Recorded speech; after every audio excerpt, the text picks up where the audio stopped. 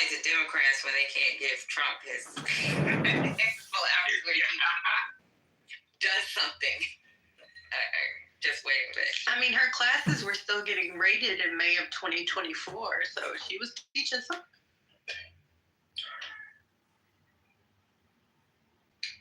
She was a part-time professor at a community college. Cool. Oh, she was a full-time caretaker of Biden. Yeah. Doesn't she get credit? Ladies, this really makes the case to get married. They usually die earlier.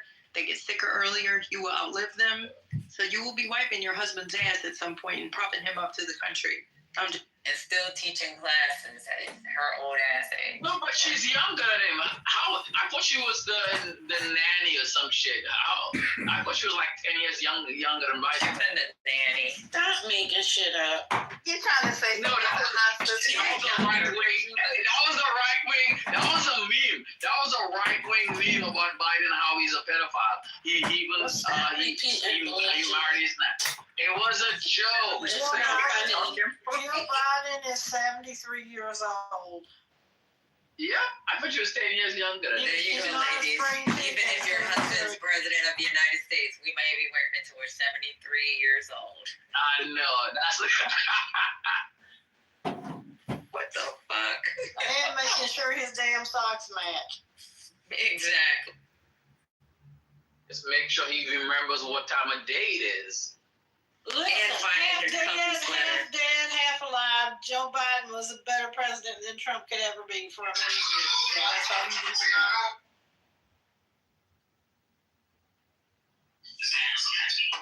Yo, I swear, everybody I know who works as federal employees, they have a level of anxiety. I don't know what to look for.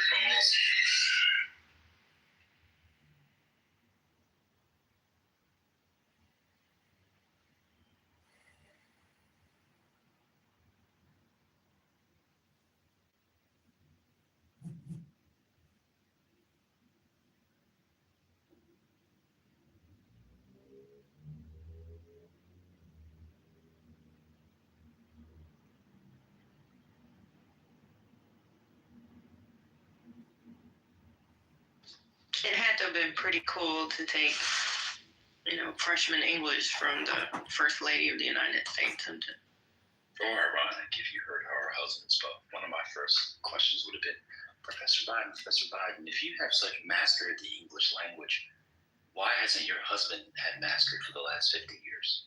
That would be my first question. Done speaking. Yeah, I wouldn't do that. I would have just did my homework. Can we talk about how happy Melania looked dancing with the young officer? She ain't gonna be changing Trump's diaper, huh? She got her some. But you know what? She gave her husband a kiss the other night. So. She did. She deserves, some kind of hazard. She is a hazard pig. For $5 million in the prenup, I'm telling you. But then she wore the Hamburglar hat, so she didn't have to kiss him for real. She touched her lips to his. I thought she kissed him on the jaw. I just think she's cold like that, cause she had that recording that her that girl that was supposed to be her friend had released, and she was saying these people think. She said something about how these people think, and we think just think. Are you a Chuck E. Cheese, Patty?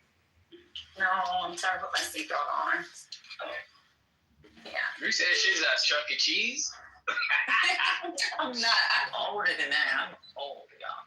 I know. Who goes to Chuck E. Cheese still? We lived That's why when my kids were little. Free, cheap-ass birthday party. I have never been inside of Chuck E. Cheese.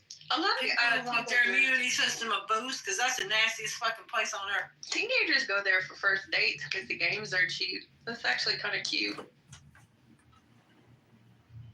Probably how they end up with HP. Do you guys know that Chuck E. Cheese is the last remnants of the Atari Empire? That's the only thing that has survived. I mean, most people don't like arcades because, they're stuck up. But, I love arcades. They're fun. Then you go get the little prizes that you could get for $9.99 at Walmart. but you pay $29.99 at the little counter because your kid really wants it. So My daughter's a Dave and Buster type of gal.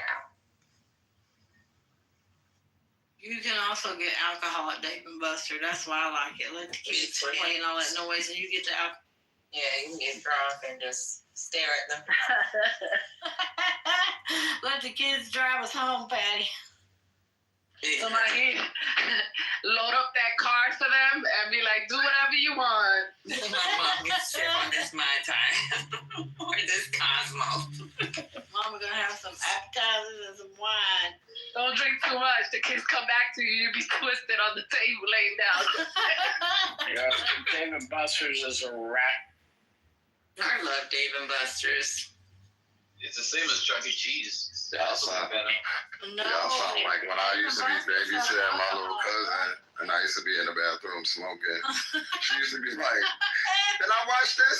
She used to be like, Whatever, "Can I girl. watch this?" I used to be like, "Yeah, go ahead." Like, Oh, yours, whatever. one time I came out, she was watching Pretty Woman. I was like, "You can't. You're not supposed to be watching that." She was like, "You said it'll go ahead." When you was in the bathroom, I was like, You ain't terrible. You like watching Love and Basketball there? I was watching Pretty Woman. She was quoting it to her mother. Her mother was like, "Where you get that from?" I was like,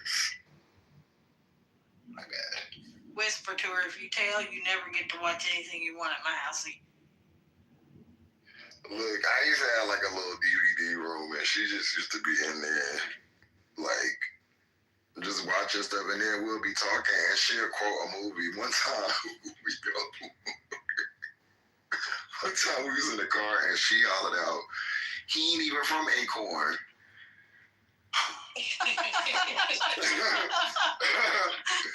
Her mother cussed me out. She said, and I know exactly where that's from. And she said, and I know who be saying that. She was like, "Stop playing with me." I was like, "I'm so sorry."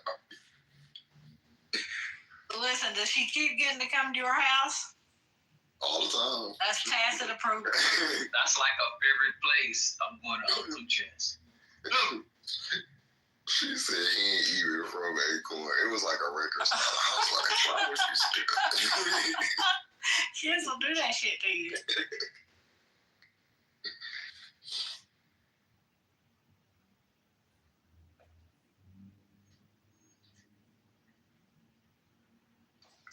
Becky, Hey, y'all. if you want to get in touch with us. No, you're good. I'm just saying good afternoon to everybody. Trump's dumbass signed the EO to change Denali back to Mount McKinley. This punk ass bitch can't leave nothing alone. Why? Why is he concerned about that on day one? I thought my eggs were going to be cheaper today. It's to Y'all see what distract they you did to from the the- real. Did y'all see what they did to the Spanish website for White House? Yeah, Oh, they pulled that down. Yeah. Yeah, they Yeah, shut it's it down. good. Good. I thought they put something like go home on it. Now it says webpage not found now. They did say go home on. There's a button, and the button says go home. And then when you click the button, it takes you to a page that gives like an announcement. That's when you get to the 404 or whatever. It doesn't literally say go home. The button says go home. Like the home page, y'all. But didn't he do this the last? I found a link to each of the U-Haul. Up to you How many all. people got rounded up today? I don't know how many it was, but they said you are no longer safe in the church or a school or any other off-limits place. It's on.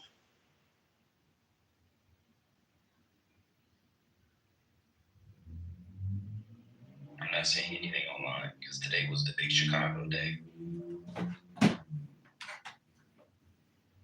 Maybe his fat orange ass got tired to give the directive. First, it came from the immigrants. And I said, no. Where?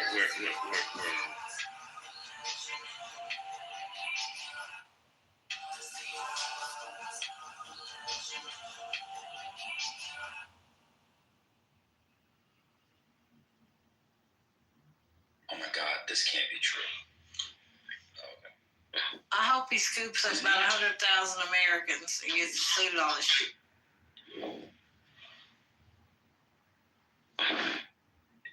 Is The Tina rate- Turner considering running for governor? I'm sorry. No, go ahead. I was going to say the raids will start later this week in Texas. We're currently, there's too much snow in it. Oh, the rule of law has to wait for snow. That's Seriously? What the fuck? Y'all can't have that much.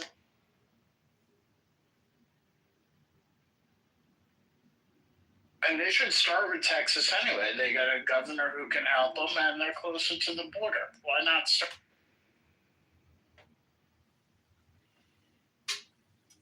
Houstonians repel ICE. Like, we're deathly afraid of it. So everybody's in their house just kind of peeking out the windows. We're not used to that shit. Ooh, have you seen the You know, new? what's the temp? What's the temp then? I think Hexeth is about to go down, you guys. what's going There's on. there's a new thing in the New York Times about his former sister-in-law submitting sworn testimony to a panel in the Senate that he was abusive to his ex-wife, her sister, and that Yeah. she regularly saw him passed out drunk. Yeah. Yeah, they tried to rush it through. They don't care. They don't care. I don't know. They need 4 votes. So that'd be Murkowski. That would be Collins. That would be maybe the new guy from Utah. And I'm going to tell y'all, if any of these things go 50-50, the turtle is there just to screw Donald Trump. He doesn't care who the defense secretary is, probably either way. So if they lose 3 votes, there's a good chance the turtle says thumbs down. So we'll see. I'll see.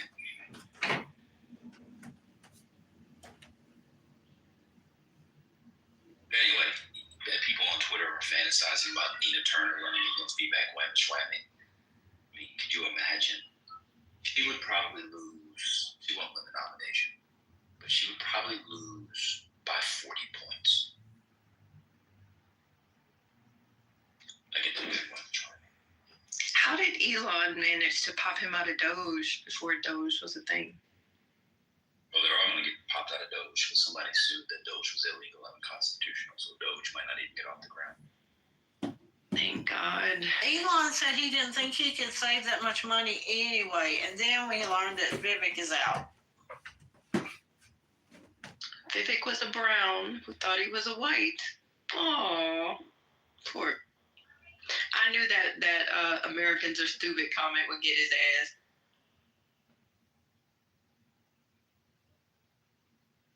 Let me see if they filed the lawsuit. Hold on, Doge lawsuit. Oh, Wait, should I sell Doge now? 3 lawsuits. 3 lawsuits on Doge.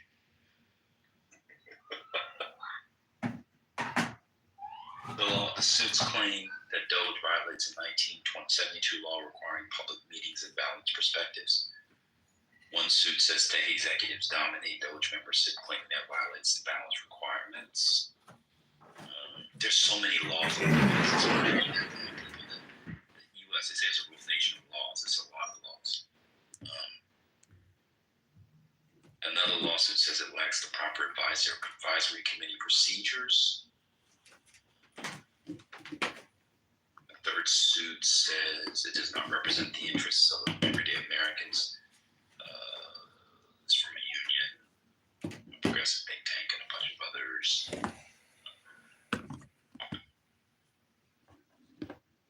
The lawsuits each claim that much of Doge's communication happens on Signal, an encrypted messaging app, citing both news reports and a public blog post from a former Doge member. Doge is up 10% today.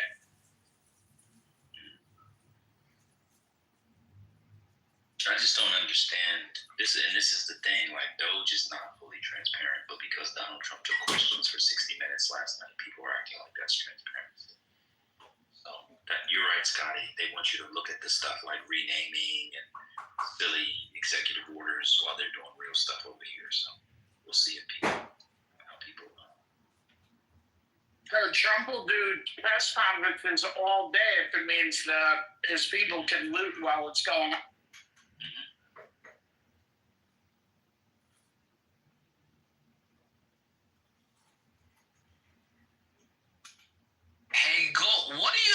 Trump, the tactic of Trump continuously campaigning.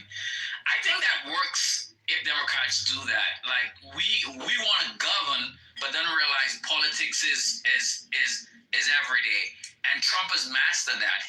I mean, he had a campaign rally right before inauguration. I mean, it's to his ego and his narcissistic tendencies. But do you think that works? That you actually consistently feeding meat to your ravenous animals? Do you think the Democrats should apply this particular tactic? I think given Trump's electoral successes and ability to capture and maintain such a solid share of the electorate, he has created an appetite for certain kinds of engagement. So he has literally shifted the paradigm. So anybody that does not do a version of that, in my mind, is doomed to fail. Now, to be fair, I got the election prediction wrong. So my opinion might not be true. But I do believe there is a paradigm shift in terms of engagement with the public through social media, the so-called podcasts, so-called television, so-called radio, so-called whatever, the mailers they would do, the Facebook. I mean, so I think they need to do that. I think one of the best things, sorry, Jess, you might want to cover your ears. I thought one of the most brilliant things Donald Trump did from 2021 or 22 when he started, when he took those 3-minute videos and he stood it right down. When I'm elected president again, I'm going to close the so-and-so. And he gave these mini TV sort of like policy bites, these little policy bites. And Mickey was one of the things we used about the Department of Education. It was actually from 2 years before. Remember, it was like 2022. I think that was very, very effective. It allowed people to circulate it and allowed them to control the discourse. Democrats writing op-eds for the New York Times, for USA Today, for CNN.com. That's good for eggheads like us, but we're already going to vote for them. So they need to find other many of people seeing by. They need to find ways to do other things through sound bites and through these short videos and through these podcast clips, whatever it is, the reels. They need to master the reel. So I think that would be good. That's where I think what's her name is good, Jasmine Crockett. That's why I think someone like Jasmine Crockett is very good.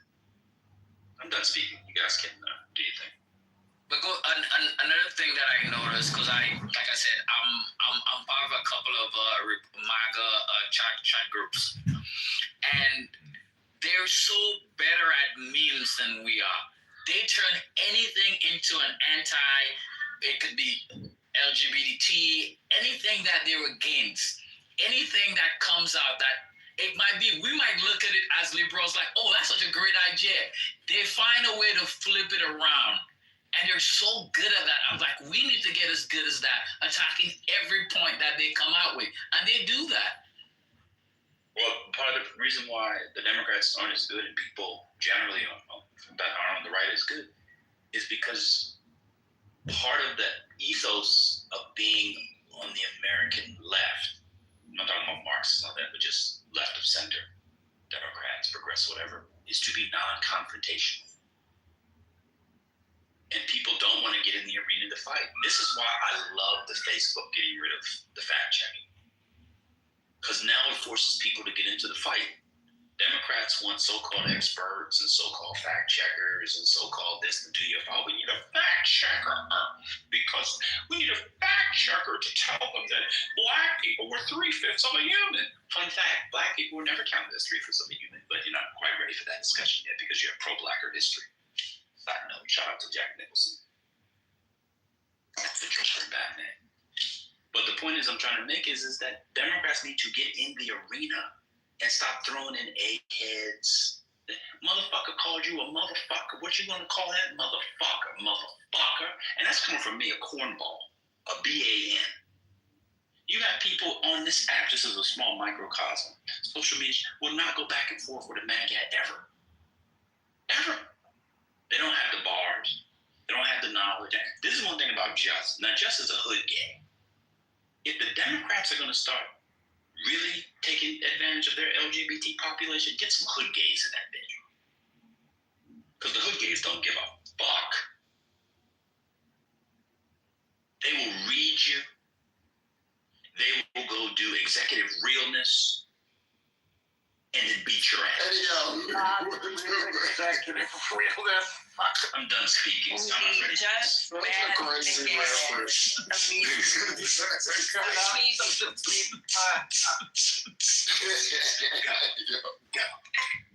Cause I never knew love. I never knew love. Yeah, and then guess what? A hood gate will then shoot you after. And then guess what they'll do? They'll go right to the ball girl. They'll go right to the ball girl. What are you doing? Butch Queen. I just beat that name. I'm now Butch Queen. Oh! And Miss Tony said, how you want Kurt? But here go the Democrats. You go to Democrats. We need joy. The only joy Democrats need is the Georgia tax part. Mississippi joy. Joy. God's great joy. Outside of that, shut the fuck up with that joy. We thought we had it with Tim Walz. When Tim Walz started his opening speech talking about J.D. Vance, now Vice President Vance, fucking the couch. I was like, oh shit. 2 weeks later, they put his nuts in a bowl of formaldehyde, put it up on the thing, gave him a lesbian haircut, with all due respect to the white lesbians, and told him to go drive the Subaru and wear some LL Bean with some Birkenstock cloths. Well, I mean, that was because someone probably told JD Vance, see, that's a distraction. You shouldn't focus on the couch. You need to focus on policy, what the people really care about. You can't just be chasing all of these little lines, because this is what Americans really want. They want to talk about bathroom policy for trans people. They don't want to talk about the weird fucking guy on the mic. And when I finally meet him, I'm going to say I agree with him. That this is a fellow American. I love this guy. Man, you right about that now. Shout out to Team Kimberly. Concrete. Crying. When he started out with these motherfuckers is weird, that when he had, I was on there. I was like, yeah, call them motherfuckers weird. Cook they ass. And I think that's what, when I say I liked him, that's what I was talking about. Because I was like, yeah, he at least, I mean, he wasn't saying nothing radical, but he was saying some shit like they're weird, like, you know what I'm saying? And people would, and then you're right, he got the lesbian haircut and the hot water pants, and he was a whole bitch. He just was. But Iron G is gonna. I'm gonna have to boot Iron G from the room. Think of Iron G as the football in this room as Mark Andrews' hands. Iron G said that when I sing Joy, Joy, that was Kirk Franklin. I think Kirk Franklin, the online video that you know, was with the Georgia Mass Choir. That is not a Kirk Franklin song. Kirk wrote the It's song. the version that you know is on. Kirk Franklin authored the song. yeah, he composed it. He did not. He composed. No, he did. Oh, no, he did not. How much you want to bet? I'm not going to bet anything, but go check and then come back to me and let me know. I'm checking it now. I'm checking it now. Yeah. I'm ready now. So, again, it was Kirk Franklin who wrote the song. Thank you. How much you want to pay me? You said you didn't want to bet. I'm going to put you on mute. I'm not trying to make an example of you, but I know my gospel. Yeah. I'm watching it. He did not write it. Hold on. I'm looking at it right now. Hold on. Jesus. So anyway.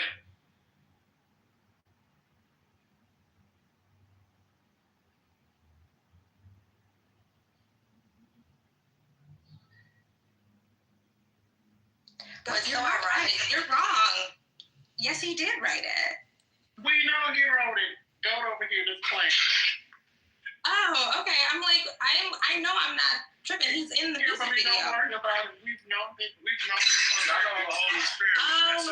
Well, it's okay not to know everything. You know, we're not your children.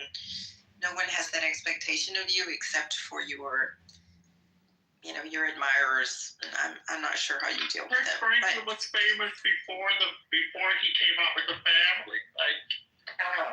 Okay. Is that before after he beat his? Before GP. Like, what? Anywho, what was interesting is that when I listened to Nancy Pelosi, she said the same thing.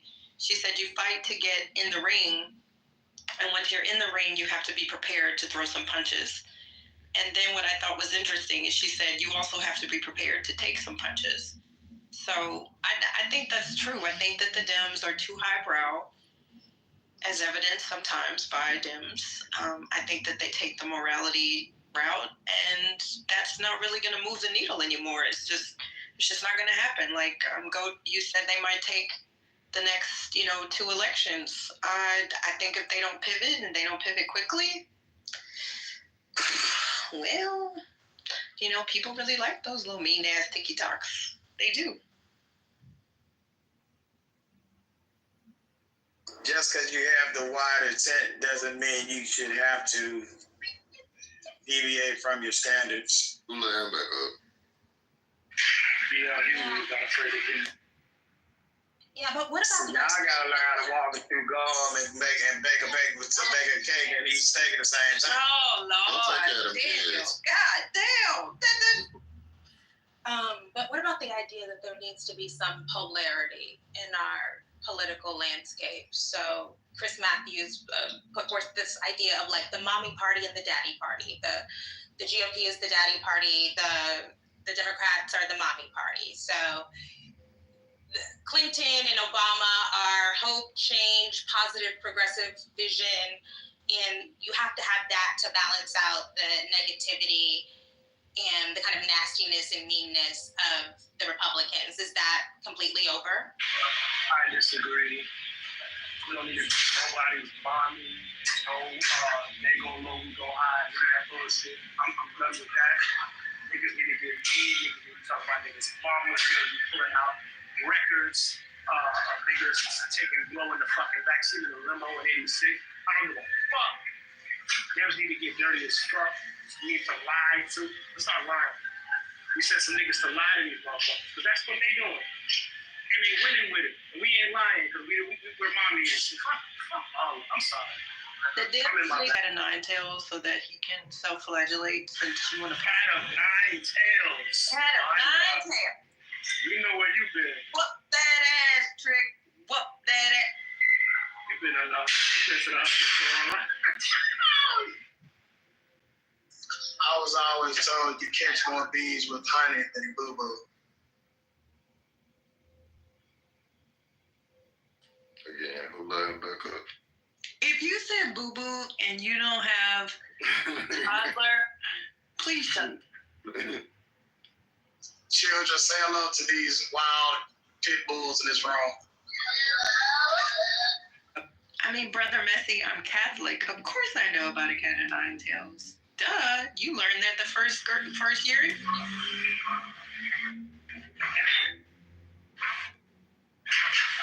don't know what Catholic school you went to. That's not Catholic school. That's catechism. That's your Catholic education.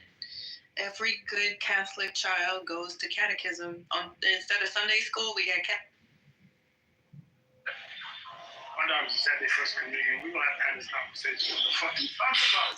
Man, those nuns would break it down, I tell you. We had demonstrations. Of course I didn't learn about a cat of 9 tails. Send me into a panic right now. I'm like, what the fucking...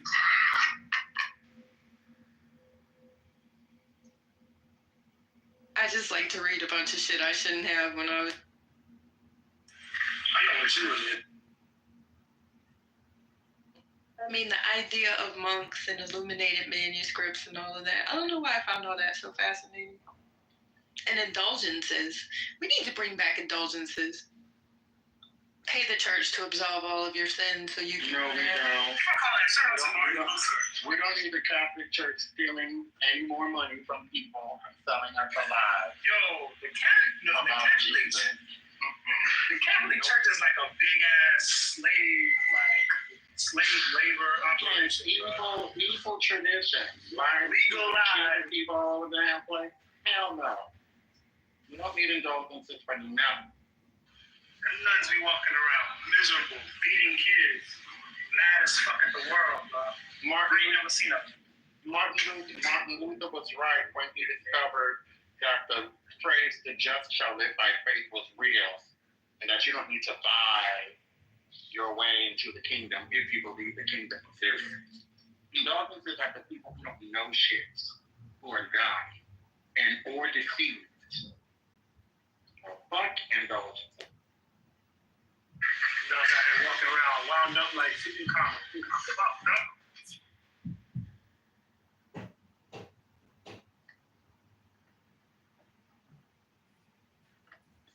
Oh, Sean, you've never seen a nun? Oh, I went to Catholic school. They were some of the meanest creatures that I have ever encountered. Mother Superior, she used to look like a bulldog because her... I mean, have you ever seen a person that just looked like an entire evil-ass wrinkle? But the strength that those little tiny petite women had when they would paddle your ass, oh Jesus! We used to march to church every Friday every Friday morning. That's what kind of Catholic school I went to.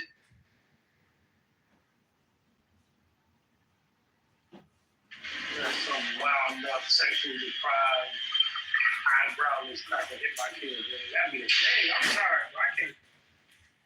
Brother Messi encourages people to read, determines people in fact do read, and now he has a problem. Brother Messi is not the Messiah, but is a hypocrite, brother, since we're talking about the nuns. It's okay. You'll get...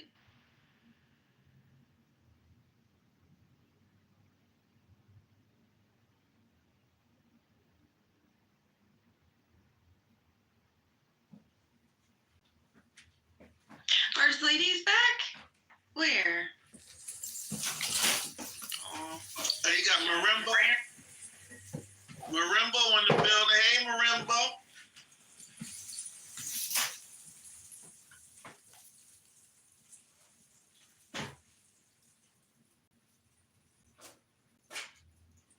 Why is Golden Lagoon? He's self-flagellating at the time. Because he was loud and wrong. Not only was I loud and wrong, I called the brother Mark Andrews, which was just nasty. And that was the point. I wanted to make fun of the Ravens because my team still exists.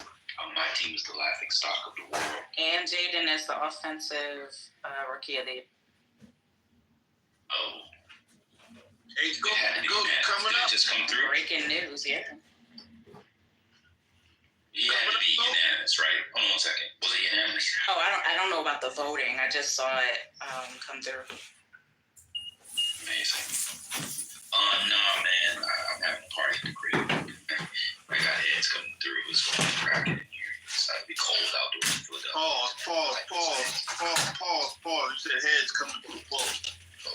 Oh my, you guys about to throw some batteries this year because you guys are under. Oh my, Hey man, it's for East Coast supremacy right here, baby. Wait, where's the awards? Where are you seeing the awards? Hold on, I'm gonna post a link. Hold on, did the MVP come through as well?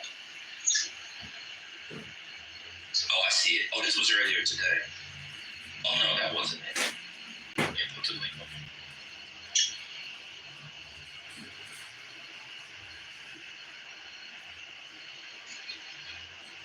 You know what's wild about the Jaden Daniels stuff? I'm just trying to breathe. It's in the chat from the Commander's website.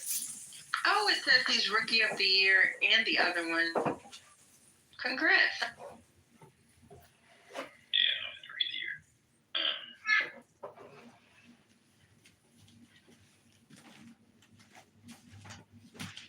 Hey, cool. You see how he used AI to train? Yeah, that was amazing. Yeah, that was dope. That's pretty dope. He been doing that since LSU. That's crazy. Yeah, that's it. Yeah, that's. Hold on, did the MVP come out yet? Was it Lamar or? I'm not sure about that one yet. I don't think about it yet. So while we're doing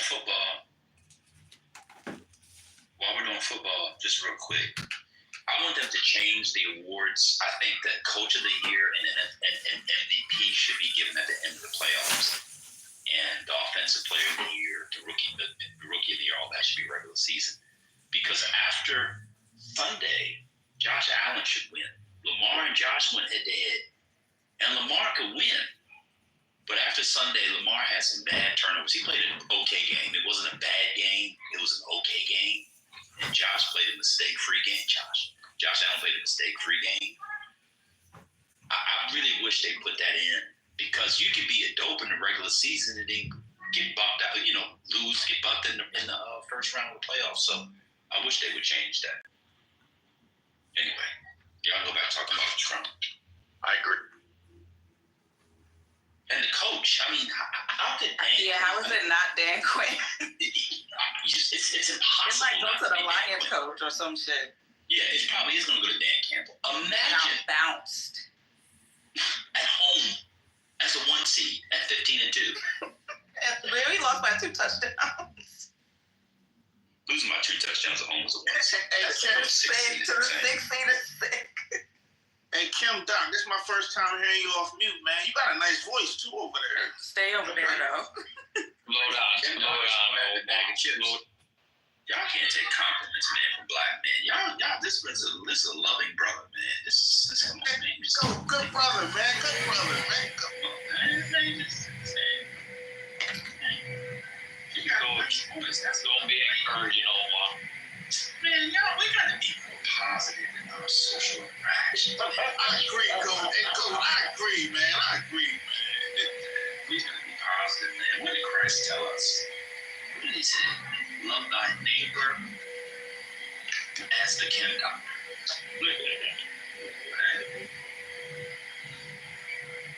Someone got a little.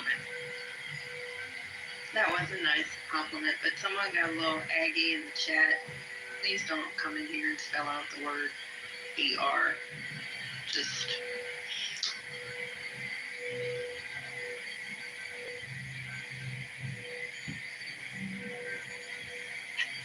I mean, people who talk about reading scripture, who read one scripture out of, one paragraph, like, read about the cubits that it took to build the Ark of the Covenant, and then get back to me. Do you read that scripture? You cannot defend the Catholic Church. I'm not defending the Catholic Church. You cannot. I mean, I was forced to go to Catholic school. Do you think that was my choice? Really? No, it was not. Why would you praise indulgences in 2025? I didn't praise indulgences. I said the thought of people paying for things to get forgiveness, that it would probably make them feel better. That's called praising indulgence. Do you know the fact that indulgence you did to humanity? You think it was indulgences that made humanity? The world that gets about indulgence is get back to us. I know that you have indulgences. I wasn't being serious. There's no chance in hell that they're going to start again. I mean, people leave their entire estates to the Catholic Church. It doesn't mean they're going to enter the gates of heaven. No, they also leave it to Jewish community centers as well, but,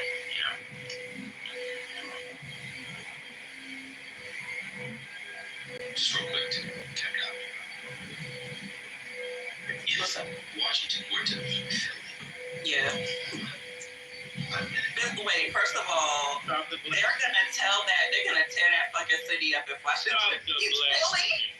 But I'm just saying, if Washington, he already has an argument now. But if Washington were to beat Philly, right, you cannot tell me Jaden Daniels was not the most valuable player. He's not. Of the league. That's easily the best contract, the best fucking rookie contract of all time. Like, hold on, 1 second, Sam. Well, that's completely incorrect. Wait, what's completely correct? The rookie contract thing. I mean, it's Brock Purdy. The guy's getting the least you can possibly get as a rookie contract. But whatever. Do your Jaden Daniels MVP. okay. Yeah. So does somebody disagree if the Redskins go to the Super Bowl, Commanders go to the Super Bowl, that he would be the most valuable player? No, he will not be. especially as a rookie. Have you seen? They had the same guys, and they did shit. He's got these guys, and they're killing it. I'm making a normative claim. I'm not saying he will be. I'm saying he should be. It's a big if. If it's a big if I had a fifth, I'd be drunk. I know. So the point is that's why I think they should change the award until after, so that the MVP and Coach of the Year encompass both the regular season and the playoffs. Because you can be a regular season demon like Phillip Rivers and just lose every time in the first round. That's what I'm saying. Yeah, but because you get to the Super Bowl doesn't make you an MVP. What makes you an MVP? Good. Overall performance, your quarterback numbers. I mean, really look at some of the other quarterbacks that are really playing good in tougher fucking goddamn divisions. I mean, look at this shitty ass the NFC fucking South. That shit is horrible that Tampa Bay made the fucking playoffs. That's crazy. That doesn't make any sense. The way the NFL works is that's be a team from every division. So that's just self-execution. Yeah, but as you identified, that should be changed. Washington's not in that division. What's that to do with? No, I'm just saying that it's not equal across the board. Tampa should not have had an opportunity with a record like that. There were other teams that had a much better record. What was Tampa Bay's record? Aren't they 11-6? 11-7.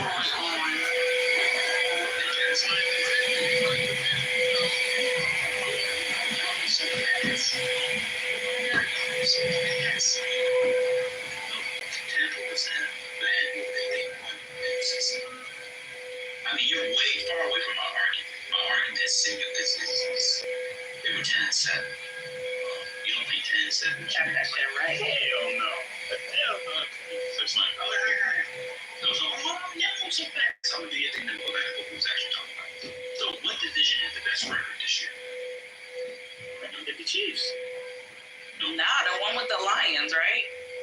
What division? Yes, They're like NFC. 50 and like 50 and 12 and still AFC North, right? NFC. Yeah, NFC. Yeah, with the Vikings. The NFC North was the single best record in any division in the history of the NFL.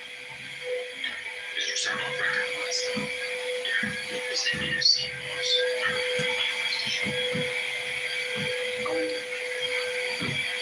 Thank you.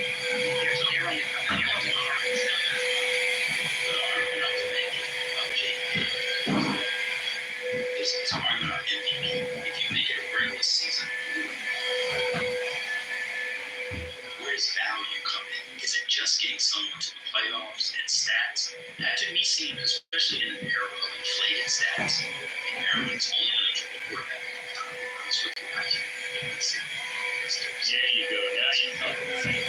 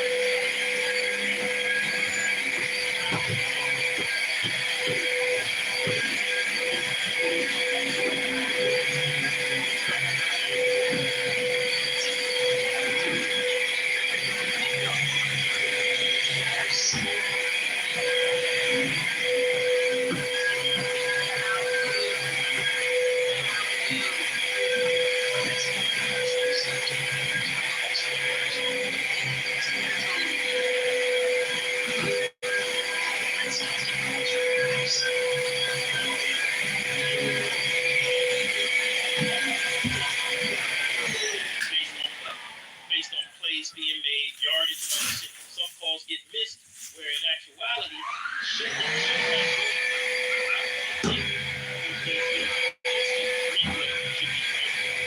You think they're talking about Patrick Mahomes? You're talking about that. Go back to the original point. So if a quarterback or a quarterback takes a team from the number 2 pick to the Super Bowl in a conference where he had to win every road game, because by the way, this is if they went right, they would have had, as a rookie, he would have to win every road game. There have been a couple rookie quarterbacks that have won a game or two in the playoffs. All of their defenses have either been number 1, number 2, or number 3 in the league. His defense is number 16 to 18, depending on which metric you use. Okay. He is setting rookie records and NFL records, including games with no turnovers and no punts. Do you know that Jaden Daniels in his career already has more games with no turnovers and no punts than Tom Brady, Drew Brees, Patrick Mahomes, and Peyton Manning combined? Now I'll continue. How would he not be the most valuable player? Lamar has stats. Why not give him Offensive Player of the Year? Why wouldn't value be how far you took your team? Same with the coach. Dan Campbell's going to win for the Lions. He just lost at home by 14 points to Dan Quinn, who took a team that had the second worst roster in the league last year to the NFC Championship game. How is he not the coach? Just be careful.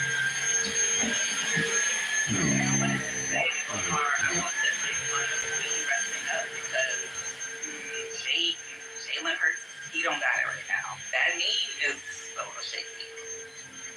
That's part of being a quarterback, man. A lot of quarterbacks play hurt and shaky. Yeah, it's that time of the year, man. Everybody's banged up. Everybody's banged up. They're going to pull some extra strength from out of nowhere. Believe it or not, a lot of players are going into this motherfucking after the regular season fucked up. You just don't know it. That stadium is going to be rocking on Sunday, man. Philly, it's crazy. You know what our theme song is, Go? No, what is it? Too short, blow the whistle. I love the dude who does that dance. Oh, I do know that. Oh, I love him. And I'm not an Eagles fan, but I love when he does the dance and his neighbor comes across the street with that broom. Man, I haven't gotten up and done the dance because if you do the dance and put on Instagram, he'll tag you and stuff, man. But some of y'all, some of the Philly joints, man, I love the Philly dance, man. I really wish you had a different coach so I could root for the Eagles. And they can't fire him now.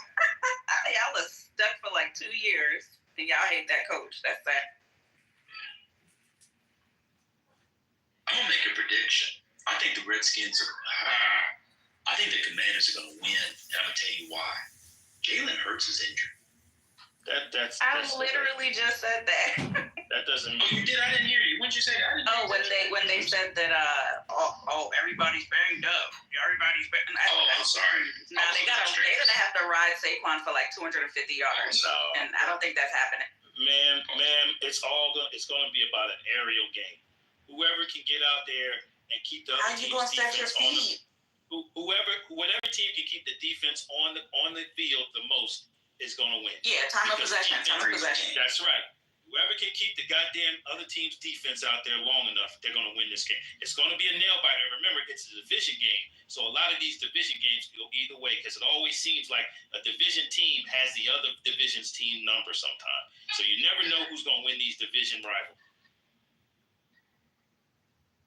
Okay. So, Washington did a pretty good job on Saquon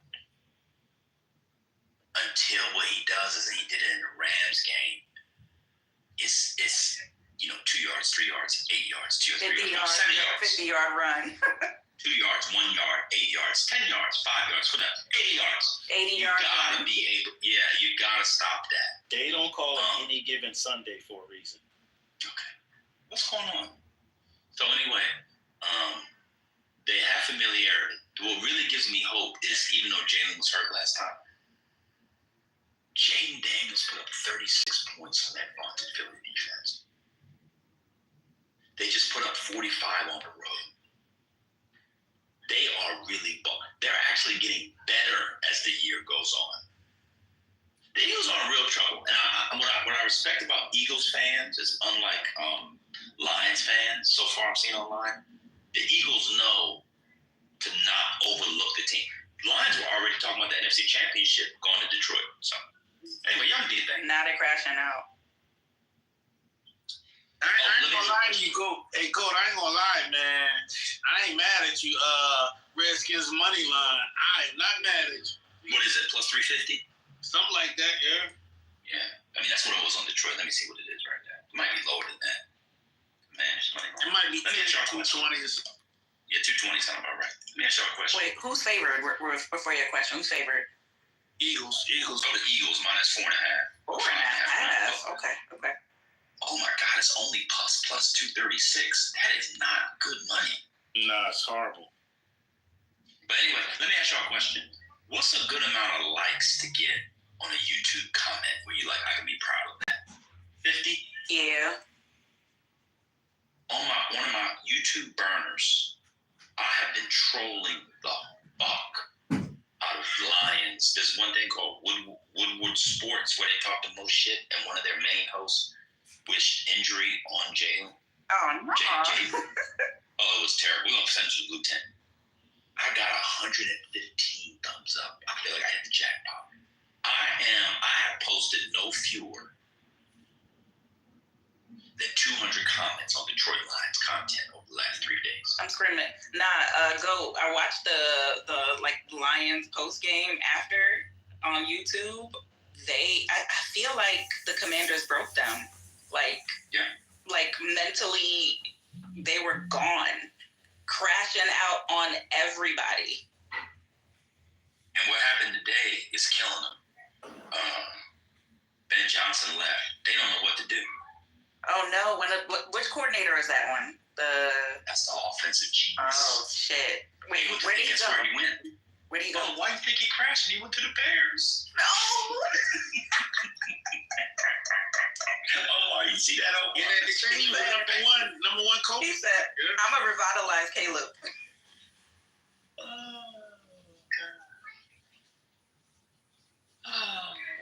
Kim Doctor, how many? No, I was gonna ask a goofy question. I was just curious how many marriage proposals you get in your back channels, but okay, go back to me. Kim Doctor. She's gorgeous. She's educated, and she talks about sports. Y'all must be more than. Yeah, that's tough. That's tough right there. That's tough. Yeah. That's well put. Well put there, That's well put. Them doctor bring all of them to the yard, man. Whew, that's a different discussion right there. So anyway,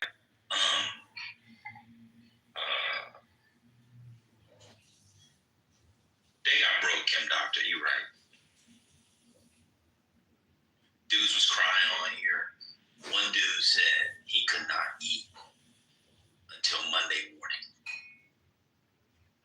One dude said he couldn't watch the games. He said he didn't talk to his family. Well, but if we're being for real, Jalen and that Hail Mary broke Caleb's season. They lose like 6-7 straight after that. They lost 10 maybe, like 8 or 9, because I think they ended up 5 and 12. And at that moment they were 4 and 2, so maybe they lost like 9 out of 10, something crazy like that.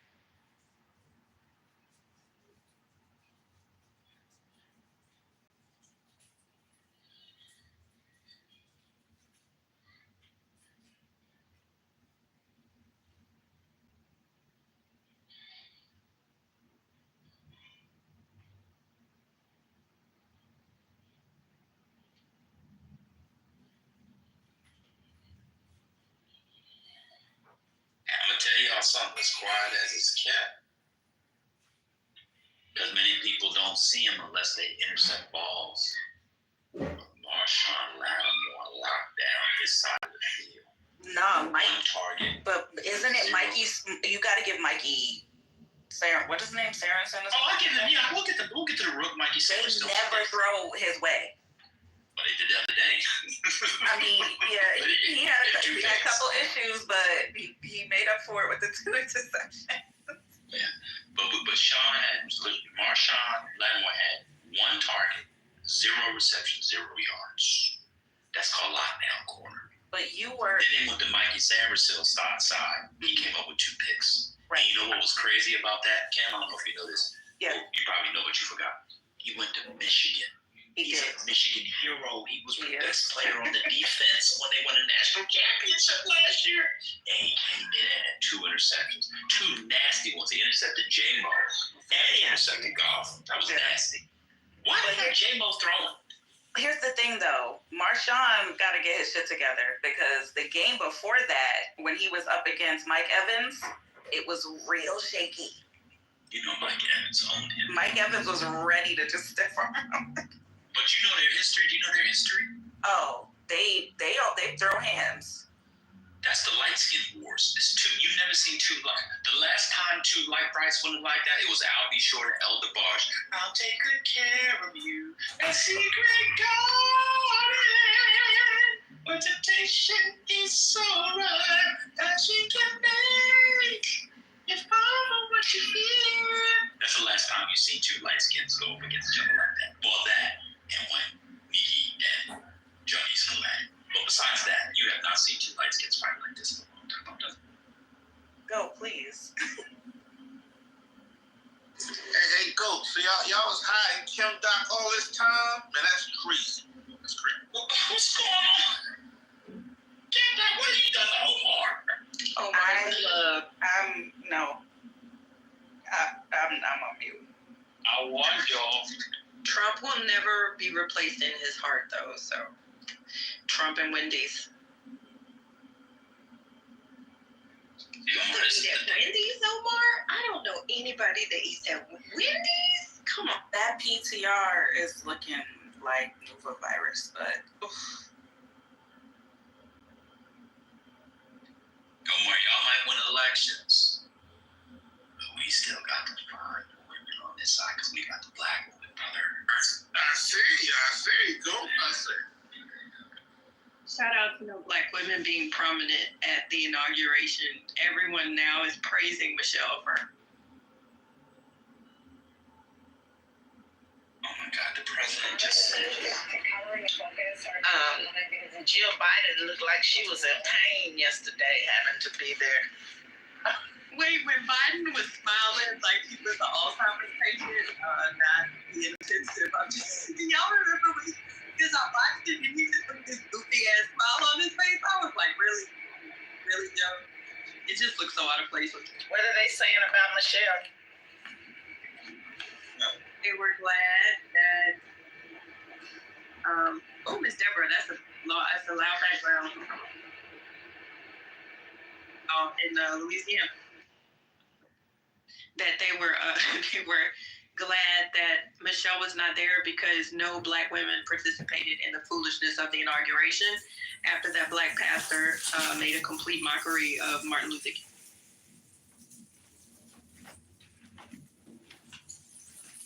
The president just said that the country, the U.S., was at its richest from 1870 to 1913. And that was tariffs from other countries. I can't. Wait, at like a news conference? Yeah, he's giving a press conference at the White House. Yeah, I'm not. This is gonna be hilarious for you. The country was at its richest from the middle of Reconstruction to the beginning of this guy. I'm sorry. Is he sundowning? Like, what's going on? No, he's pulling up Biden. He's crashing out. He's seen that. He's lost it, and we're gonna see it on full display in the next 4 years. It's gonna insane. It's gonna be like watching a Notebook. Like that's what it has to be in like in the Oval Office. Like, what the hell? We need some MAGA people to come up and just say, you know what? To be honest, now the election's over. Like, even if you don't know anything that much about history, who thinks that's the period?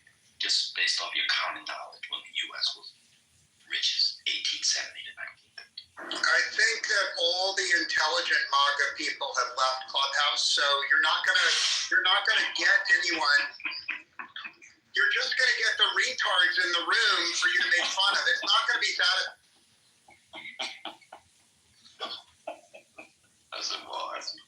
That may be true. Where's the MAGA guy? He's Indian. That can't Nav. He's pissed. King Nav. He gonna lose some contract. Yeah, he is. Yes. They're canceling contracts, y'all. Educated ones from the Claremont. If you remember, in the early days of Clubhouse, you had some of the most intelligent, erudite MAGA people, like from the Claremont Institute, from Peter Thiel's organization. I miss those days. We just have retards. That's true. Hey, but sometimes they fuck around now they're about to find out. I mean, that's wild. Yo, they're gonna touch a lot of government. The people talk about how many government and federal employees they have. Then when somebody dropped the dime on how many active contracts they have in federal government, they were like, holy crap, that's a lot of people. So they're about From a common sense standpoint, I'm just trying to think. Who would honestly believe that during that 5 years from Isn't it just to own the libs? Like, what's the worst period that can make the libs freak out? And then there's like, oh, this is a good time frame. No. It was because that's when we ramped up tariffs. So he's making the argument for tariffs. That's what he's making the argument for. So it's like fake history in order to make up the thing for tariffs. What I've been doing is, and I don't know if people want to be really nerdy, is because Trump has this distinction of being the only non-consecutive president outside of Cleveland. People should go back and read about Cleveland's second term. Shit show. All the way through California.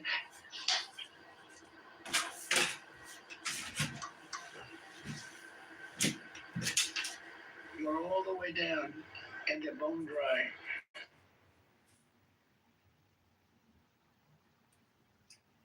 I don't know, something about him sounds aged. He's not gonna make it. It sounds funny. Sure, they'll keep it.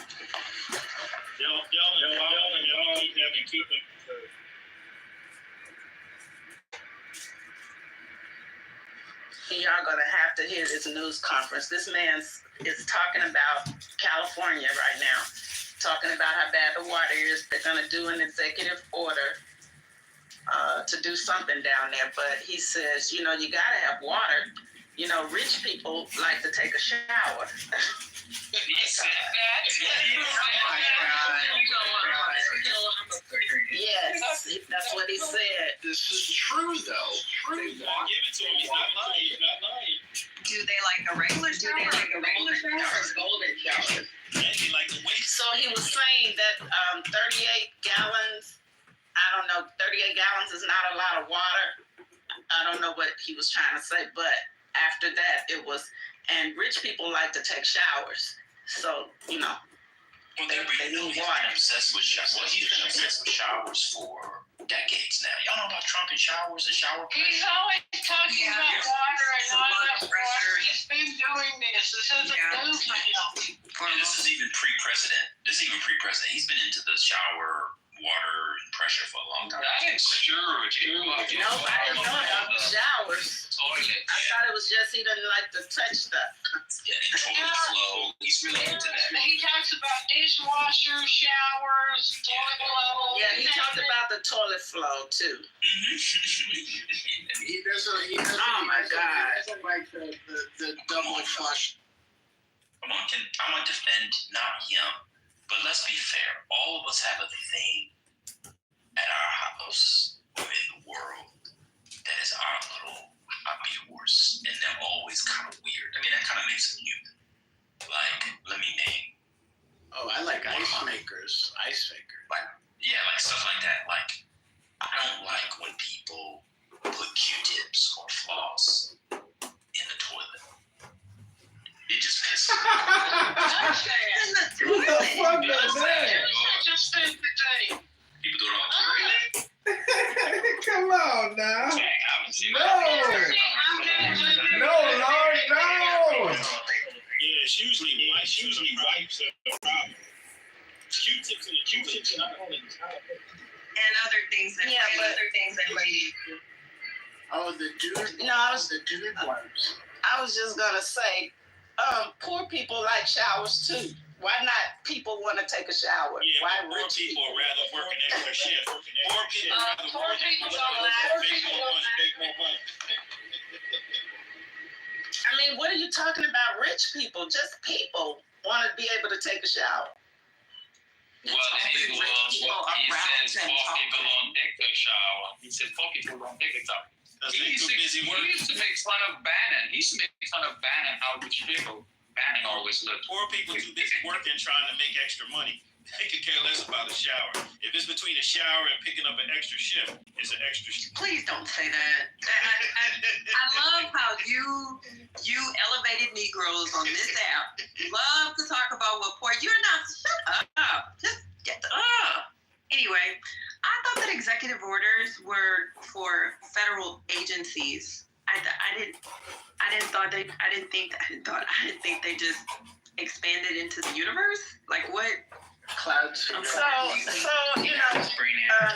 listening intently, I think there's going to be the executive order, and included in it, whatever it is, would include working to get the water running and flowing like it needs to flow, because he called them stupid. He said these people are stupid.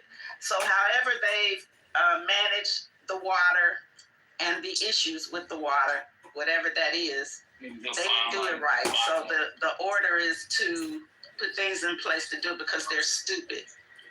Yeah, but really, California, you have water rights. The farm, an accident. Your mic. Breaking news: more of the Pete Haxton application, etc. have come out from his Repeat that. sister-in-law.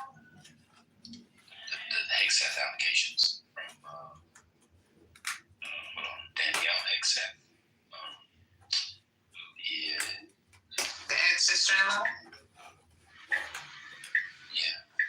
How can they have the same last name? His ex-wife, a bunch of wives. He does all of that. He's probably ex-wife. How can his sister-in-law have the same last name?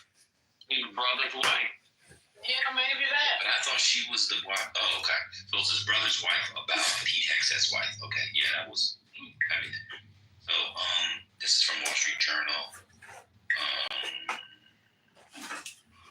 Victim of emotional abuse, that sort of thing. He followed me out of the room. Quote: he followed me out of the room and yelled at me that I was disrespecting by walking away. They had to code word for safety.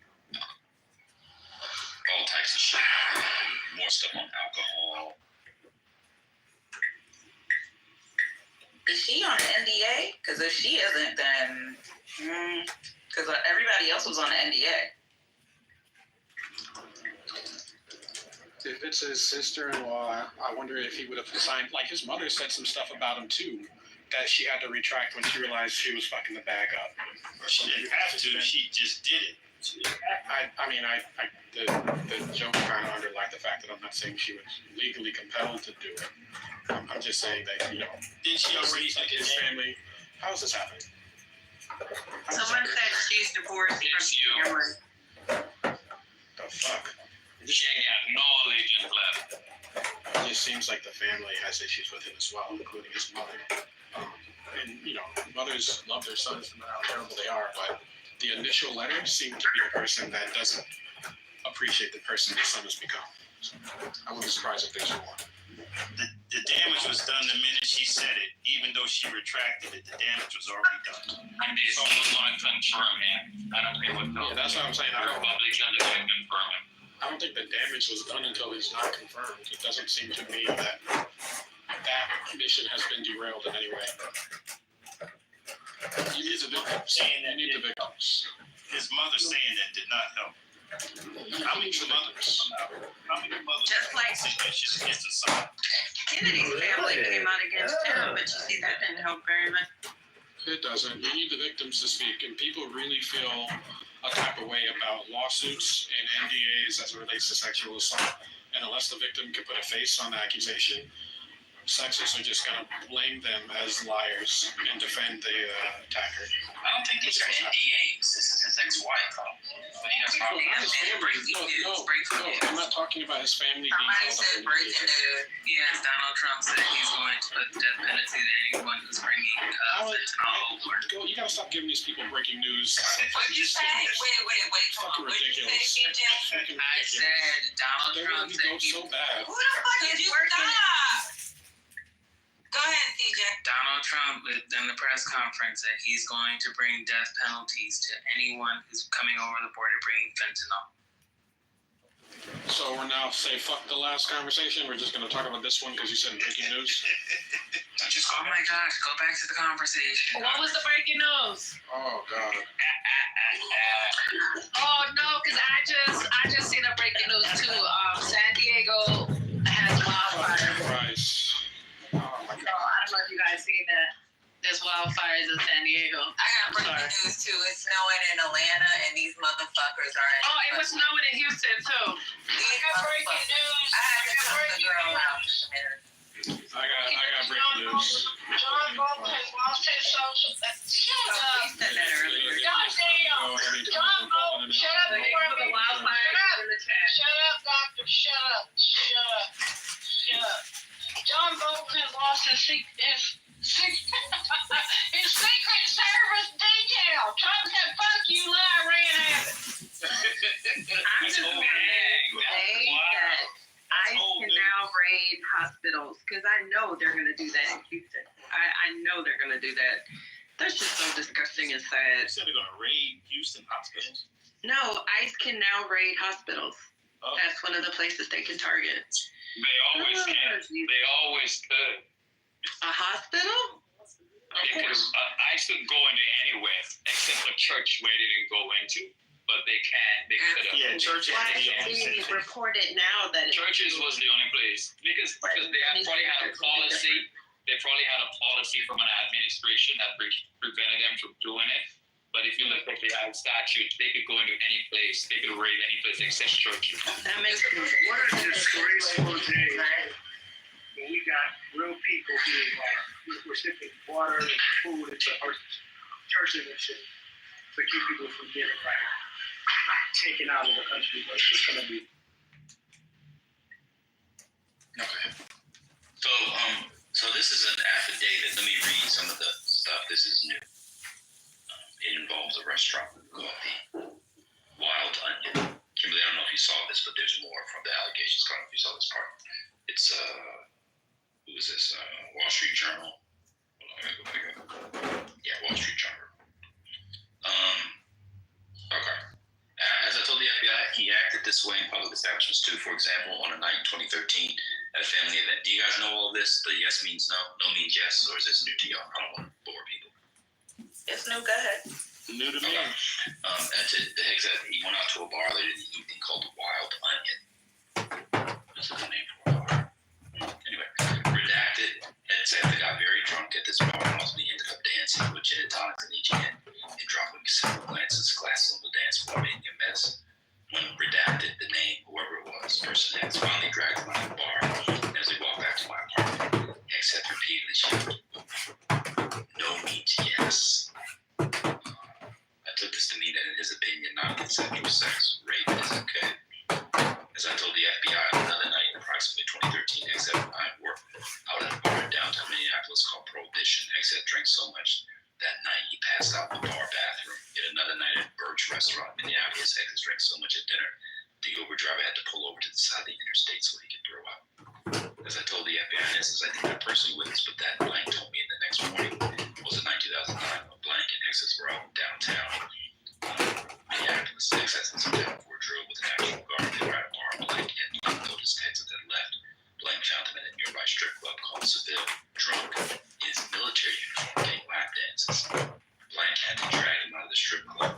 When Blank told me the story, he told me that X should not have done this. This was a violation of military rules. I believe X to be an erratic, volatile person with alcohol abuse problem. I do not believe so forth and so on. And then it's just responses from the X people. So this goes to this was a statement to the Senate prosecutors, the affidavit, excuse me. So now the full Senate will get this, and this was in response to Senator Reid, Jerry Reid from Rhode Island, who was frustrated at the events. So this is normal behavior in the military. People get fake drunk and throwing up and doing crazy shit. We know people gonna look at this as normal. It is. So it's not normal for people in back in your day. No, it's not. No, not for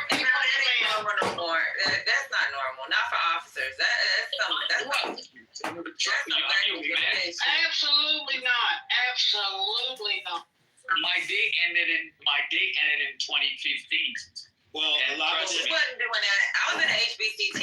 a lot of that I was in behavior, third. I was in third ID most a of lot my of that career. behavior goes unpunished. That's normal. A lot Yeah, of that kind of behavior exactly. goes unpunished. Check this out. I don't know where y'all been, but I've been in third HBCT. I was in third ID. I was in freaking second HBCT. We didn't do that shit. Maybe you didn't, but read news articles over the past 10 years about behavior of officers reserve and active duty not getting punished for their behavior against women and other kinds of shit. No. We're not saying that doesn't occur. We're not saying that doesn't occur, but that's not normal behavior. Okay, let me tell you. Like, come on, man. Not especially in uniform. So, The Patty, bad thing about it is most of these darn military bases, if you're in the army, most of those military, I think it's maybe normal for some National Guard motherfucker. that's what I'm saying. Yeah, Right, that's not normal for active duty. So whoever came off mic to say that shit is normal, you fucking crazy. Ain't no fucking So, officer I fucking said- in uniform at the hold on. damn club and fucking getting shit-faced drunk, letting somebody do a lap Okay. dance. You fucking So- dumb. Too much on the lap dances. Well, uniform is one thing. That to me, that wouldn't be that frequent. But like when I was stationed in Hawaii, I saw so many officers when I went to the officer club on Pearl, or I went to Schofield Barracks, or anywhere. I saw officers act a fool. So guess what? I've In been stationed in uniform Hawaii. and out. I've been stationed in Hawaii. I was stationed in Hawaii for almost 8 years, and I can tell you that damn officer club is no longer an officer club. Yeah, it's a joint club now. Yeah. Right. So Well, I it was don't know what 1990 y'all something, did though. back in the day. I could I tell was you there that. from 1990 something. Yeah, that got to be in the 90s because I'm Yeah. gonna tell you that ain't none of that shit happening in no goddamn 2000. Well, the It's interesting thing is the military still has a high rate of DUIs. Yep. Officers and enlisted. Yes, Yeah, that's true. That's true. I'm not gonna even front on that, but ain't nobody fucking wearing no goddamn uniform, fucking getting lap dances. I ain't never seen that shit. No, Patty. Ever. Like I said, These motherfucking civilians will turn your ass in just that quick because they don't want military in their town. In a heartbeat. But I could tell you, in Hawaii, at the strip club, when those aircraft carriers came in or the ships came in, I believe you. everybody at the strip club were Navy, and they would Y'all used act to a punch fool. people in the face. Y'all had That is true. Right. So this the 90s. I'm talking about the had to 2000s. I go- remember in the 90s. I was still You were being high school. around. You know, I wasn't even In high the school. 90s, I saw units disbanded for this kind of behavior and other UCMJ violations. They disbanded the whole goddamn unit, officers down. So you know In what's the funny? 90s, I flooded my mama's floor trying to mop the floor because I ain't know how to mop. You know what's funny? In Hawaii, if the Navy and Marines fought each other, the Army fought any of the service members, they would have obviously they would have town patrols, the military police would go around. They would hold them and actually release them for 5 minutes others. And I never seen that at any other installation or any other locations where people actually fought each other and were not prosecuted. That's how crazy it was back then. Oh, I believe that because Hawaiians, they down for the fight. They don't be shooting. These motherfuckers wanna put hands, fist the cuffs. They don't play that shit. But I don't know nothing about no military, especially officers. Fucking ain't no goddamn uniform doing a lap dance. I've never seen that in my entire life. Never.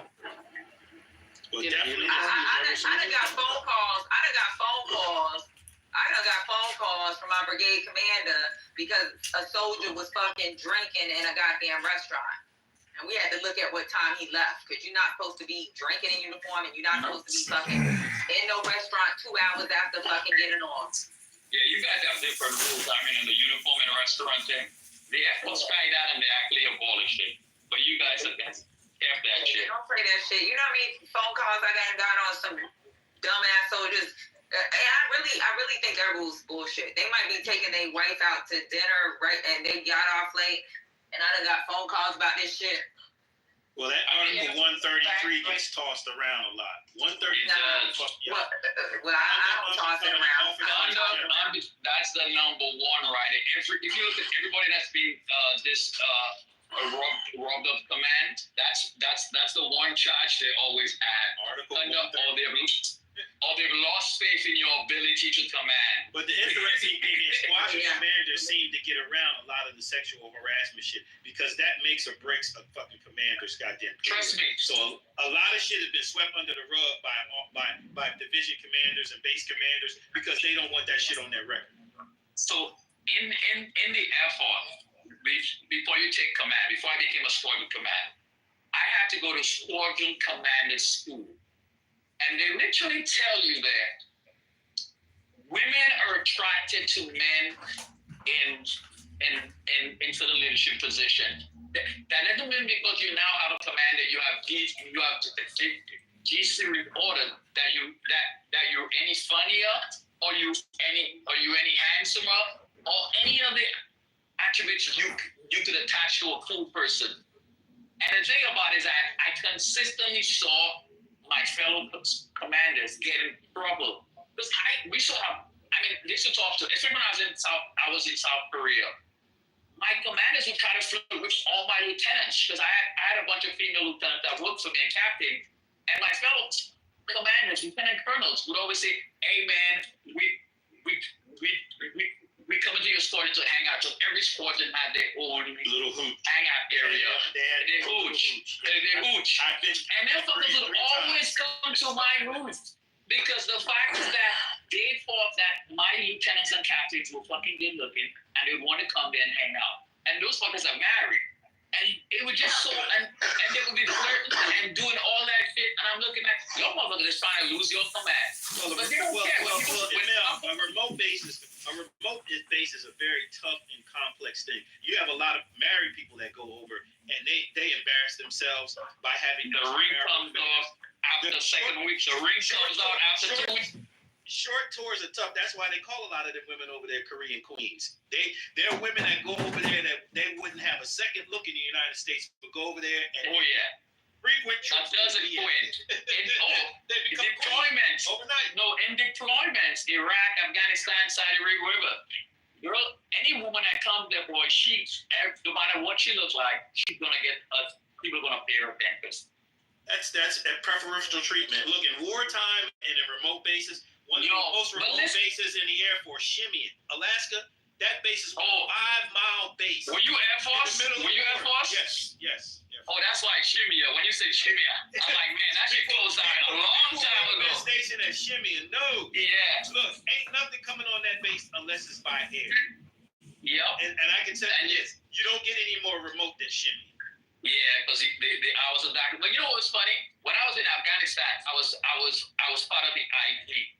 And some of the biggest complaints we had to go investigate was sexual harassment at some of the farms. And it was rampant. I literally had to fly in and I had to go and relieve a major, a captain, and a second lieutenant. But they were all Army National. They were all Army Guard. I had to relieve all of them of duty because the rampant sexual harassment of a Navy foreman that was there, female, that was going on. They literally had open showers and you could go on top of the building and look down into a shower. When that girl took showers, they would all just climb up on top of it. And then she complained to leadership and they did nothing about it. And I actually had to go out there and investigate and relieve it. And that was not the only example. Numerous at the time, as soon as I got to locations, because I did part of my ISAB duty was when I went to a location, it was to worry about individual one-on-one with all the females and one-on-one with mostly all the younger enlisted personnel to see if they're actually being treated fairly. Well, the uniform doesn't change behavior; it only promotes you to conceal it. Uniform But is you know not what? going to make a This bad is the act. thing. Y'all talking from. Let me interrupt real quick. Y'all talking from an Air Force perspective, right? And y'all really don't have checks and balances like that. I mean, when we would be deployed with y'all, even just say for example Kuwait, y'all military base is like so open and free. When it comes to the Army, right? So we have to do this thing called fire guard where we gotta check rooms. We gotta check fucking beds. If there's a time that they gotta be in their bed, in their room, we have to check that shit. So when we're on the Air Force base, y'all motherfuckers be outside. So I don't know what y'all got going on over here. Y'all be outside.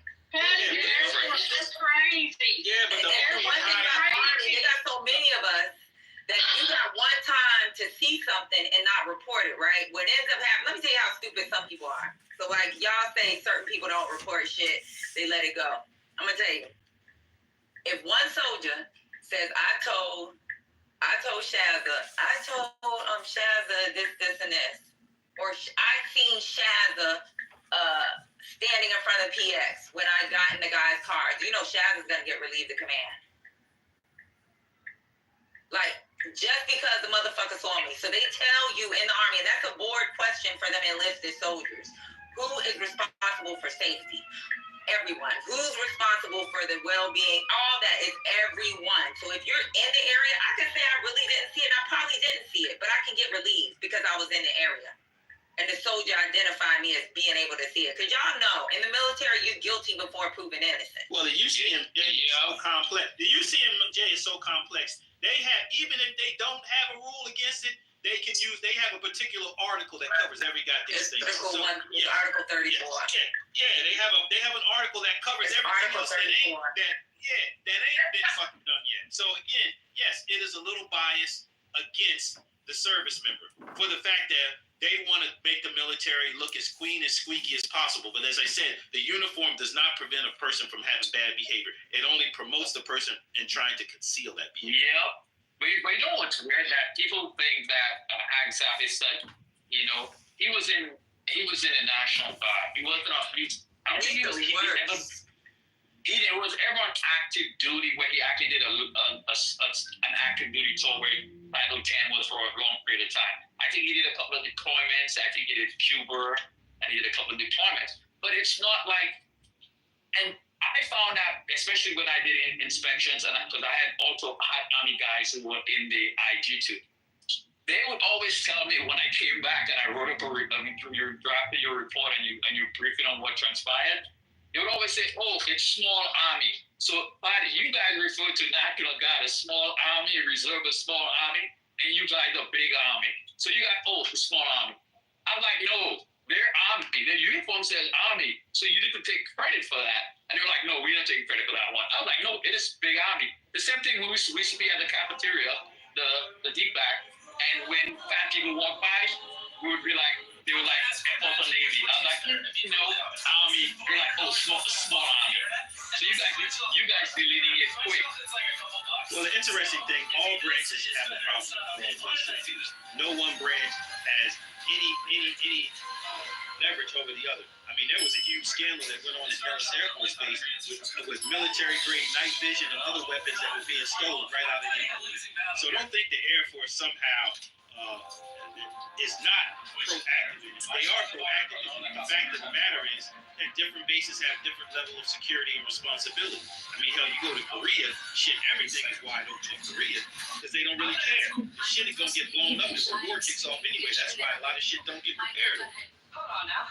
This is I could not believe how Air Force enlisted talked to their officers. I was in shock for a full week working as a civilian in the medical hospital. I was like, no, that's awesome. But the interesting part about it is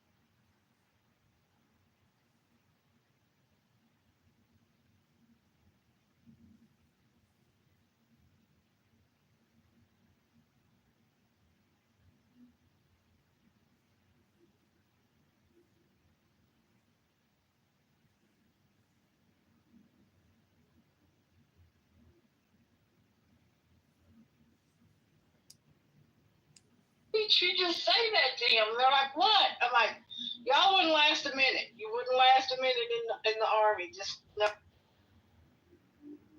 But I could tell you, I remember when the first time I went to Afghanistan, the guys on my detail, the guys who were on my team, I was the only Air Force guy because everybody was in the Army then. When they tell you were Air Force, they're like, oh yeah, go to the. And the Army guys would always tell me, man, why are you Air Force officers are so full? I was like, what are you talking about? It's like, you guys don't want to harass us. You guys just, we go do what we have to do, we come back, and you guys, I said, yeah, because we treat our airmen like they're adults. So, Patty, even your truth will say that Air Force officers are way cooler. Well, that's always been the history of. Yeah, they do say that. They do say that. Because y'all more relaxed. For us, they always made it seem like the Army and Marines were always hardcore and always to the letter, which is not the case. It depends on whether or not your base has nepotism, whether or not, depending on the commanding officer, whether they're a little lax. But believe it or not, there are some hardcore military Air Force bases that don't fuck around. And they don't I know I'm not even in the military, and I wanted to join the Air Force, but the joke is that you'll just never be able to get in touch with them because they're never in the office, and they really are never not. They really are. I'm serious. Every time I went down there, so they were never there, and I was like, because they was like, it's way more relaxed. That is the what I heard, and from that experience, I was relaxed. They're very relaxed. So just one thing I can tell you about the Air Force. The Air Force is one of the only service, the Navy too, that a lot of our jobs could prepare you for civilian world, a seamless transition. Yeah, but ML, you got to be truthful. That hasn't been an absolute case because, believe it or not, it's still very difficult to transition from active duty to civilian life. That's why they have transition assistance and all the other things. Companies are getting a little better with it, but even when it comes to a federal job, the way you put an application in for a federal job and a federal government job versus a regular civilian job is different.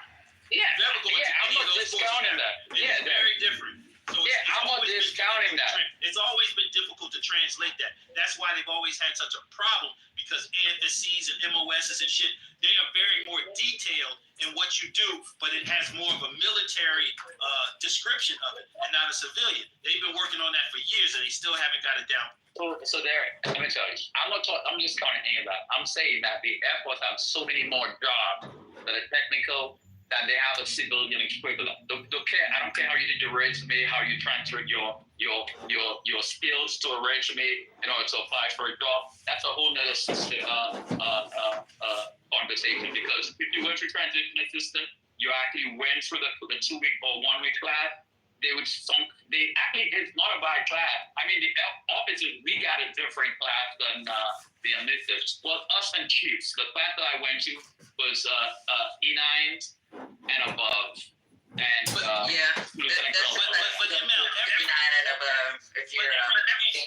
every branch when it comes to basic skill training, you have carpool in the Army just like you have in the Air Force. You have logistics, supply. You said carpool. What's that? So a lot of those jobs do translate into basic skills.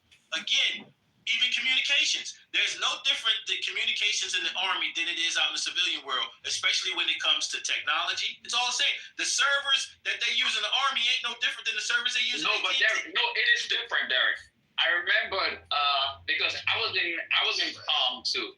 I remember when I was in Palm at Luke Air Force Base in Arizona, and they had found we had Foundry and Cisco switches, and then there's a base in I forget the name of it. It's in Arizona. What's the name of that base again? Close to the Mexican border. Fort Huachuca.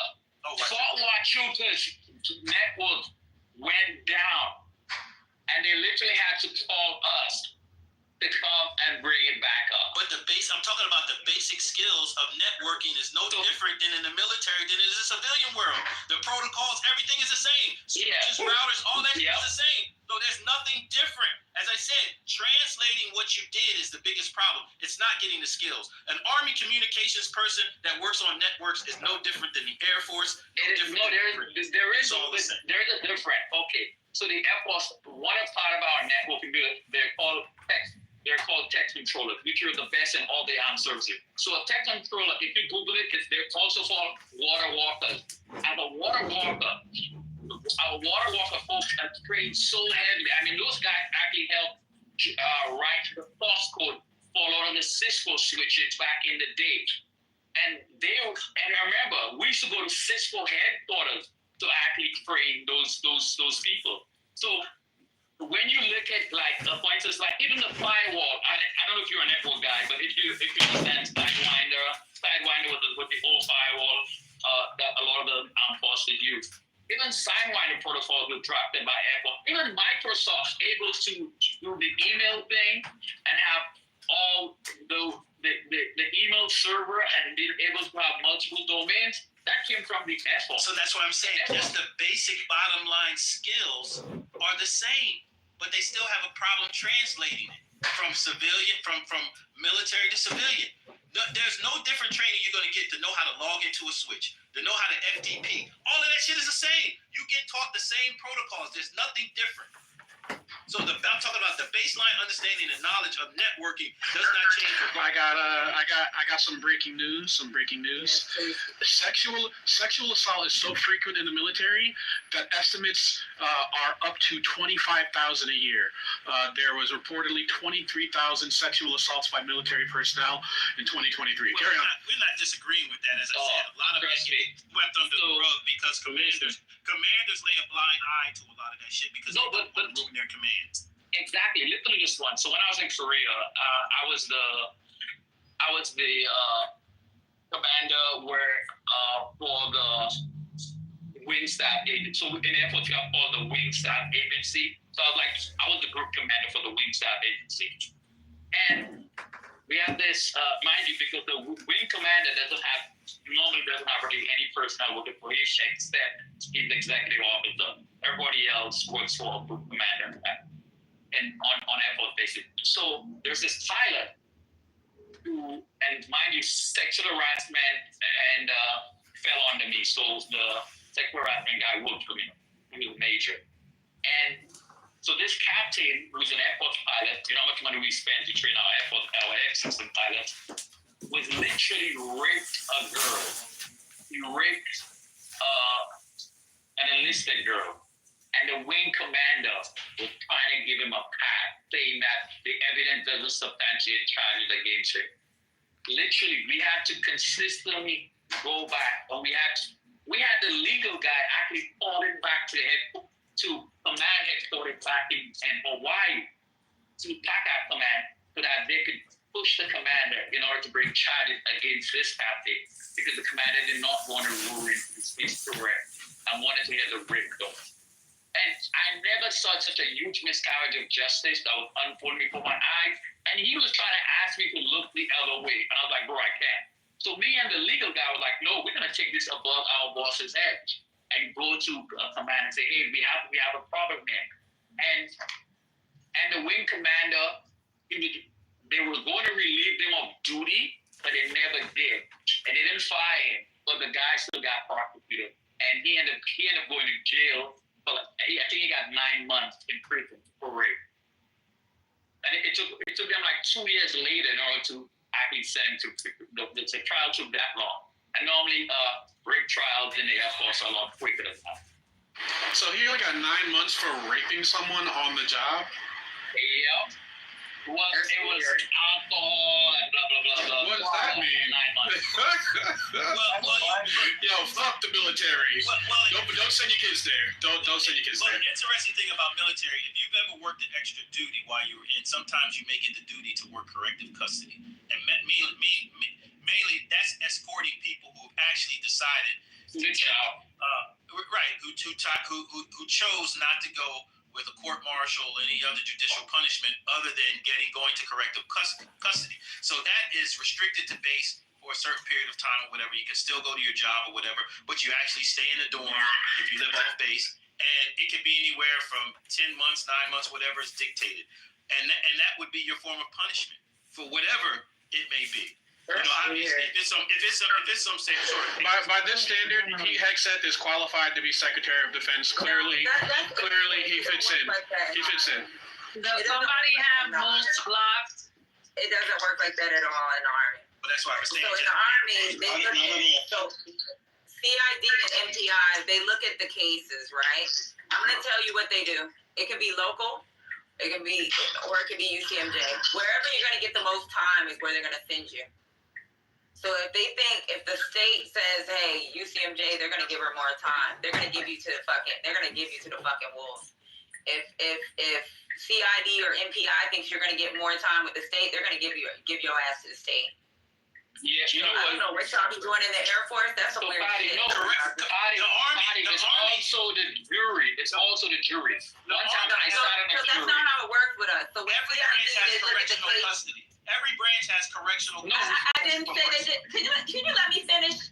But you're saying it doesn't work that way. No. It doesn't work like that. No, I didn't say shit about no goddamn correctional custody. We have D-cell too, but it doesn't work like that. With our cases, we have to share it with local law enforcement. Yeah, I think you guys. Look at the overall case. We have this thing called. We have a whole nother, not JAG. It's a whole nother branch. What is it? TDS. They look at the case. They look at what the maximum time can be on the local side or the state side versus what we have in the military, and they make a decision between either the military and the fucking authority. What I find most interesting about this data. What y'all be doing in the Air Force where y'all just say we're gonna go lock up? Hold on, Ryan. I know. So, Patty, listen to this one. So one time I sat in a court martial. I was the captain then, and this kid was enlisted, and he was arrested for sexually molesting his stepdaughter, and I was the only black person on that court martial, and them motherfuckers wanted to give that motherfucker 3 months. I was like, hell no. He molested his stepdaughter. Are you fucking insane? I have more breaking news. So even though the DOD estimated 25 and up thousand rapes in 2023, what was reported by all military branches was about 6,000. About 6,000 rapes and sexual assaults are reported, but the Department of Defense estimates it's astronomically more than that. So when you think about Pete Hegseth coming in to run DOD, what is his objective in removing women from the workplace? How does that contextualize with his behavior as a representative veteran, meaning likely to rape and abuse women? That's how I view vets. And so I think it's true. The guy who talks about raping women all the time. You never heard me talk about you talk about motherfucker, you piece of shit. Why we gotta get all crazy now? God damn. Nah, don't talk about veterans and fucking rapists, you bitch ass, you piece of shit motherfucker. Veterans were rapists. He was reading some. Did you see what he fucking said? He was. Your ears not work? And then your ears not work? Say that about Haitian. Because your ears not fucking work.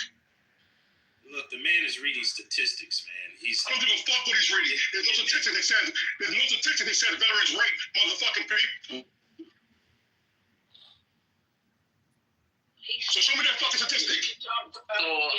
So articulate in the airport, you have what you call, in the military, you have restricted reporting and you have unrestricted reporting. So it's not like it's not being reported, but the victim decide that they were going to report it, but they want to remain anonymous and they just want to say that I got raped so I could get the mental health, whatever they need, but they don't want the person prosecuted. They don't want to go for retaliation and all that stuff. Retaliation is a real thing in the military. So I know. Retaliation is a real thing, whether you think it or not. Just because you think you're in a strict organization like the military, that people get a fair shake. No, they don't. So it doesn't work like that on the Army side either, because I used to be the damn OIC for one of the EOAs right before they came up with SHARP. So what happens is, if we do have a restricted or unrestricted, the soldier immediately gets to go where they want to go. They can go to any military base because they made a report. They can leave. I don't know what y'all got going on in the Air Force. I know y'all. That is true. That is every service. That is every service. Or what year you was in the military, but I'm telling you now, and when I was the OIC for that EOA, and I can screenshot you my goddamn my OER, my evaluation report. And I had to handle 200 and some odd cases.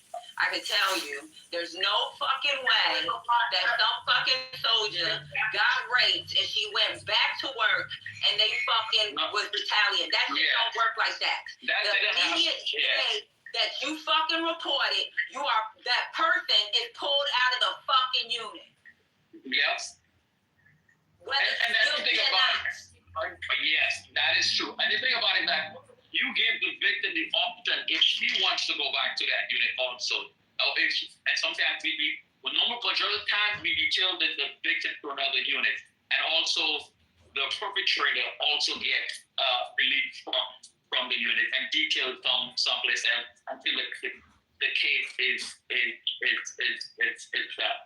and also if somebody is that mentally fucked up after the rape, we do give them hints. They normally get orders in like 2 or 3 days, and they're off. Exactly. Because one of my responsibilities when I was an IG and I did those investigation in the war zone, like that girl when I went to the site that she was at was called Spin Bullback. It's in Kandahar, Afghanistan. I got her on the next helicopter flight out the morning after she told me exactly what was happening to her, because you just don't know people that actually. I got on a flight out the next morning. She was gone before we started our investigation and before we let the fourth commander know what my intentions was. And imagine my job was so dangerous that the people who protected me was Blackwater. I had Blackwater escort, especially when I went and did those investigations, because they didn't trust other military people. And the fourth commander kept asking me, hey, where's she going? How can you just take her? I goes, yes, here's my authority to actually release her from this particular fort and send her back to the wing commander. The small commander was so scared. He kept on pressing me. Hey, can I talk to you? I said, no, we have to send up an investigation. Then, but can I see the report? I said, no, I'm going to go back to Kabul. I'm going to draft my report. I'm going to release my report, and I'm going to let the district station whatever actually happened. And that's when all 3 of them will release from Somalia. So the effort on the other military service when it comes to carrying out justice, especially in sexual reporting, sexual harassment, if the individual wants stuff, she wants justice for herself, all the services take the same action. And there's no difference, right? In my experience working, especially working in a joint command. It is not the most desirable thing to do when you have to deal with those cases, but they do have to be dealt with just because of the history of a lot of it getting pushed under the rug. So so that is something that they teach you at Diomi. I went to Diomi. I had to go to Diomi for this stupid school, right? So when we go to this school, they do teach us what happened in the past, what we got to do to move forward. I can tell you this, even as the EOA, we had an EOA pulled back for an incident that was 5 years, like he was the EOA 5 years before I even fucking touched ground. And I could tell you, he got pulled back because supposedly at the time he said it was restricted because he didn't keep proper records, write his memorandum from records, upload them into the database. This soldier said she didn't want restricted, she wanted unrestricted. She had went to behavioral health. She was saying she was having mental issues. She had told the EOA. The EOA gave her some advice about not reporting it or whatever. And pretty much, like, he got relieved. He locked it. And this is the thing. This dude was getting ready to retire. You could lose your retirement. People think you've been in the Army for 20 years. You're supposed to get your retirement. These motherfuckers, this dude was in the Army for like 23 years. And they were telling him, from my understanding, he was not going to get his retirement pay. Because they consider you... In the military, once it's UCMJ, anybody that has knowledge of this shit is part of the rape. They have changed a lot over the years.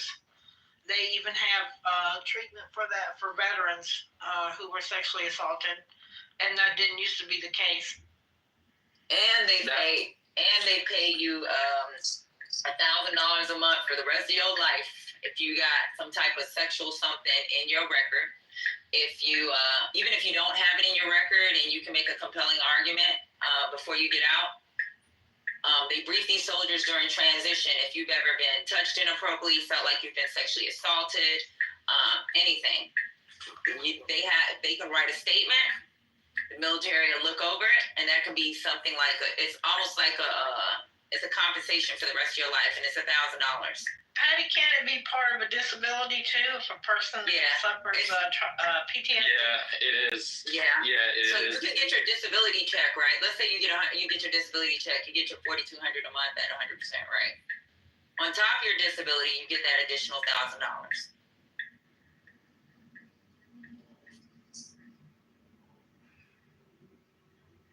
Yeah, so you really have to understand people looking from the outside think that the military just an abandonment of people. And sometimes, one thing I didn't like the military in the 90s, they used to look at the whole person concept. So for instance, people would say, oh, he's such a good airman, this would ruin his life. He just ripped somebody. And this is your defense? I used to have senior enlisted people coming into my office trying to tell me, oh, sir, he's such a good airman. I was like, no. I was like, what's wrong with y'all? I had a senior NCO who was over the lab, right? And the colonel, who was a woman, she was the one who hired me as a civilian. One morning we had drawn blood, and he was coming at us to tell us something to do. And I said, I'll do it after we take care of drawing an infant's blood, because we had a stat to draw on the baby. He grabbed my coat sleeve as I turned to walk away and ripped it. We had paper lab coats then. He grabbed it and tore it, right? And I turned around and I'm like, I can't believe you just did that. And he said, well, you need to listen to me. I'm like, excuse me, don't say anything else to me. I took my lab coat off. I was so fucking mad. I took it off, I put it in my locker, and I locked it up so that he couldn't do anything with it to say he didn't do it. Because there was another airman with me. We had to do blood together that way, civilian and airman. And I went back and put it in my locker, and I went straight to the lieutenant colonel's office, and I told her what happened. She said, well, let me get the civilian, I forget what they were. They were over civilians in the hospital. Anyway, they came down, long story short. Both those women sat there, and the lieutenant colonel said, well, he probably did that, Miss Floyd, because you're very friendly with everybody. And I'm like, what? He tore my coat. Yep, and then blame the victim. Well, he came after me, even when he was told to stay away, he came after me in the drawing room when I had patients I was drawing. Y'all getting that free over there in the Air Force, man. He was crazy. He was fucking crazy. My mother and my sister got on the phone to our senator, both of our senators, and the hospital commander was like, why has no one told me about this? It was crazy that day. It was so wild. He eventually got relieved of his command, but he had been assaulting his wife. He had charges for assaulting his wife. And this man was still a senior NCO. He was doing domestic violence. This man was crazy. So and April, then one thing after he got in trouble, then he started going around to the Air Force airmen in the lab, each one in his office, asking them to go and say something for him to the hospital commander that would get him out of trouble.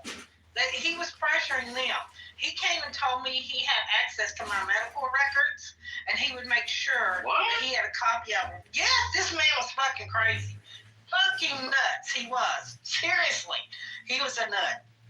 So what I say about I think there's a huge miscarriage when it comes to who the person is. So for example, if an airman was like good looking, white, they want to destroy his career. But if it was a black kid, especially a dark skinned black kid, I swear every time the military would want to put them under the jail. I had one airman one time in my squadron. I was stationed in Little Rock, Arkansas, and nice airman, black kid, brilliant airman, does his job, blah, blah, blah. He was outside, and then there was a bee or something landed on this girl's front of by her collar. So when he saw it, and he was like, oh, you got a bee on you. And he was trying to hit it back. She got startled and moved, whereas his hand ended up touching her breast. And a senior NCO who I knew was racist convinced the girl that was sexual assault. And they wanted to prosecute this kid for that. And they brought that in to me, tell me, and I was like, no, explain this to me, what happened? I my ex-wife she was a JAG. She was a lawyer. My ex-wife, I called her. I was like, yo, this is what's going on, blah, blah, blah, blah, blah, blah. And she was like, no, blah, blah. Then we were able to they had convinced that girl so much that she should prosecute this kid that we end up, even in the end, to appease her, I actually had to give that kid a letter of reprimand. Because guess what? He should have asked her for permission before he touched her. So it all depends on who the perpetrator is. That the Air Force would go against you or for you. But if you was a white kid that looked like him and got his shit together, the Air Force would bend their back saying, oh no, it's Huff. People start bringing the victim into the equation. Well, what is the victim is pretty promiscuous. She slept with this person, that person. So how are we supposed to believe her? And mind you, the stat says normally 85 or 80 something or 95%, 85 or 95% of women who report rape are actually telling the truth. But the Air Force, the way they treated certain people, you would swear that it was like 10% of women who report rape are actually telling the truth. It's crazy. This senior NCO would come through, and my last name is Floyd, so I get called Pink all the time because of Pink Floyd. He called me Pink, and the other civilian he called not Pink. She was a black lady. And we're all like, this motherfucker's crazy. And when it was all said and done, and this took weeks for him to get a letter of reprimand, just to get a letter of reprimand. The civilian person came to me, the overall civilians in the hospital. She said, are you sure you want to ruin his career this way? I'm like, yep, I hate when they say that shit. I mean, a ring commander told me that once. Excuse me, I said, no, he chose to ruin his career when he grabbed a civilian, when he tore my coat, when he came to the drawing room threatening me, and when he told me he had access to my medical records. He did this to himself. You are not going to put it on me. My husband wasn't present. I'm so glad that he was deployed to Afghanistan, because he would have came in and rearranged the man from top to bottom. Okay? That's what would have went down. Yeah. I hope it's better now, but I'm grateful he wasn't there, because he would have been done. The military would have put his ass out.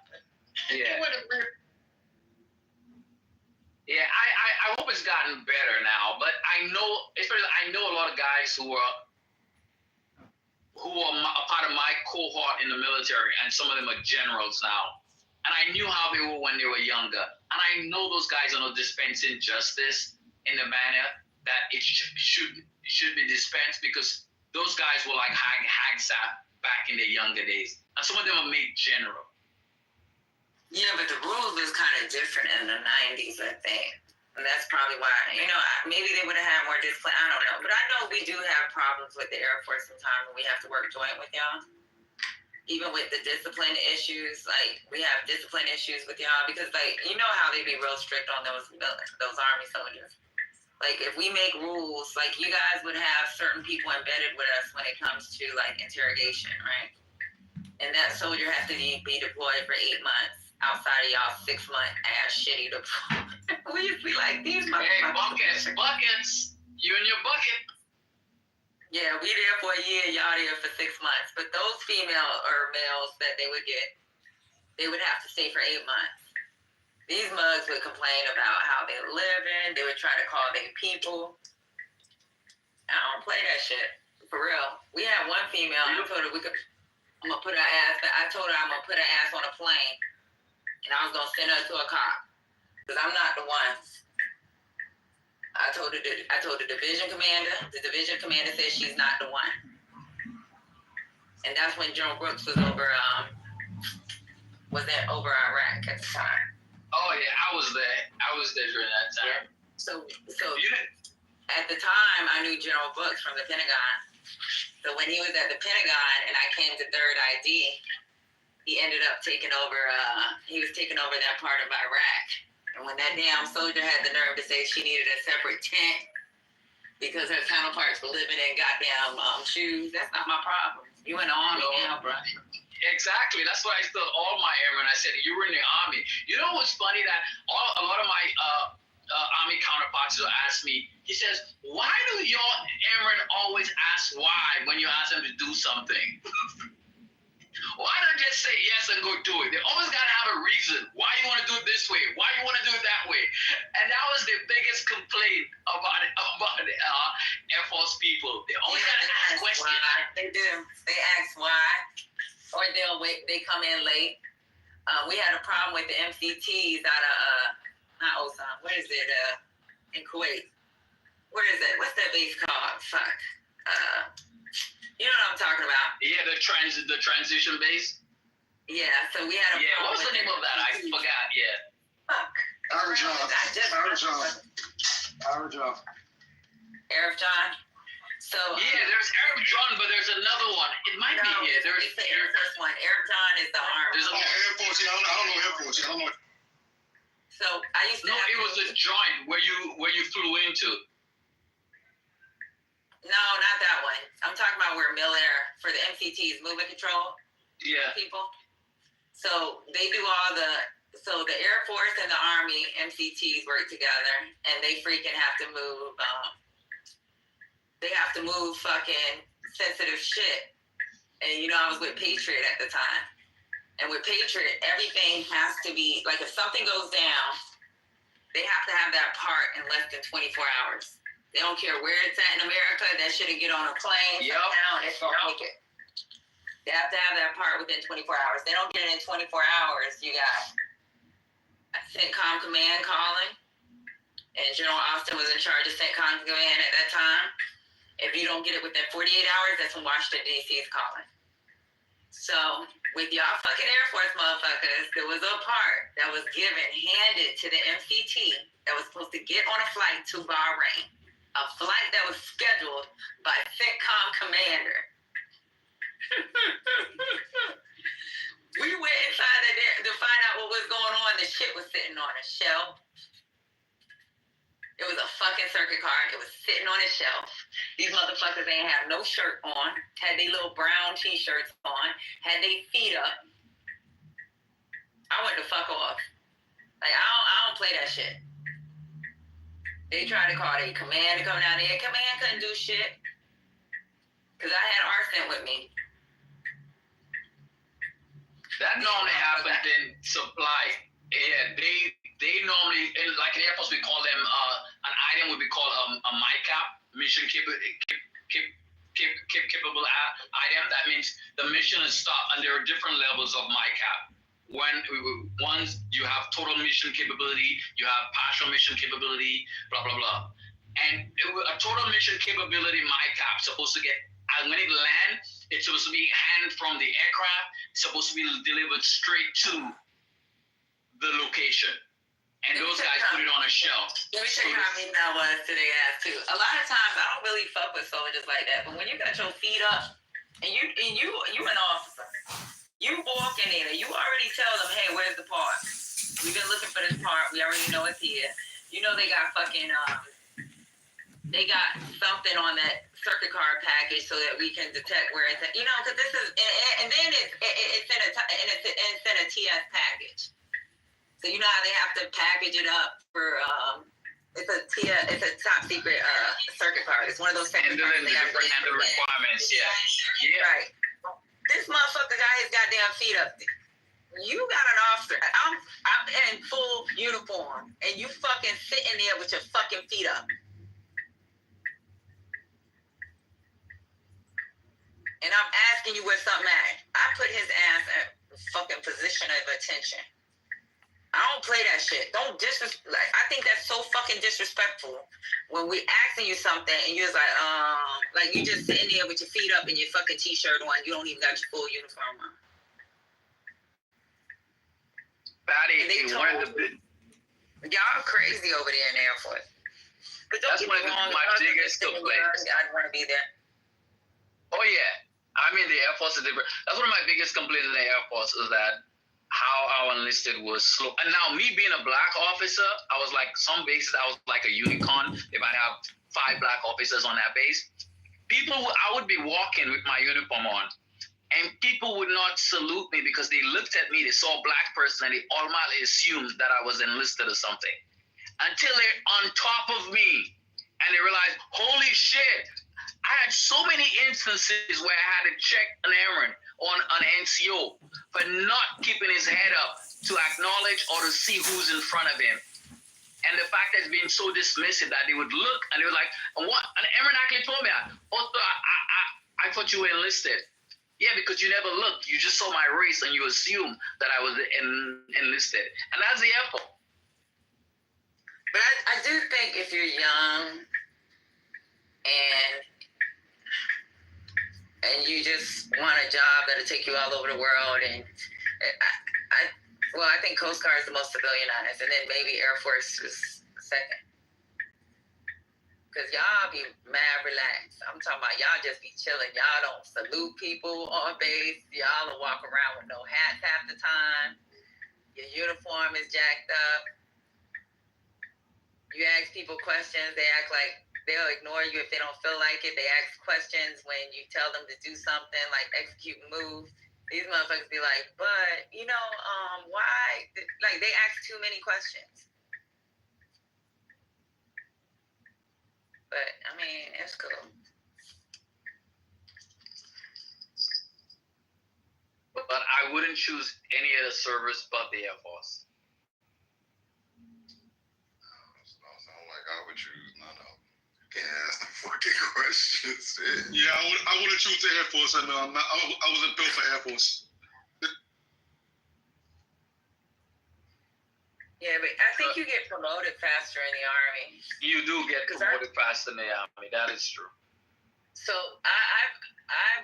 so some of the people that I do know that because of working in certain positions, there's a couple of people that I do know that are behind me, and they're not even getting looked at for certain rank yet. Yeah, because you guys have a faster promotion to captain than we do. Right. And faster promotion to major. I don't know why all the services are not identical, but you guys get promoted to major before we do. Because we no longer do below the zone to major. We're going to do to lieutenant colonel and full bird and general, but you guys do below the zone to to captain and major, I think. Unless if they changed it. So the reason why they do BZ is because they have deployments. Because they still heavy on deployments for them. And we only have so many in the officer corps. They're hurting for officers. So. Oh yeah, they're begging people to stay in now, man. I was like, thank you.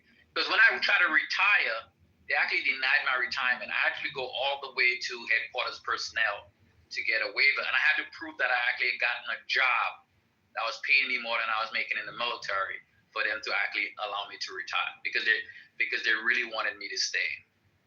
My general was like, no, I'm not approving your retirement. Because my year group, they had kicked us so many people out that my year group was short. And they was like, nah, we need you to stay. Yeah, no.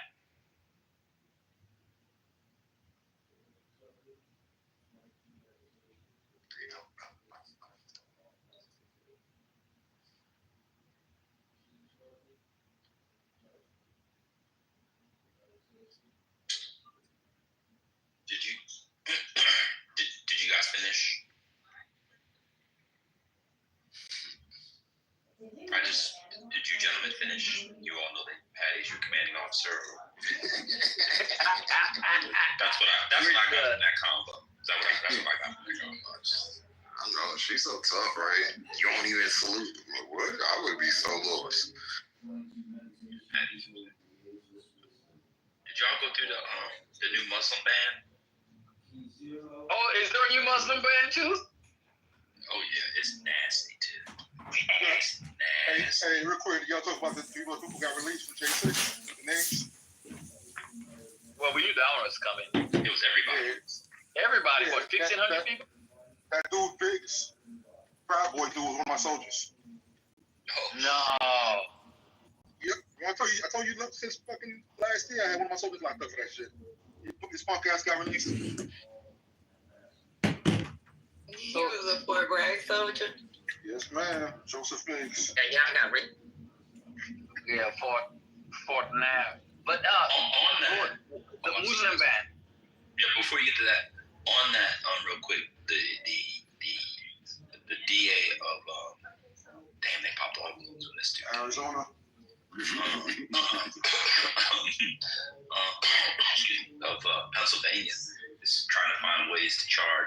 J6 is from this state. So, Dang. I don't know. He's got some double jeopardy issues. I mean, obviously he knows that. But, yeah, so the Muslim ban, hold on. The Muslim ban is nasty. How many countries? Oh, it's the same as before. Nigeria over there? Yeah, but it adds provisions. Let me double check. 1 second. You heard about them Afghanis that were supposed to be getting on their flights and they pretty much canceled them. Yeah, that's crazy too. Those motherfuckers are the ones that helped people when it came to, a lot of those people helped as interpreters, all kinds of shit. Oh, they got citizens. Some of them, once they get here, get citizenship. I saw some couldn't speak a lick of English one time in the DMV getting passports. I was like, it's interesting. And then that lady was like, come on, y'all, I need your birth certificates. And the guy was like, it's like, I need your birth certificates. And just like, he didn't know that they was essentially Taliban snitches.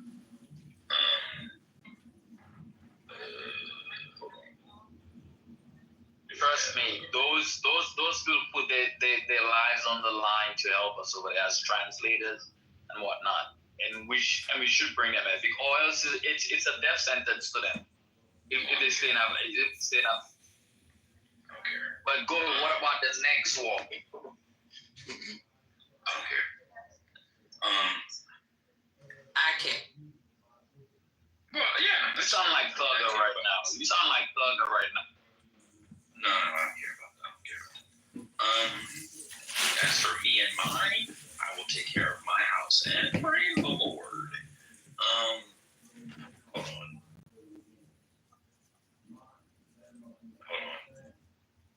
So some of the new, I think it. Hold on, I'm trying to find the countries. Yeah, I think it's the same countries, but these are the new provisions that everybody's talking about online. Two things are interesting. One, it has like this, we must work to assimilate the ones that are here already. So it's kind of like forced assimilation clause, which is kind of interesting and very 19th century. We're going to give the Indians whiskey and take their land from reservations kind of vibes. And it also has a thing that people, this is the scary part for some people probably. It looks like it allows people who are here from those countries that came after 2021 to be eligible for deportation. So if you got in legally with, if you got in with under Biden, looks like it's trying to backdate it and it's telling the Department of Homeland Security guy to expedite their possible deportations as well. I'll get the EO and put it in the chat. I'll be concise. I put it in the chat. Oh, thank you, Snoopy.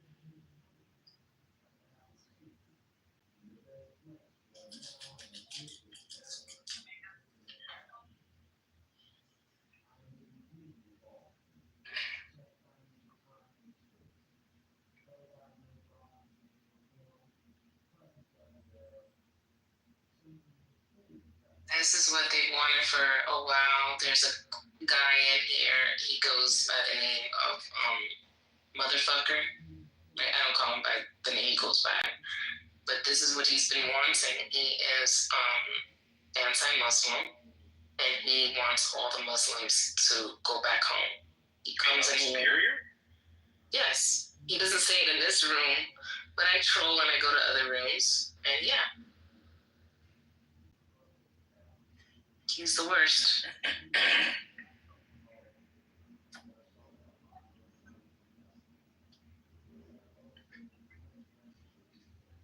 Yeah, they're using ideology as a basis for the removal, which is sick. Well, that's targeted for the protest. My reading of that provision is that it's targeted for the people who protested in support of the Gaza. So if you're on a student visa and you are pro-Palestine, and talked about the Gaza, they can use that to deport you and get you off your student visa. He did run on that. So. Well, I think he was careful not to really bring up the Muslim ban, you know, because he was trying to get those voters. No, he did bring up the Muslim ban during the campaign. He said he was bringing it back. Well, he brought it back. He's coming back like he said he would. Yeah, he did. Hold on. He organized this time too. Well, who are these Muslim people that sat down with him? Didn't they sat down with him and talk about the Muslim ban? They don't care. They don't. These people are. Yeah, I got it right here. September 12th, September 19th. I'll read you the quote. I will ban refugee resettlement from terror-infested areas like the Gaza Strip, and we will seal our border and bring back the travel ban from September 19th. So he mentioned the travel ban in Gaza. Yeah, so it was right there.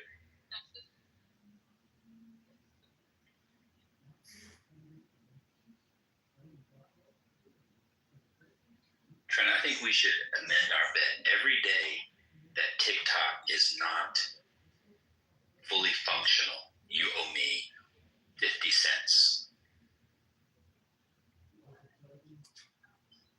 Because we're on day 4 now.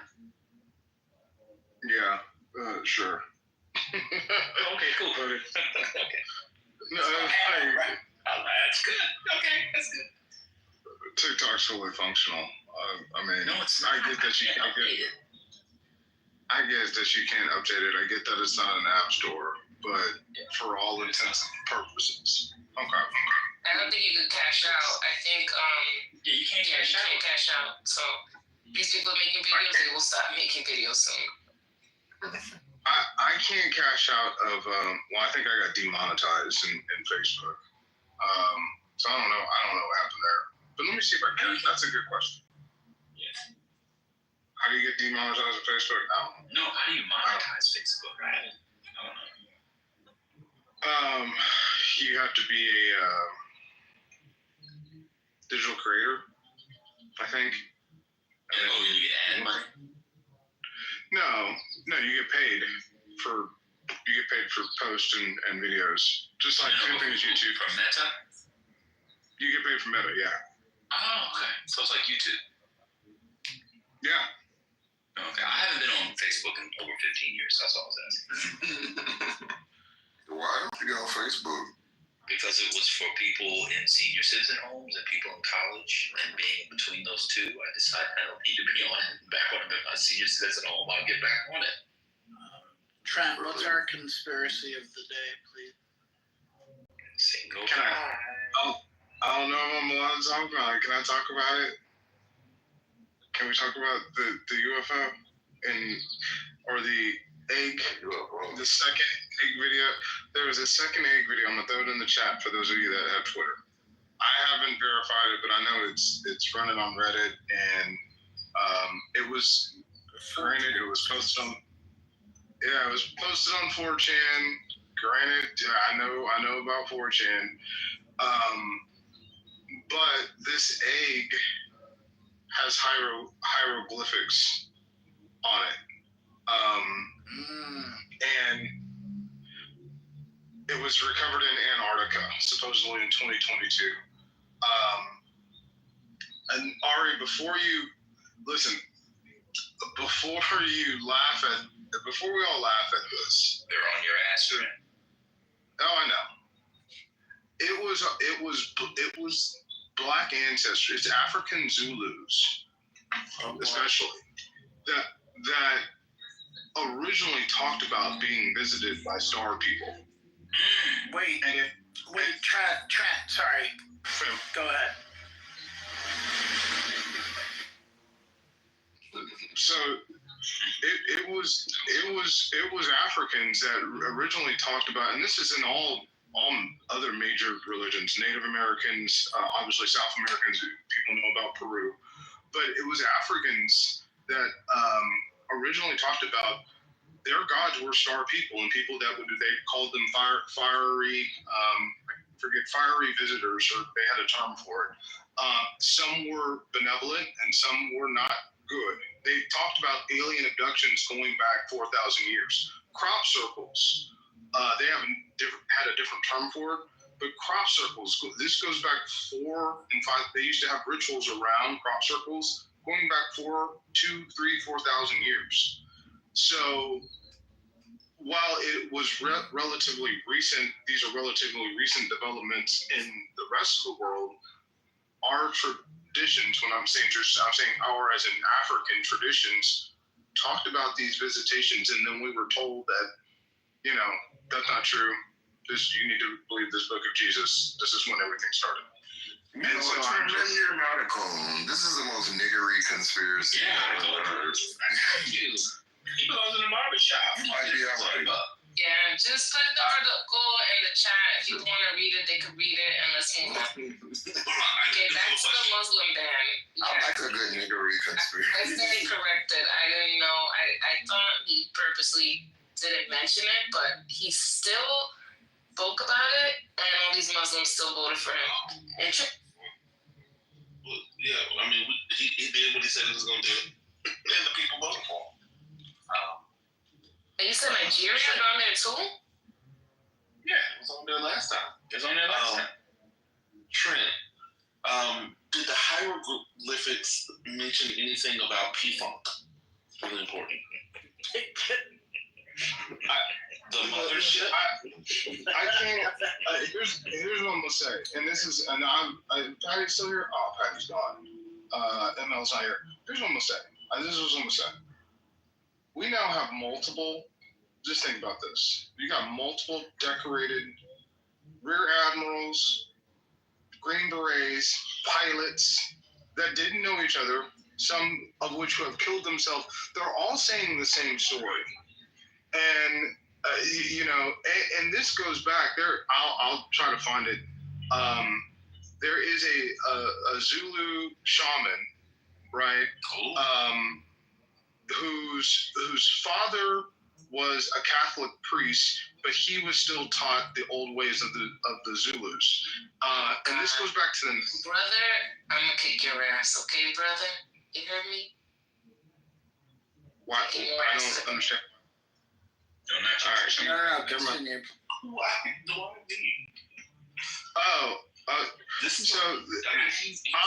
drop it. Yeah, I'll drop it in the chat. I learned about this. One of my aunts has a PhD in what's the study of religion? I forgot what it's called. Theology. Microbiology. It's theology. And she. Yeah, and I remember her. I remember talking about she was talking about the Moors and the Catholics, and I said that's original Christianity. And I remember her correcting me when I was a little kid. I'm like 10, 11. Oh my God! Yeah, it's coach. What's wrong, son? I think this is very So, and what she said was, no, you had religions before that. Your religions that were taken from you prior to that talked of different things. And so then there's this video, and it's from the 90s, okay? And it's the Zulu shaman, and I'll go try to find it. Trent, I just want to make sure that I'm following you. When you say Zulu, you mean the Universal Zulu Nation, correct? I would say Universal Zulu. I don't know the exact name of the tribe, but it says Zulu. Come on, brother. What's going on? Just Central African tribe. But here's the thing. Okay. Universal Zulu Nation is a hip hop group. Come on. I didn't know that. I didn't keep up with that. But I'll drop in the chat as soon as I find it. And listen to minute 20 to 30. It is the same exact things that are happening right now. Again, this was recorded in the 1990s. That he's talking about, and just all I'm going to say is the last thing I'm going to say is if you think that we have multiple rear admirals and decorated CIA, former DOD personnel now coming out and saying that we have recovered, as the United States, recovered alien technology, and they're all lying. It's the error because of the ranking of these people, and they've been verified. It's more likely that our government is lying than they are lying.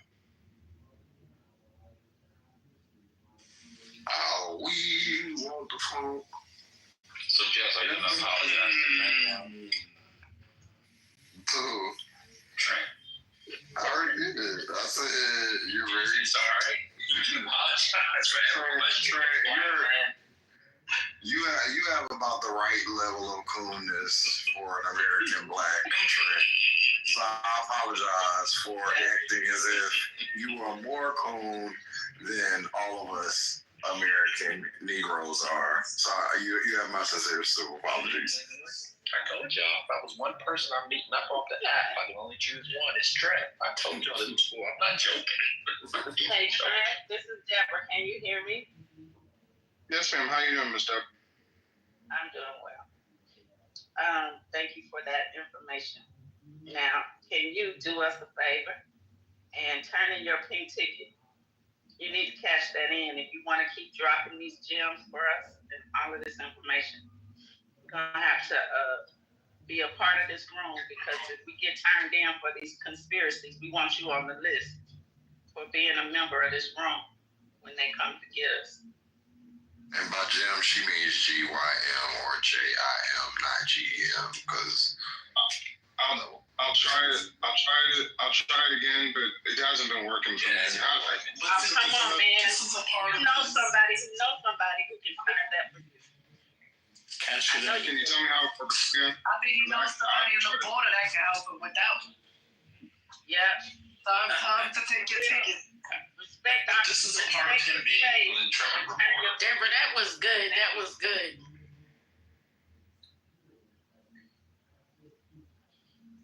But we really have to be grateful for Trent, though. Like, his views are a little bit different, and well, I have one final question for Trent.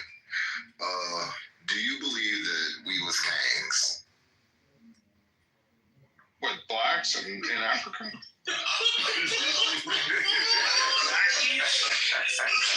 Not the black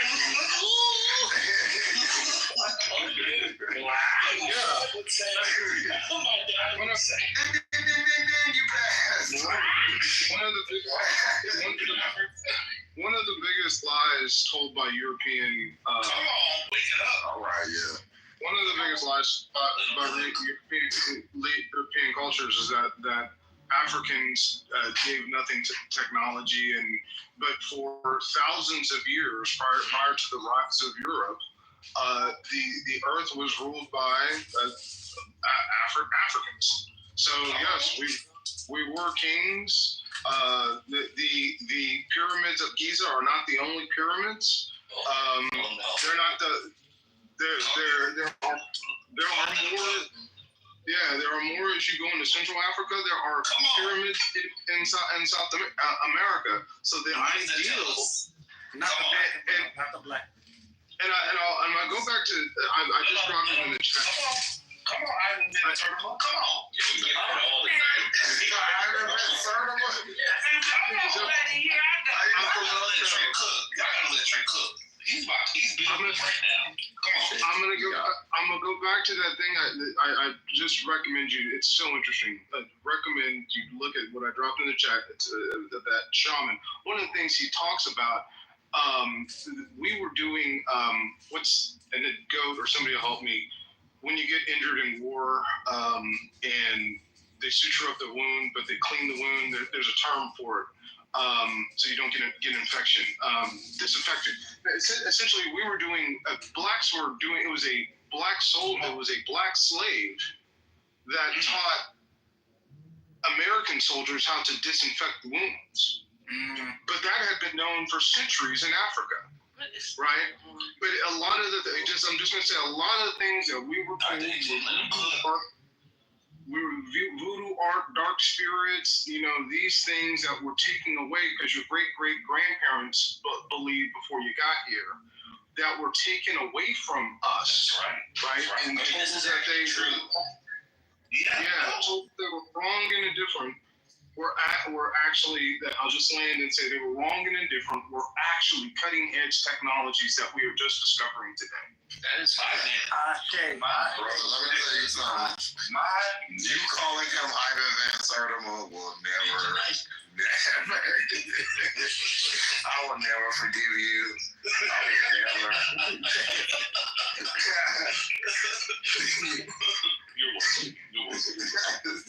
The man has I don't know, man. in his head. Let me tell you, I don't, Jess, I don't know if you saw them, but there's some new interviews. I don't know if you've seen them of Ben Sertima. Sorry, not new, newly uploaded. Well, I hadn't seen them before on YouTube. They are great interviews. I mean, we was making fun of joking with Trent, but a lot of what he said was actually true. Yeah.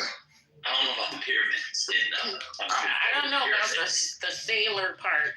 Y'all stop hating. Y'all stop hating. So I know how we feel. What's the man that like that the people always quote, the light skinned dude? Corrupt and Sertima. No, not him. Newer. He's still around. Dr. Come on, y'all. Claude Anderson, yeah. So I know all the light skinned niggas is pro black, but anyway. How do y'all feel about people like Ivan Van Sertima? Like what? Because I did watch a video of him the other day, and I was like, I don't know. Well, I just want to hear what other people. Let me get my perspective. I think this is actually a low-key Lou Fax take, so I agree with him. So people heard Lou Fax say this. I agree with him on this. They have their propaganda. Sometimes it's okay to have a little bit of ours, too. And if you need to tell a lie, a historical lie in popular discourse from time to time to get your back straight, and that's okay. So I actually don't have any problems with Ben Sertima at like a propaganda standpoint. No. If you read the book and look at the sources which don't exist, from a scholarly standpoint, I have a problem with them. But from a propaganda standpoint, I don't care. Don't bring it in my class. Well, yeah, I think of him as like fictional, like almost like, but like with a touch of maybe nigga, you might be right, like kind of like that. Pound and fail you in the class, bro. He gonna fail you on the paper, but give you a pound and a hug. Yeah, historical fiction is good. Why can't we have that? I mean, because literally, the basis of his is his phenotype. There is no you dark skin. No, it's like you dark skin, they dark skin, so y'all the same. He saw a wide nose on the statue. He was like, that's a nigga right there. But then he does stuff like he shows the portraits from the Library of Congress and stuff. And they do look like, to be fair, they do look like me, it looks like the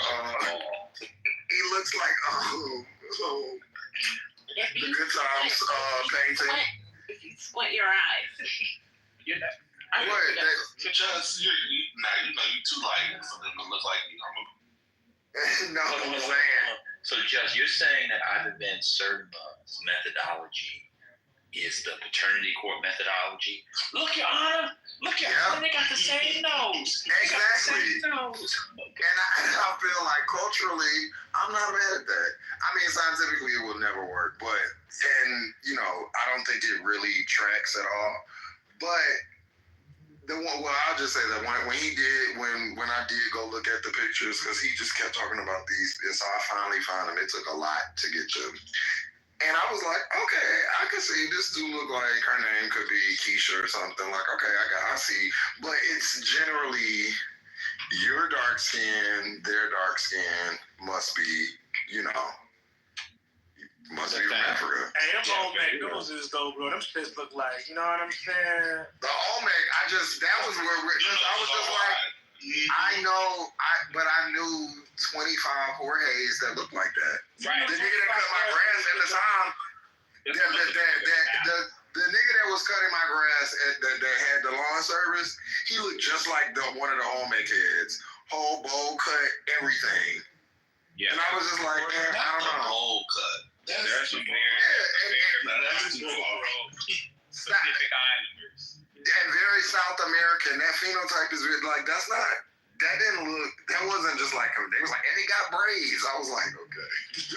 But you got to put your hair somewhere. I mean, I think my thing with how people take that certain, because I think I agree with you, Go. I think there is.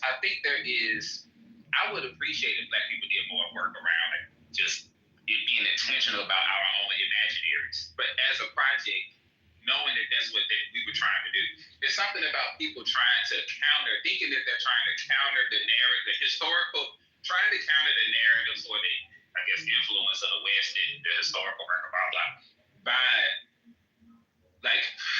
by trying to go and like manipulate facts and claim a different kind of archaeology. And it's like, that's just not the play. Like, you don't have to go and concoct some science to challenge the West or to just do your own thing. Just do your own thing, but build your own thing from the ground up. Build your own thing the way that, build your own thing in its own right. But it's something about trying to just, because the question is fair, but trying to take the question and then just fill in the answers is proof because somebody asked the question. So that means the question itself answers the question, proves that it's true. It's like, wait a minute, that's crazy. Like, is it true that other people were smart enough to travel around the world before, Western Europeans in the 1400s? Sure, because like shit, other fucking Scandinavians did, or nowadays, whatever. Like Leif Erikson and them. So sure, other people could get places. They were smart enough. If they wanted to, they could have figured it out. Did they actually take the time? Was that what that's the part. So I'm saying that's the part I do believe Africans slid over here was sliding way before. I mean, it just makes sense. Just, I do think like I believe they was Oh no. I just don't think artifacts support that. Why? Okay, well, why not? We don't have. Were there any plants that were in Africa that were not indigenous to Africa? So we're doing every thing in 2025. Why would they come over here? Why would they come over here? I do the same. We're not going to do this there. Why would they come over here? Well, why not? That's No, that doesn't work. What do you mean? Because they're seafaring people. The people that seafarers. Who was it? They weren't seafarers. Wait, who wasn't seafarers? Did you think that about the Mali Empire? No, they weren't seafarers. No, seafarers. So you're telling? Hold on. So you're saying everybody on the whole west coast of Africa, nobody was a seafarer? Not yet. Okay. But the valid thing is, but I don't like. I just don't think that makes sense. The main point is they had no reason. They had no reason to come here. They were content. They might have been capable. They had everything. Like the reason that Europeans explored was because they needed shit. They were desperate.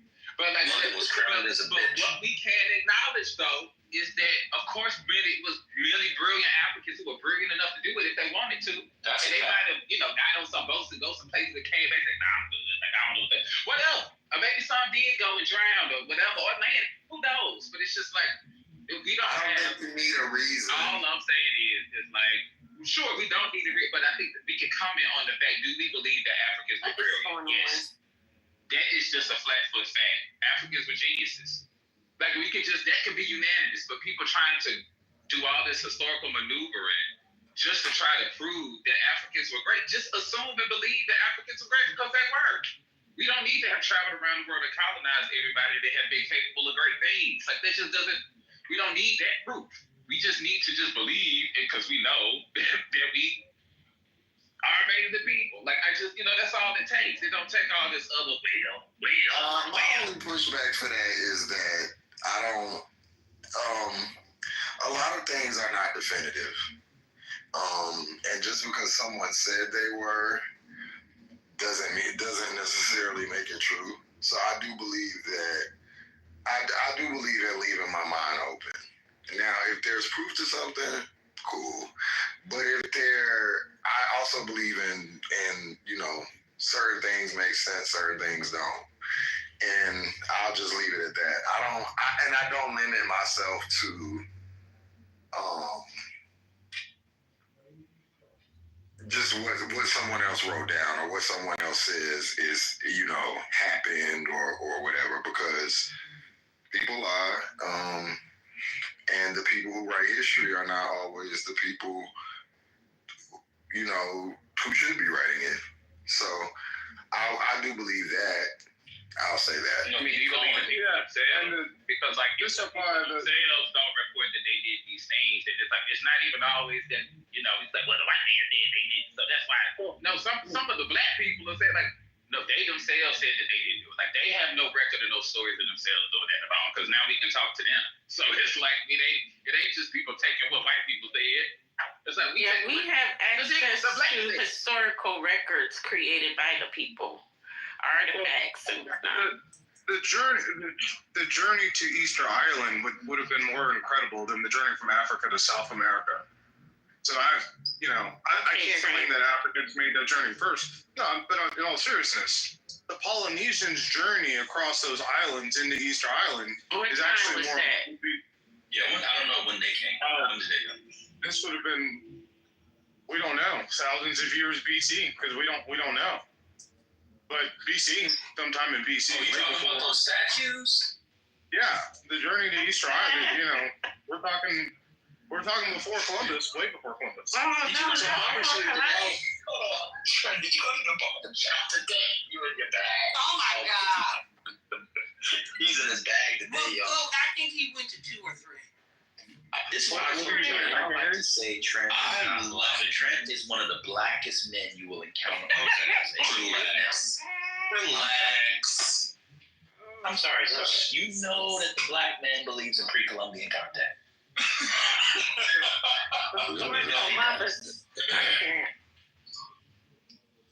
No, I was saying that it is possible that Africans came to South America We prior. heard you. We heard you.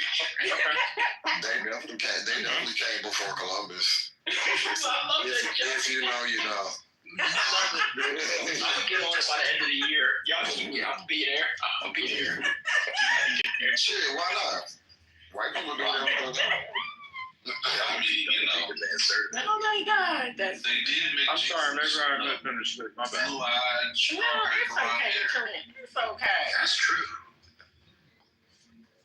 Just a little, you know. Just a little pseudo. Just a spoonful of sugar. Look, this is light work compared to what white people be telling folks. This is light work. Let them tell it. Do you think it's beyond the pale for do you think it's beyond the pale for all the balloons to get popped because of teeth? No. Do you think that's right or wrong? No. That's a lot of people's you know, deal breaker. I mean, you know, What if it was perfect in every other way? If it were the UK, it'd be beyond the pale. What if he was perfect in every other way? They all said he was handsome, well spoken, had a nice job, was successful. He was 28, but his teeth was jacked up, and like. So then, because why? Why was his teeth jacked up? Yeah. He just never got braces, and he had an underbite too. Overbite. Yeah. He had the under. Yeah. With some good dental insurance, he can get. No, what did they? Where? You don't remember when Heavenly she called it an over yonder bite. Yeah, over yonder bite. 18 months of Invisalign. Yeah, 15 months of Invisalign. If you making they balloons. You gotta watch that. Did you ever watch the African one? No, I don't have a playlist. I'm going through that American one first. They lit this girl up. She barking at. Hey, go. Yo, somebody's doing cute on here, man. Huh? Do you know which one is worse than Arlette in America? Which one? The black gay ones are atrocious. Oh my God, you think Arlette is bad? They are worse. I was on the gay ones, but then the Jamaican and the African ones, they are just better. They are ruthless. That Jamaican girl hit somebody in the head with the microphone. Wait, so you're saying ironic vis-a-vis our cousin, you say the African American one is the most respectable one? No, it's actually not. The African and Jamaican ones are just more entertaining. Like, but what's more ratchet? Oh, the Jamaican one is the most ratchet. The African, they're all ratchet in their own way, but the African one in Jamaica. I've seen people get actually assaulted, so I was like, I'm definitely watching this.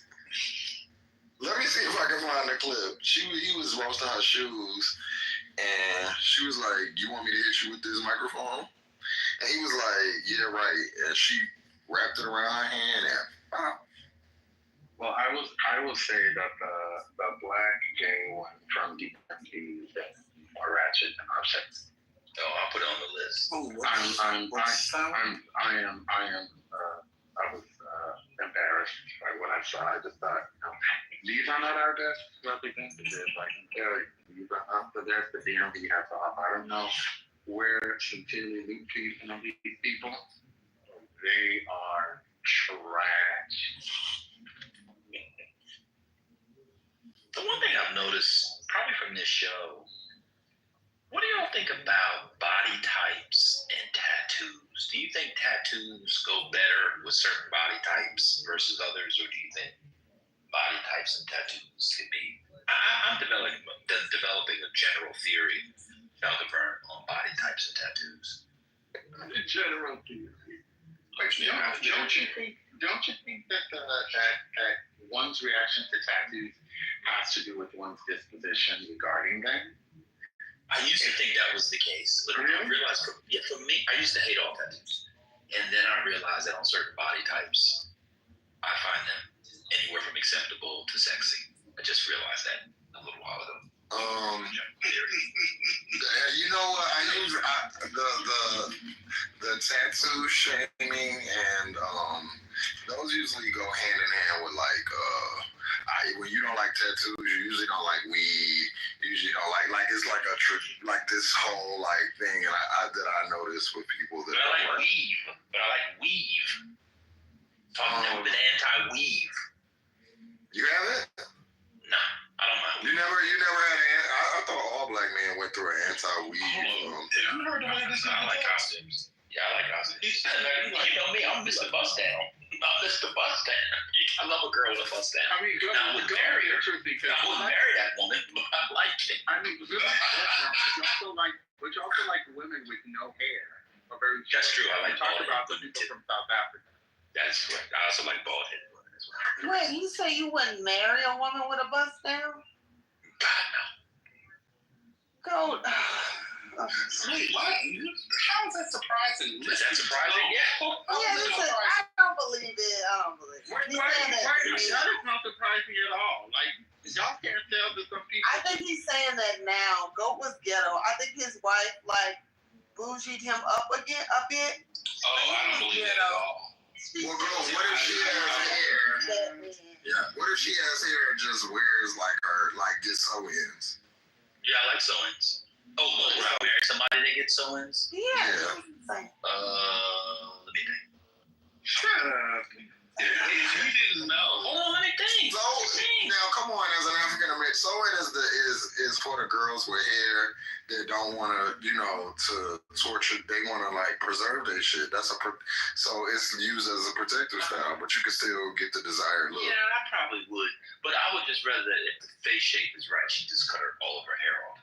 Like I like the low hair, all the way from a Toni Braxton down to like a Tulsa girl. Like I like the whole like a Jada Pinkett. Yeah. So wait, wait a second. I do not believe that on your checklist that you're trying to regulate how your woman styles her hair. If you like her, you like her, and whatever hair she got going on. I think that's a normal thing from there. I mean, you over here talking about, she got a bust down. I like her, I'll date her, but I won't marry her. There are other things that matter more to you than that. So you just you know content. This is for content. No, it's not content. I'd be fine with a bust down for the wedding, like for the photos. But like for your daily life, we're going to Target and you picking up some Gatorade and Metamucil. Nah, you can't bust that much. Now the girl that puts the like last time I went there was a girl that had a 26 bust down who put the stuff in the car when I pulled up. It was cute. If I was 23, I would have taken her out, but I wouldn't have a child with her. I'm done speaking. But why, though? I mean,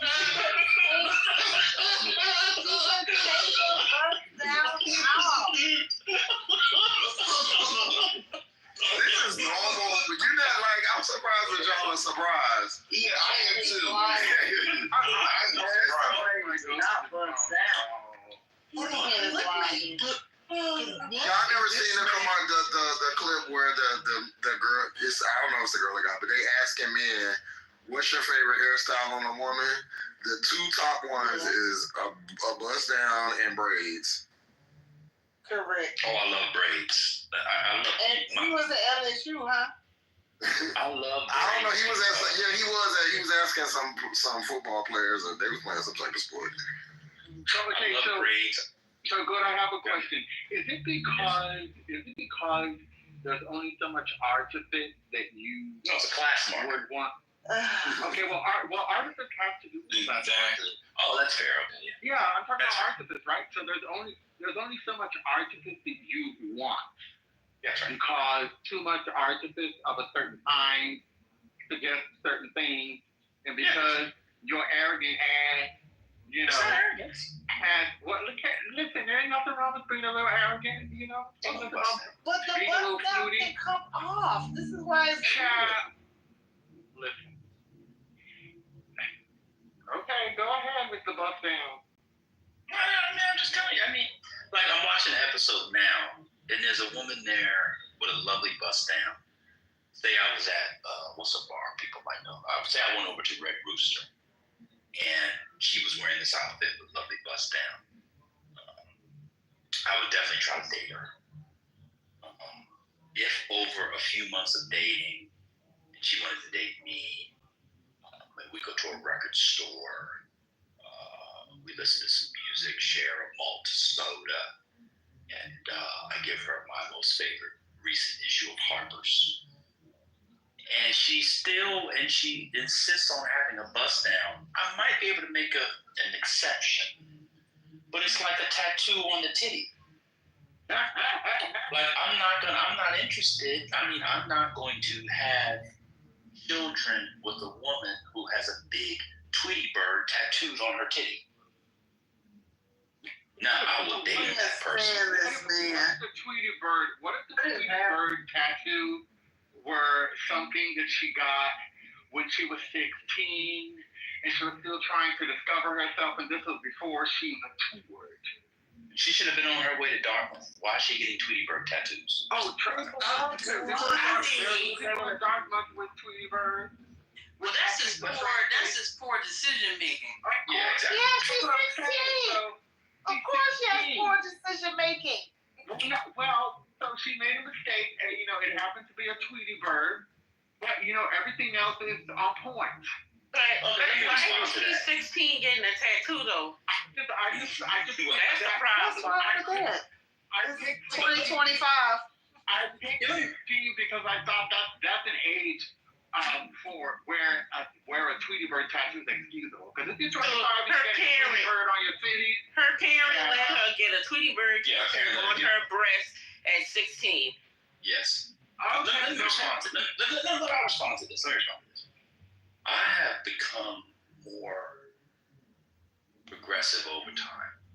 So if that were the case, and the only time the titty tattoo will be seen in public is like on a beach, then I might be okay with it. But let me give you an example. I'm watching an episode right now, that's why it came to mind. There's a woman who's wearing a dress. It's a brown dress. It's like a jersey type dress, one piece dress, and it's very tight. She's a shapely woman, but not overly shapely. She's a very attractive young lady. All the ladies on there are always very attractive, but for some reason, the sort of circle area on her décolletage, you all know décolletage area, right? That's missing on her dress, and all I see under it is tattoo. All I see under it is tattoo. That's too much for me. Why is that guy? So I would consider it on a case-by-case basis. Yeah.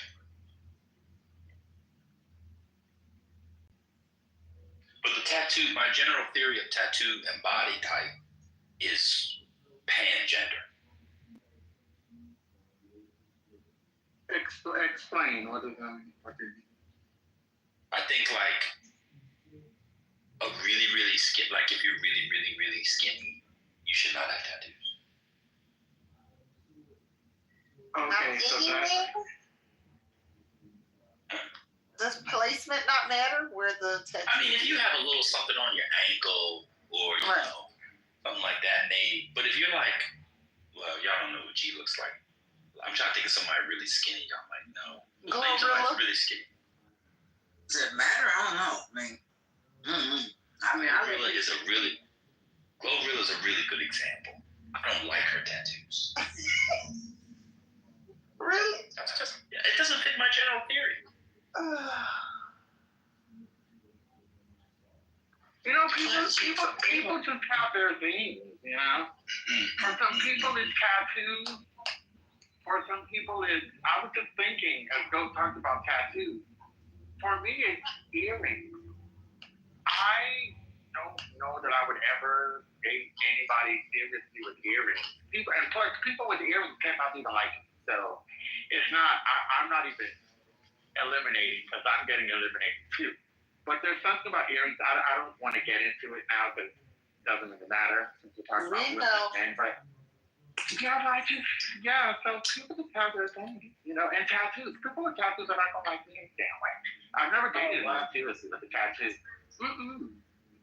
Probably be considered too square for the tattoo people. Are your nipples pierced?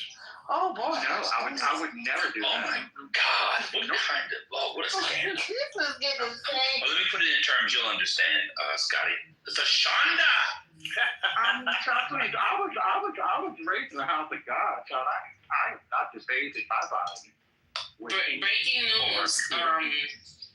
DeWanda Wise is in talks to be Storm. Not bad. She's not a star, but she looks like Storm. This could make her a star. She was the woman, for you guys that don't know, in She's Gotta Have It, the TV show. She looks like Storm, actually. That's a good choice. Yeah, that'd be a good choice. But like, if Gad had tattoos, that works. Very muscular, you know, broad shoulder, like a good build. You take somebody that can't bench press 85 pounds, skinny arms with flabby triceps, and you put a tattoo on that looks terrible. This general theory is pretty good, isn't it? People are starting to see where I'm going. And wait a minute, can you imagine they got a Mickey Mouse tattoo? Oh God! Otis, I heard you had a trend. Oh no. He would lose all credibility. See, this is what I'm talking about. It depends on the tattoo. It really does. Especially if that person is 40. Well, some of y'all got that's what I always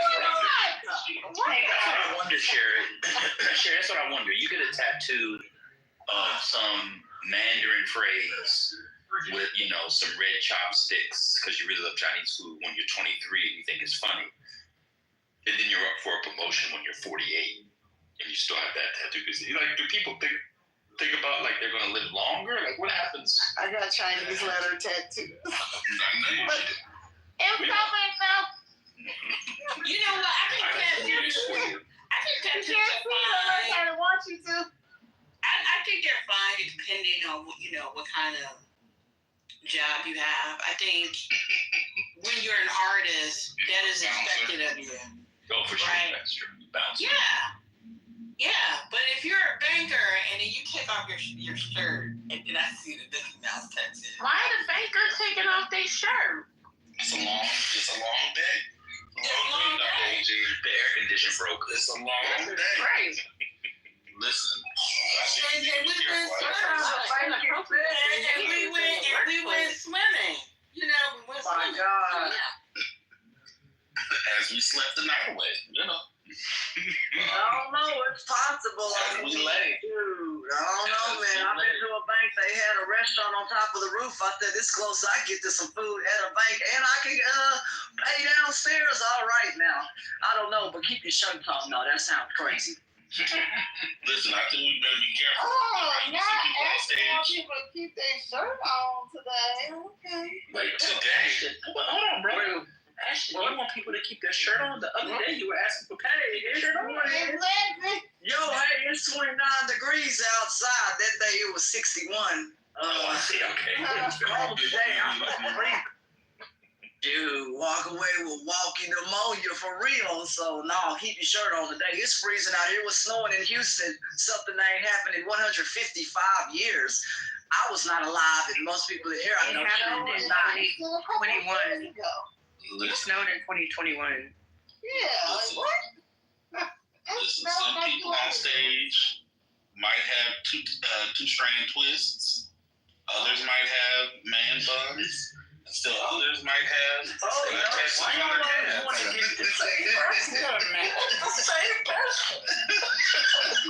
Daddy had 2-strand twist in a man bun? Oh, who is that? You got a man? I wish I had a big booty, wonderful woman licking your hair like two little fingers to all. I Is MJ still trying to tell y'all on I put the name in the chat. I put the name in the chat. So don't be discriminating amongst the people that do get tattoos in the name of and it's the giraffe. It's the giraffe. It's the giraffe. Who's Thomas's auntie? It's somebody's auntie.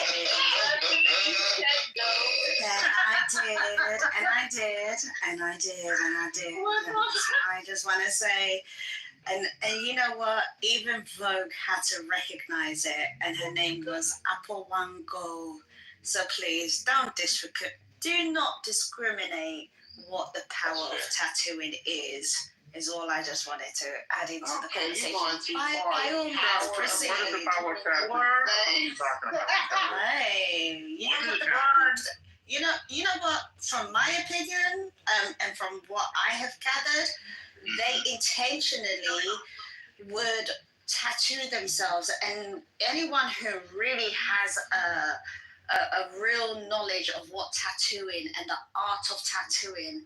There is an art, but also it was a way of women preserving themselves to make sure that they would never be claimed to be in slavery. Child, we in the U.S. Yeah, you don't want me to wake up on all of that. And that also goes for earring piercings or anything like that. You do not want me to talk about. Yeah, we don't want to hear that shit. Oh, geez, that's crazy. America, she over here. Why you moving the tattoo lady? Jesus. That's wild. What was she saying? Imagine letting people who have tattoos on their calves. Yeah, what she was talking about. I don't know. Not letting her speak. I moved her down. She was talking Jimmy. I don't know. What was she talking about? Oh no. It's got to be right. Shout out to the tattoos. Shout out to the brands, the fraternity brand. Shout out to the tribal bar nigga. Shout out to the trap stamps. Will somebody do him next?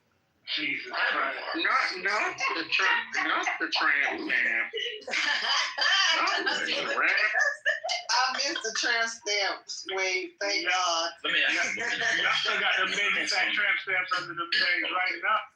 No, the tramp stamp usually has your name in it, so that way. Nah, I got one. They got my husband's name in it. Okay, so it's either your name or the man's name.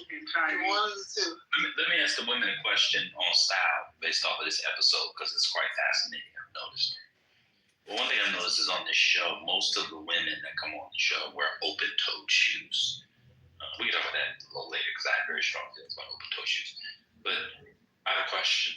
Do you all spend much time thinking about the not the functionality, but the aesthetic of the heel shape on the high-heeled shoe? And if so, what is the thought process behind wearing different types of heels for the aesthetic of that? This is fascinating.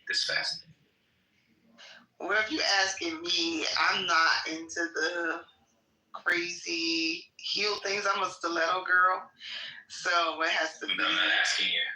Alexa, play Pumps in the Bunk.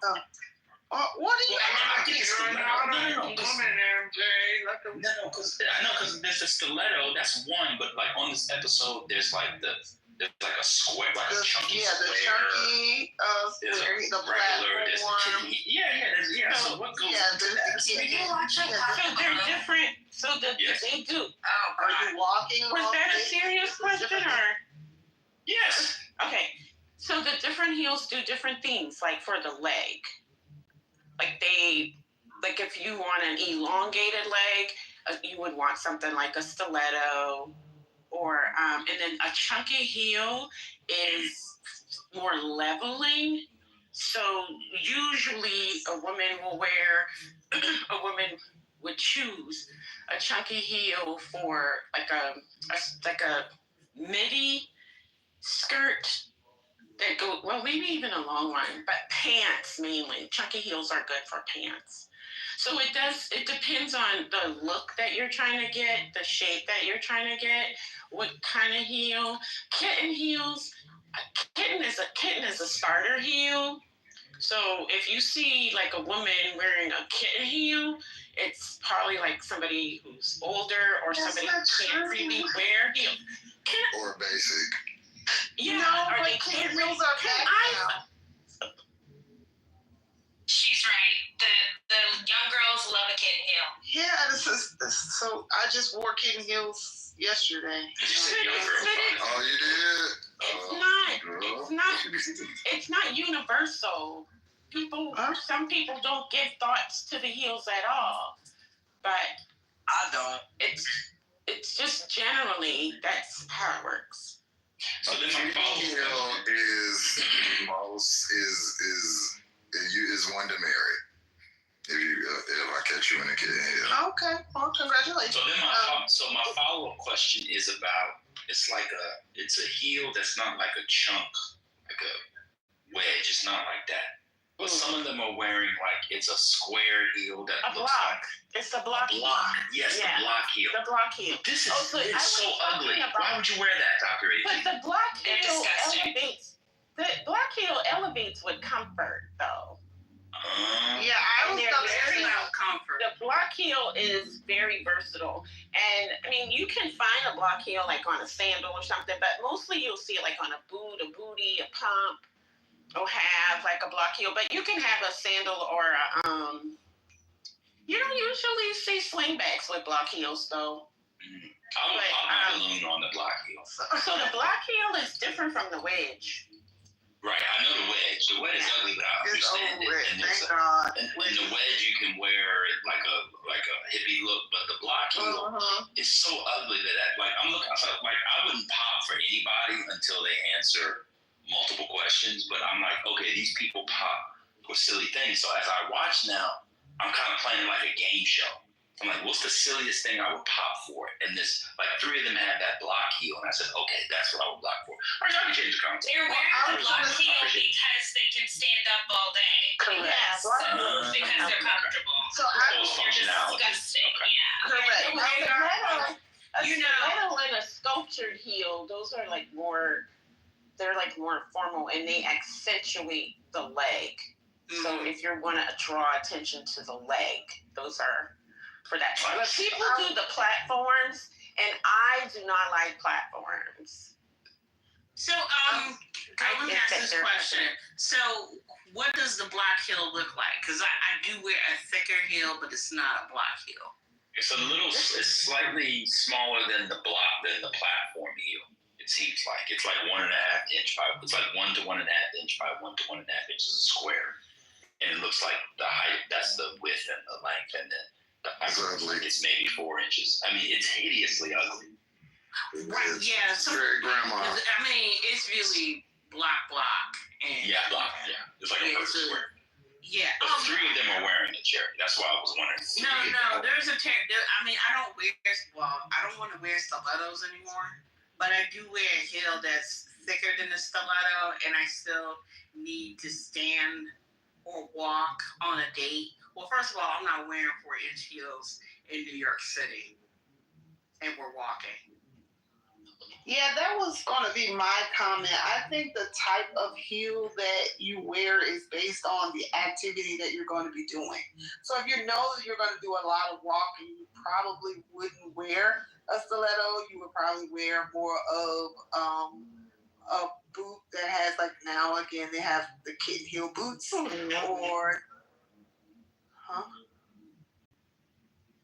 they have like the kitten heel boots, or you'll do a chunkier type of platform, thick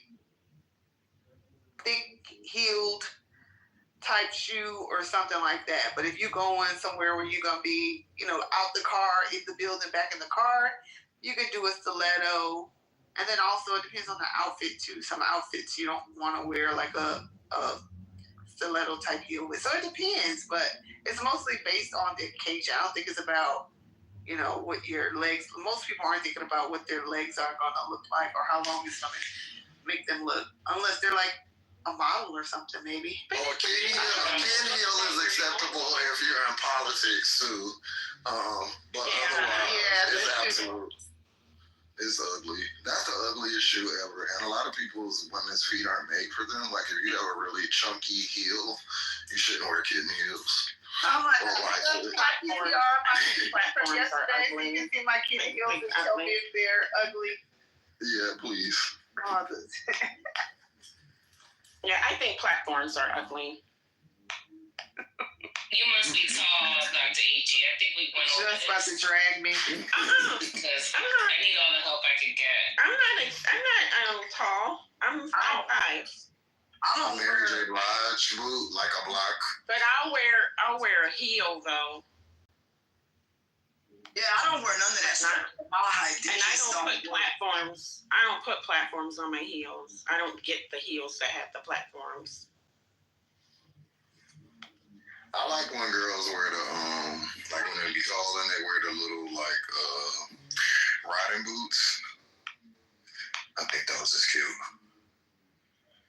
Are you talking about the thin line between love and hate when they went on that ride, that book, Yeah, horse I'm like, yeah. Oh, I love a good riding boot, especially in the winter. Right on, keep your feet.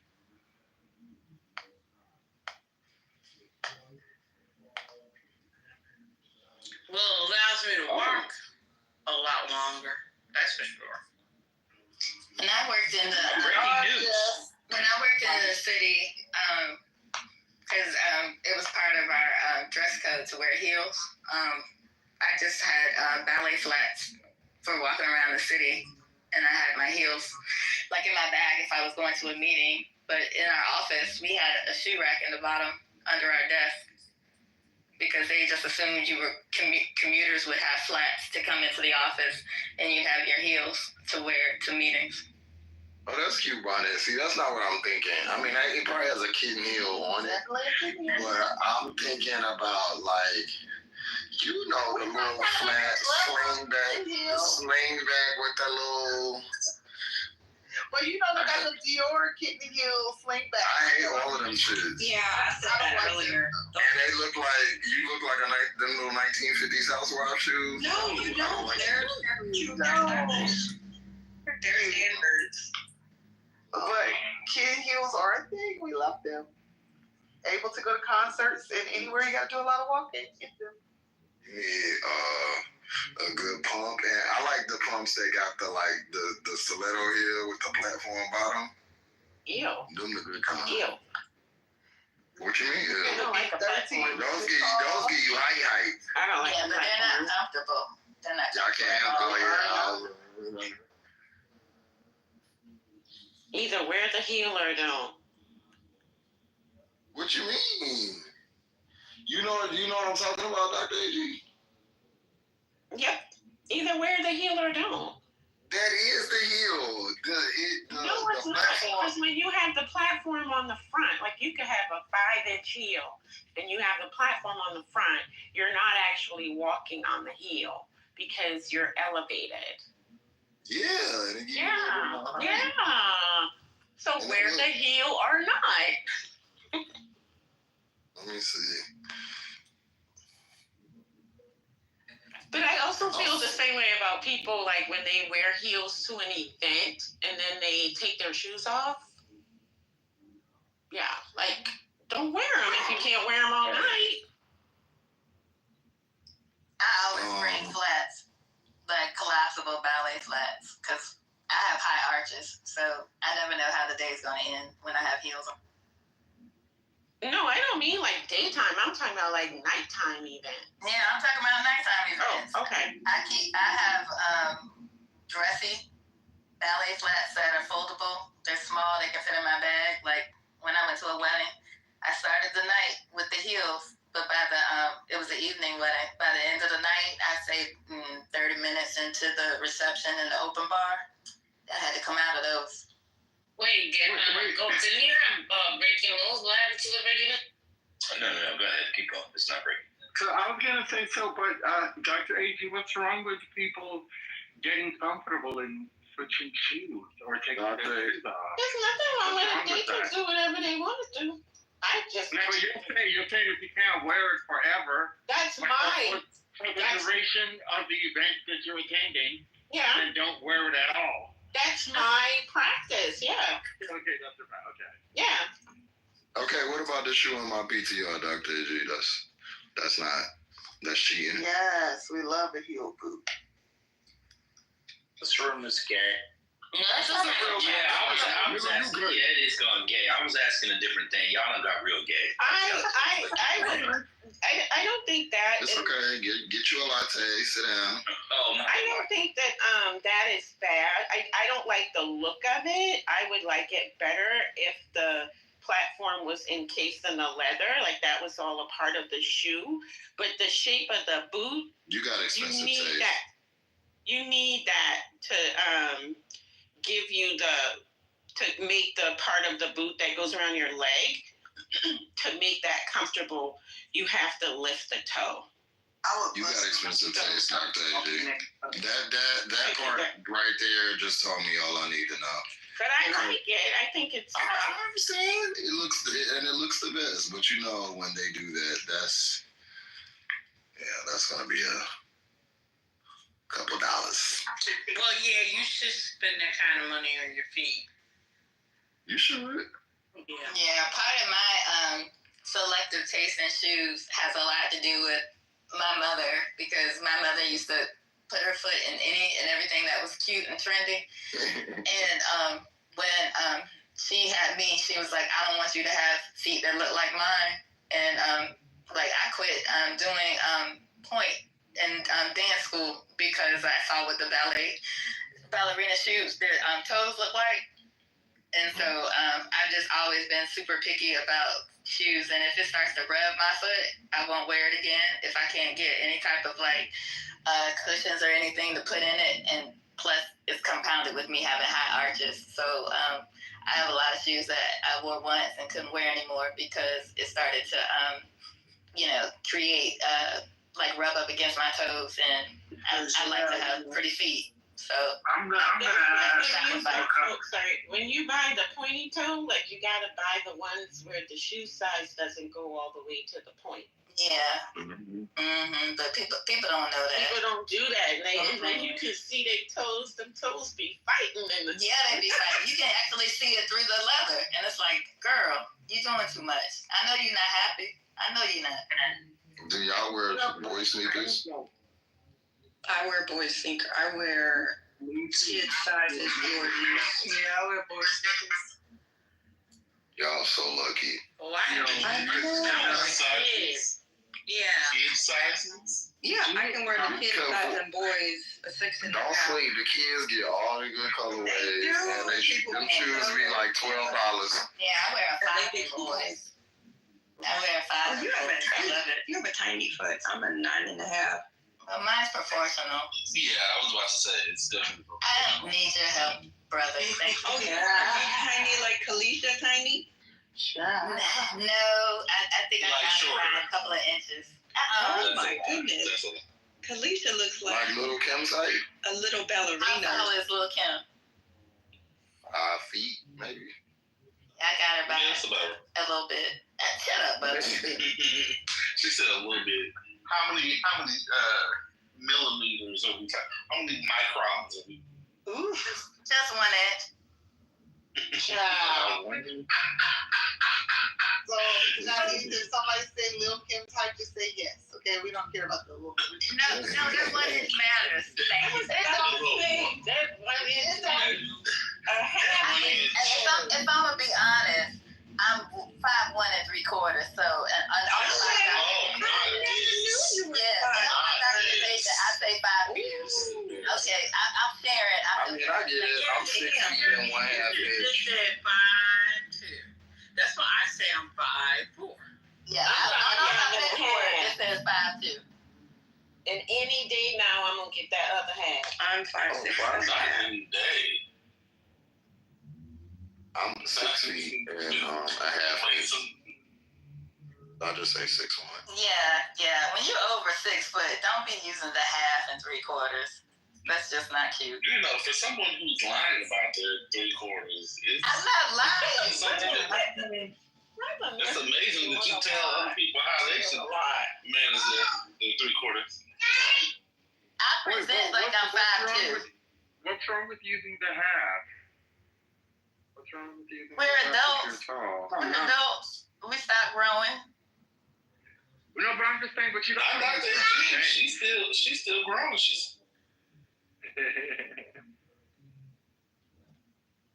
Well, I feel if I say that I'm 6'2", I'm lying because I'm not. I'm a little under, so I usually say 6'1 and a half, and that's it. But with those curls, don't you clear the 6'2"? Yeah. Well, so I don't like to exaggerate things. I'd rather people go, "Oh, you're taller than I thought." I mean, you deal with that 4C hair, but okay. No, you know what, Mr. 1B. Okay, because not the texture, not the texture. Let's be clear about who has straight hair on the stage. Okay. That's on you. Y'all know that most black people don't have 4C hair, right? Mr. 1B hair don't call my hair. Well, the brother from the motherland tried to tell everybody he had 4C until it was revealed to him that in fact it was 3A. I really didn't think I had 4C hair. I was so disappointed. MJ, how much height does that bun get you? Oh, the bun is in the back. The bun is in the back. Man. Oh, you got it. Okay. Well, I didn't know MJ had a bun. MJ, let's see. I had a bun. Not a chignon. I switched my hair up, guys, because I could do that. That sounds Let like us Florida. MJ. What? Block out your face or something, because I got to see this. I never would have thought it. Y'all ain't gonna see my hair, y'all. Yeah, I can't wear none of them shoes y'all were talking about. Me and my boyfriend, he was over here laughing. He said, "You're 6'3". I said, "Well, no, I can't walk and like that. Not at my height. I look like something on stilts. I'm good. I don't want to wear none of that stuff. I be done fell on my ass trying to wear heels and shit." You see the basketball player, ladies? I know, but I tried. I beat off. Hell no. Hell no, girl. Better give me. I told my boyfriend, hey. You just have to strengthen your ankles, Ashton. People think that it's in the calf muscles or the knees, but it's really not. It's in the ankles. I'm a swimmer. I got nice and flexible. Yeah, you got to get your ankles nice and flexible so that when you put it in that heel, you're not stressing the ball of your foot or the heel of your foot because your ankle is giving you what you need. That's the secret. And that's well said. And I have good ankles from women. I actually have flexible ankles, so I really never had like ankle injuries or nothing because of that. But I wear, Jordan stuff like that, dress shoes. I mean, I really don't care. Like I told my boyfriend, just, brother, just give me what you get. And he gets me very nice clothes and very nice things. So I ain't complaining. Shoot, I got a good life and a good place. I ain't mad at him. Give me what you got, brother. And he does. Hooks me up with nice suits. I love him. Hook it up. I know that's right. Shout out to Black Love. Exactly, Glass. I don't like heels. Reflection. Any of the men on here wearing heels? Jess, you got any heels? Cowboy boots have heels. Yeah. We're not from Texas, you know. You can get some cowboy boots for $1,500 to $2,000. You lived in Texas, though. But that was a Yeah, thing. I did live in Texas, but I was not about to pick up all those silly Texas ways. No. I was What do you not about to mean? do all that. What's silly about Texas? What do you mean? Everything is silly about wearing freaking cowboy boots about those freaking racist Confederate brother bitches. I was not about to do that shit. But you never seen the trail riders in Louisiana? They all wear cowboy boots. Right. I know, but Mickey, I'm from California. When the buffalo. Oh, y'all always go for that. Y'all I'm from California. We don't do that. We're not gonna talk about the guys that are 5'7" that wear Timbs for the extra 3/4 inch. I mean, they're regular. I've seen men in regular shoes that have heels, and you know, especially like if we're gonna be honest, these basketball players that are and football players now, it's the thing to be fashionable when they're getting off the bus and walking to the locker room. I see some of them wearing heels. Not to mention, a lot of the designer shoes now, including sneakers, have a big old platform on them. Yeah, I love the sneakers with the big platforms. They're not low. And they're super comfortable too. So I don't know though, cause they be heavy, Dad. Them shoes. I like no label sneaker. Give me my Nike and my Adidas. Don't them label sneakers. Yeah. They just be copying like if you look at all the label sneakers, they copy the Nike style, whatever. Like it'd be an Air Force One style or a Converse All Star style, and they just add shit to it. Just give me some. I wear Nike's are all I wear. That's it. You'll never catch me. Yeah, Nike is my one. I'm not really. You know what male shoe I hate? And it's probably trauma from some of the men that I saw growing up. The men that wear the shoe with the tassel, the flat shoe with the tassel. Not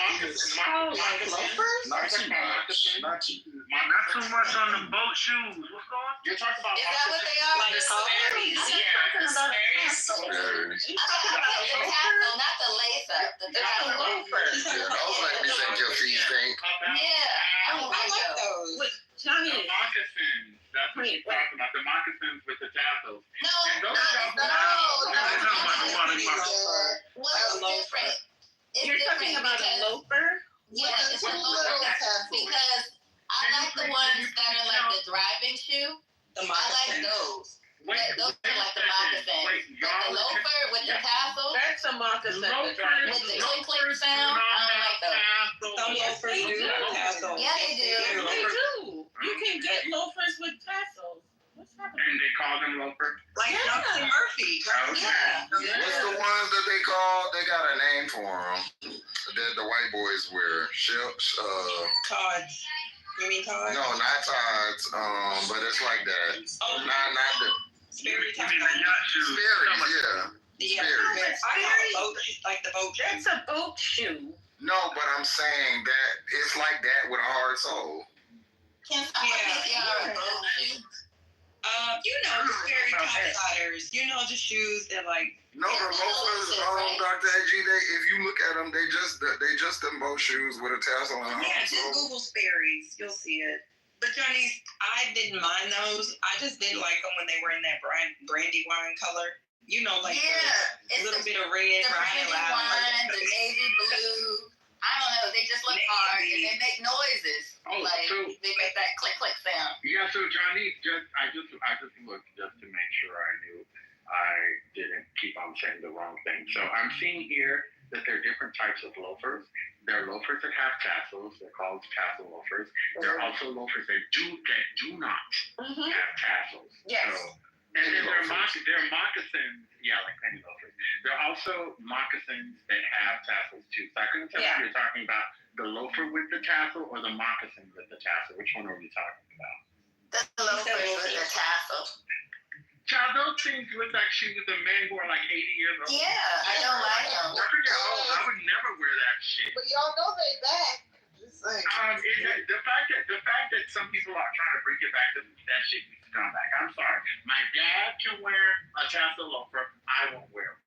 Sometimes you gotta get Because these is fire right here that I'm about to PTR. But the younger guys are wearing them gad yeah. I've seen them popular like for weddings. They'll have like the tapered leg, well not tapered, but a shorter leg, or like These right here, I love these. Like the no sock. Okay.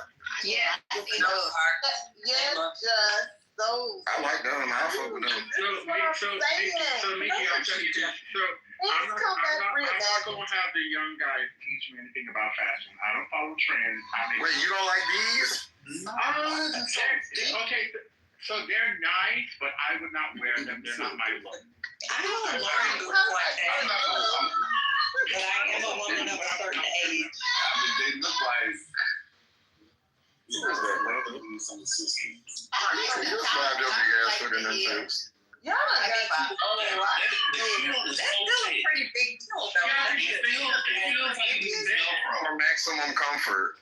It feels like they're like this. That's a chunky heel. That's a chunky heel. Cause see, aerosols would make that shoe. That's still a pretty long heel, lower at about 2 inches. So I can tell. I like that. So I can tell the reason. It looks like you get McDonald's Caesar breakfast. So I can tell you. So the reason I wouldn't wear those is that for me, I like a loafer to function as a dress shoe that I can wear without socks, and I can dress it up or dress it down. And the loafer in that particular picture doesn't work for me, but I think it is nice. I would never say that on somebody and say, oh, it's not a nice shoe. It's just not for me, but I think it's nice. See, I would never. Only way I would wear loafers is dressing them up. Right. So that works for me. If I was dressing it down, I just wouldn't wear. I would just wear sneakers. But Dad, you also don't like to dress up. But what about these right here? Hold on a second. Let me correct something. So, Bonnie, when I say I don't like dressing up, I don't like to wear a tie and I don't like to wear a suit. But trust me, I clean up very well. I wear loafers with dark denim all the time. Like my favorite thing to wear to the opera if I'm rushing is a pair of dark denim with loafers, no socks, and a sweater, and a light jacket if I need one. But for me, loafers work really, really well with dark jeans or slacks or chinos or whatever, because they kind of give you that, they give you a little edge, but not too much of an edge, and they're dressier than a sneaker, because sometimes you don't want to wear sneakers. Sometimes I wear sneakers to the opera too, but sometimes you don't want to wear sneakers. So, loafers are a good alternative that's not a lace-up shoe. Yeah, I think those are cute, Just. We wore the shit out of those. Remember Pretty in Pink? I think that, what's his name, wore those. I like those. I like the checkered ones, but I'm a loafer person. I probably have more loafers than, See, I don't like regular like dress up shoes or whatever the fuck you call. I call them shirt shoes, but I know you call this like got another name. So like those, if I'm gonna dress up, I would wear something kind of like that. That's a loafer with the tassels that Jonice doesn't like. Johnny said you like them. Yeah, I like those. I just don't like the bottom of them. Just, do you wear slacks with no socks and loafers? I don't wear nothing with no socks. Oh, okay. I love the no sock look. I love it. It had to grow on me. The ankles with the It had to grow on me. Just because, I attach the no socks look. Like if you're doing a no socks look, I'm instantly looking at how your pants are fitted. Because everybody that does it, some people just wear pants that are too small, or their high waist are not really tapered. Like I can't compartmentalize the shoe and the no socks with the pants. It all has to fit together. And then So let me ask y'all something. When y'all see an adult man in like sneakers or Jordans, do y'all think like he's childish? No. That's an everyday fit. Who the fuck said yes? I mean, I think it's either childish or. Yeah, but you're not black, so you don't count. He didn't. You have like dress sneakers. They have dress sneakers. For me, it would depend on what the situation is. Like just walking around in the grocery store, or what's happening? I did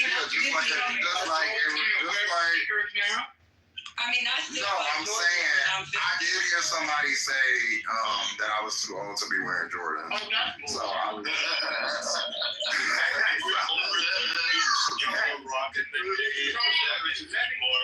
So no, let me explain something to y'all. Y'all do not hold on. Listen, you guys don't understand black gay male fashion. Some of these rules that y'all are trying to apply to black and gay men do not apply at all. Okay, they don't. A stylish black gay male who is 80 years old and has it together is going to rock a pair of sneakers and kill it. We don't subscribe to some of these standards that y'all have, like, oh, if you're a certain age, then you can't wear this. If you're a certain age, you can't wear this. For us, the rule is simple. Can you rock it and make it work? If you Well, they said they don't care. Oh, okay. Y'all said y'all don't care, right? I don't know who told you that. I'm always gonna buy. I had a woman actually was like, oh, she was. I mean, we didn't have the gay conversation, but she was like, yeah, you ain't gonna never get no. This was on that work. She was like, you saw she gonna pull me to the side and say, you're handsome. You should stop wearing these sneakers and stuff all the time. And I was like, oh, why you say that? And she was like, it's just childish. When we look at men, we don't want to see Jordans. That's what we put on our teenagers' feet. And I was like, okay. And the kids don't even wear Jordans. The boys wear bands. She said, I know you. Well, I wasn't trying to track her anyway, so. I was like, thank you, Aretha Franklin. That bitch just hold that I'll be honest, Thank you, Aretha Franklin. I do care. I probably would not be in a relationship with a man who wore Jordans, but I love it if you love it. But people wear those ugly ass So, what's your thought? When you see it, what do you think? Bob? Not age appropriate, in my opinion. Are you okay with the branded shoes, tennis shoes? No, I'm not. No. So what do you think? What would you prefer to see on a 40 something year old man? Like what type of footwear? Like casual footwear. I'm not talking about like. I have basically transformed my partner's wardrobe, so he has what are they called? The Converse or the Chuck Taylors. That's we compromised there. Those are He also has. Look, we gotta compromise. It's black love. And then he also has plain white. I don't know what the brand is, but they're plain. No. No, wait, Kimberly, Air Force Ones are not necessarily Jordans. Air Force Ones are, but they're nice. Like basic white Air Force One sneakers are beautiful. Okay, can you describe the tennis shoe, the white one? I'm gonna find a picture and PTR it. Oh, okay. I mean, when you get older, you can really afford like Russell's. Well, I'm a sneaker person. Like I'm a sneaker head, so I just will never. I'll be 70 in a pair of J's. Thank you. Listen, I dated somebody who was in his 50s and he wore sneakers if he didn't have to wear dress shoes and a suit. And this is somebody who was well heeled. All the markers were there, and this person wore sneakers. I like wearing sneakers most of the time because I have flat feet and I believe in comfort. That is my thing. I need to be comfortable. So Nike fortunately makes beautiful sneakers that are understated. Not all Jordans, because I don't wear Jordans. It's just not my thing. But I do like Nike sneakers. Nike makes lots of nice sneakers. I love my Air Max. Air Max is good too. Jess, I have a question. Do you live in a flood zone? I do not. Then why the stick red heel in your Are you wading in water? Oh, so I was just trying to get an opinion. This is a lot of people wear these. You like those? I mean, what else you look. wearing to carry it off? So let me see. I don't hate it. I like the concept. I like how it looked. For on my foot, I don't know yet. I don't know. I can tell you, I have size 15 feet. So you're not going to catch me dead in shoes like that. Yeah, same. Why not? My feet are too big for shoes like that. I think if they was like all red and like you know like. All red. Now all red shoes do not look good on people with big feet. That's a nice shoe. That's a nice shoe. You like those, Dr. AJ? Yes, I like them. Those shoes sound noisy. Those shoes look noisy. Like they feel like they squeak. No, they got like a soft, rugged bottom. So like if you get caught in a snowstorm, it's nothing. Well, absolutely. Snowstorm, typhoon, blizzard, hurricanes. You will always be able to. I think it's quite stylish, and I think there are multiple ways that you can wear it. Yeah, and I think that little is strong now. No, I'm not. I actually like that shoe. I think. And you see how they got the little suede insert? Yeah, and I like that. Wait, I like that too. And I like that they're semi-patent too. Are those Louboutin with the red? Or it's just a. I'm sorry. What about the red? Person for shoes. Is that Christian Louboutin? No. It's not. They don't make. Louboutin doesn't make soles like that. I don't really love his man shoes. I don't like his shoes at all. Pointy ass. They have soles like that. Those are trendy now. Yeah. Oh, okay. You'll see like Alexander McQueen. Is that the DEI version? Oh wow.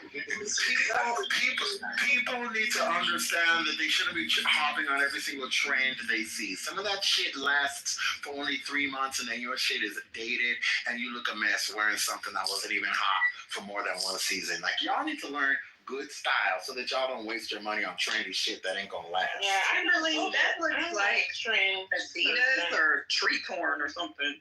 Is that? I think these are like a cute little like play on like because the shoes are like a classic style and it just got like a little fun. Louboutin has a shoe that's kind of like that, but except the sole's not red and it's not like an Oxford. It's actually a loafer. Oh, ladies, do y'all like the Comme des Garçons All Stars for men? I think those are cute. Yeah, I like their little logos. Oh, these are Sam Edelman. You're talking about Simple, you know, his Jordans and gave him Sam Edelman. Yeah, we just had to streamline it. No, those are very cute. Those are cute. Yeah, they're like grown man white sneakers. Yeah, those work. Those work. Yeah, they work. Those give me orthopedical. Just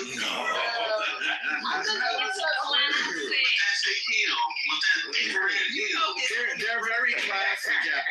Kimberly, don't listen to them. Those are really nice. He's really low to give up his Jordans for those shoes. No, those are nice. Kimberly, don't listen to them. I like them. I think they could be. You could do both. I like them. But they don't got no. It's given. What is it? CNA.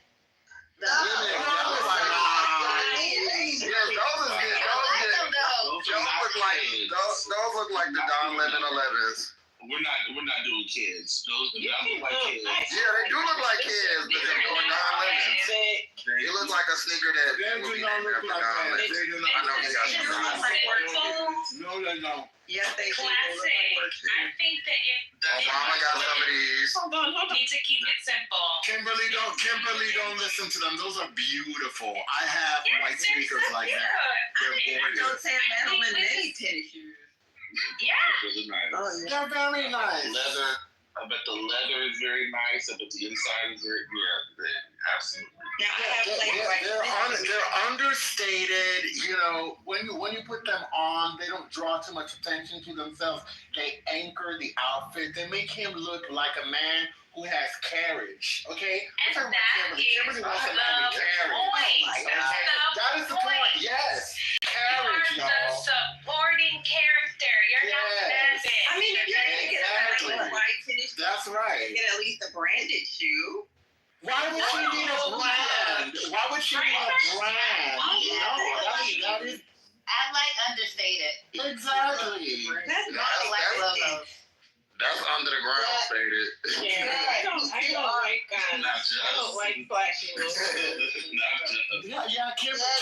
Kimberly is not trying to wear a bunch of labels on her body. Like, y'all need to know her taste. Like, that's not what she's trying to do. No, I get that, but I think those are a little too plain. They're not. For me, because you know, listen, Kim, if you like it and your man, I'm just saying for me. I mean, on his off days away, like he's on a trip right now, he can wear all of the colorful sneakers he wants. Well, what is this with Kimberly? Don't appease him, Kimberly. It won't.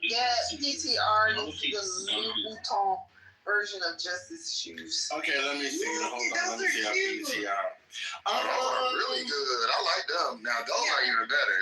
So, I mean, those I like those. Those are really cute. I like those better than the ones. I only say this because y'all know the creator. No. Here's what makes those better. I would never wear them, but I could.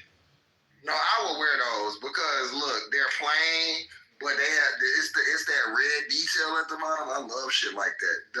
The one in my PTR, I like the red thing, but it's a little too much. And that just got that.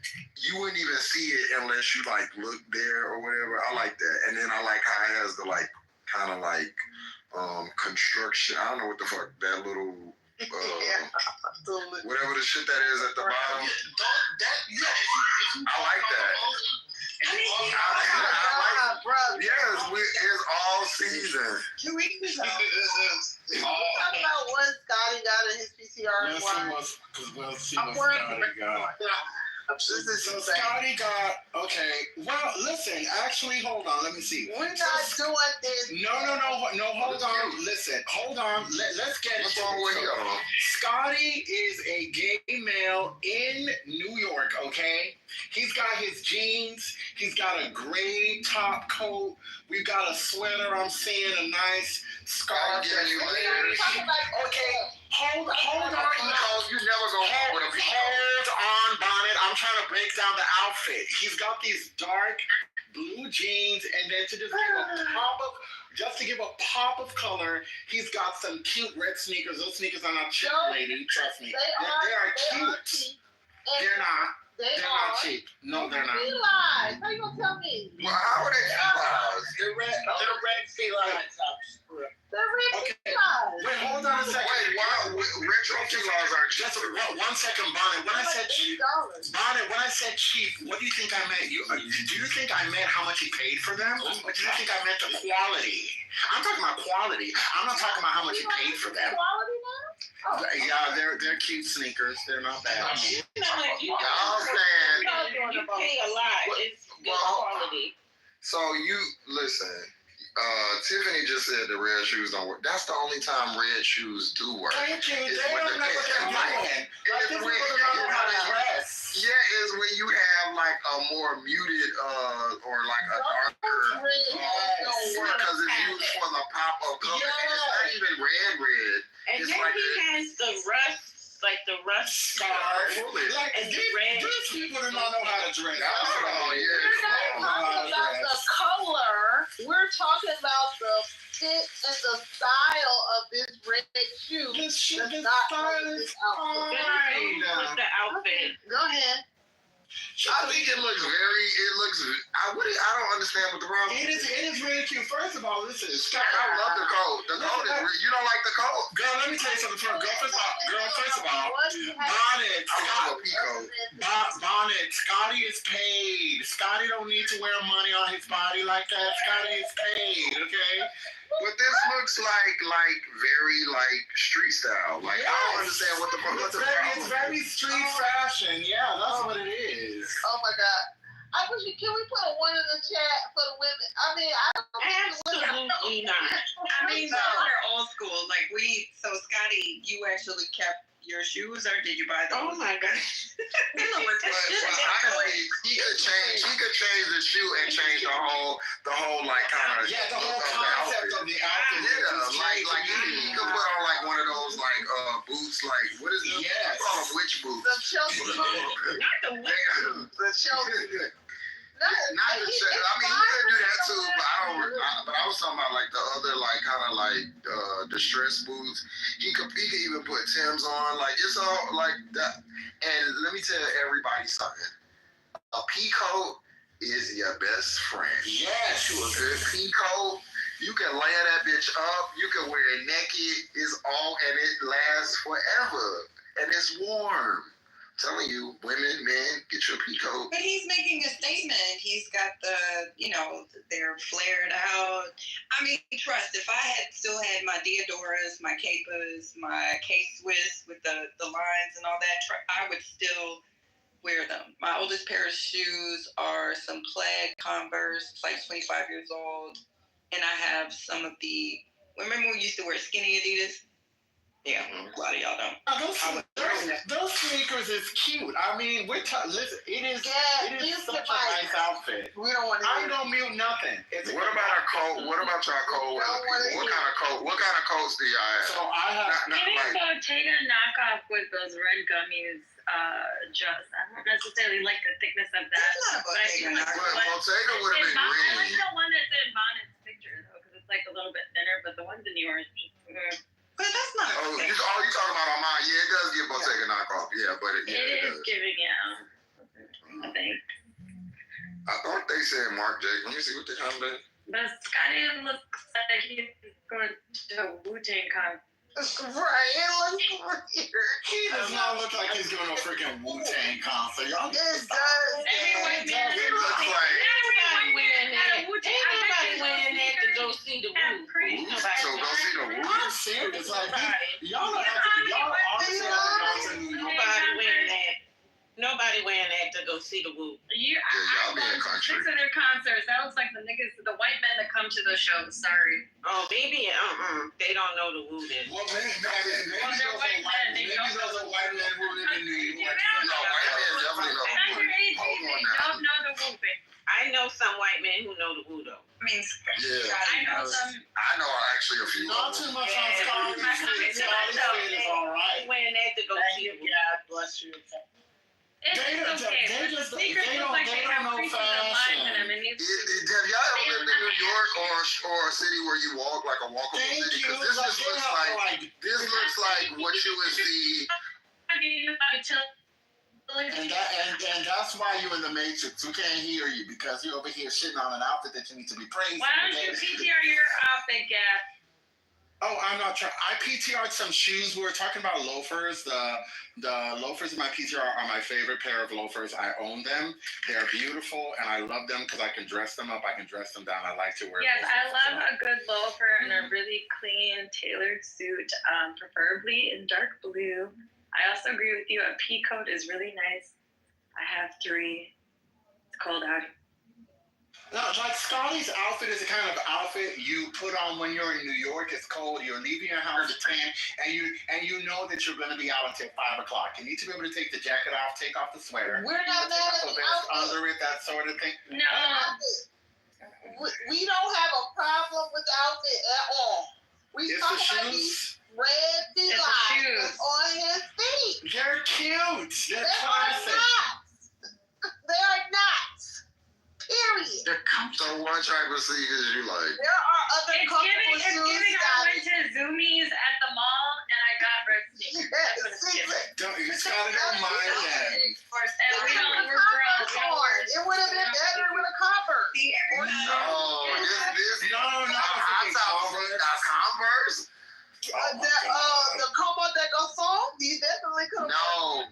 No, not with this outfit. I like those, but not with this outfit. Those are only thing that could have been. He could have did another maybe a high top Adidas or a boot.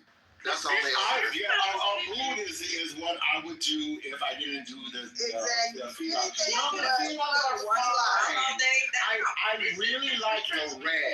really like the red. This is the difference between style and fashion, I think. Oh, for sure. They don't know style. That's the problem. We don't know style. You do not. Some shoes like that. That's a nostalgic look. It's okay because because it's nostalgic. It's a classic look. Like you have all kind of like classic Baby pieces. boomers love it. yeah, it's like a classic look. Like y'all over here shit on a What classic about look. it is classic? What are we talking about? If you don't see it, Everything he has on is like a classic piece.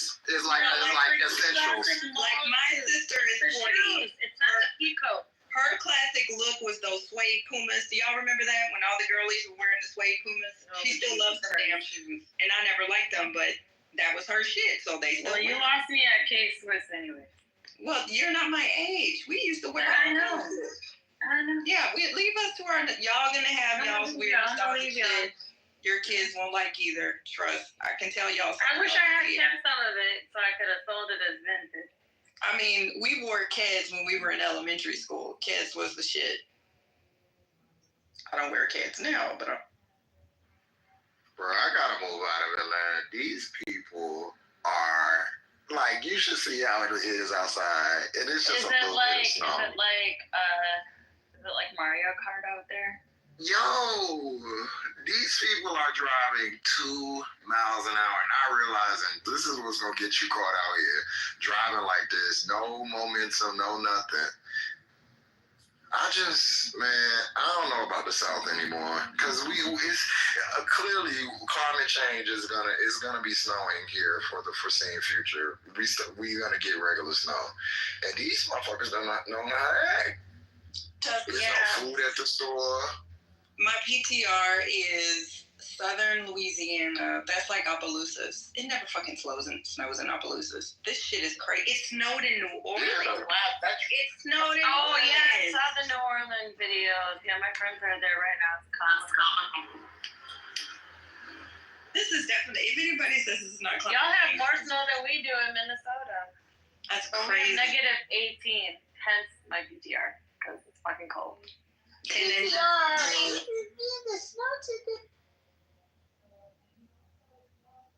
where's that, Lafayette? Okay, Red Jacket, come No, I'm through. in Baton Rouge. I'm taking a million pictures. Oh, that's so if I would pretty. go down there. That's a perfect picture. It was literally white everywhere. It was crazy. You guys got more snow than we've had in weeks. That's a lot of snow. That's a lot of snow. More than we got up here. And I know how it melted, but it didn't melt, so there's still a ton in my backyard. So I don't know. Everything is shut down again for tomorrow. Right. Let me tell you how crazy it was. I did pay attention. I lost my AirPod out there. So bad. So I have one AirPod now. I won't be able to find the other one until the snow melts. Then it'll be destroyed. So there's that. It did snow in North Florida today, and everyone's like, "Oh my God, snow in Florida!" Wow. Honestly, it was actually. I'm surprised it's.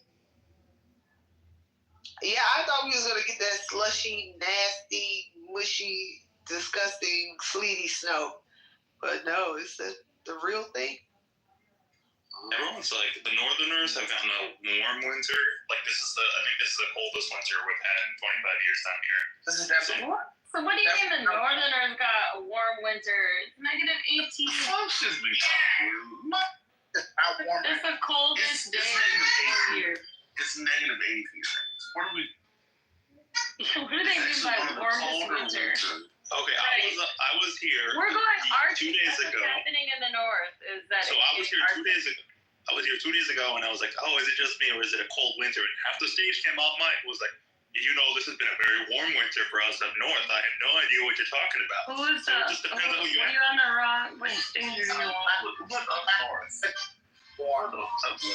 Who's further north than me? I don't think anyone. Exactly. Where is It's been cold as a bitch. It's been negative everything every day. Minnesota or something? Yes.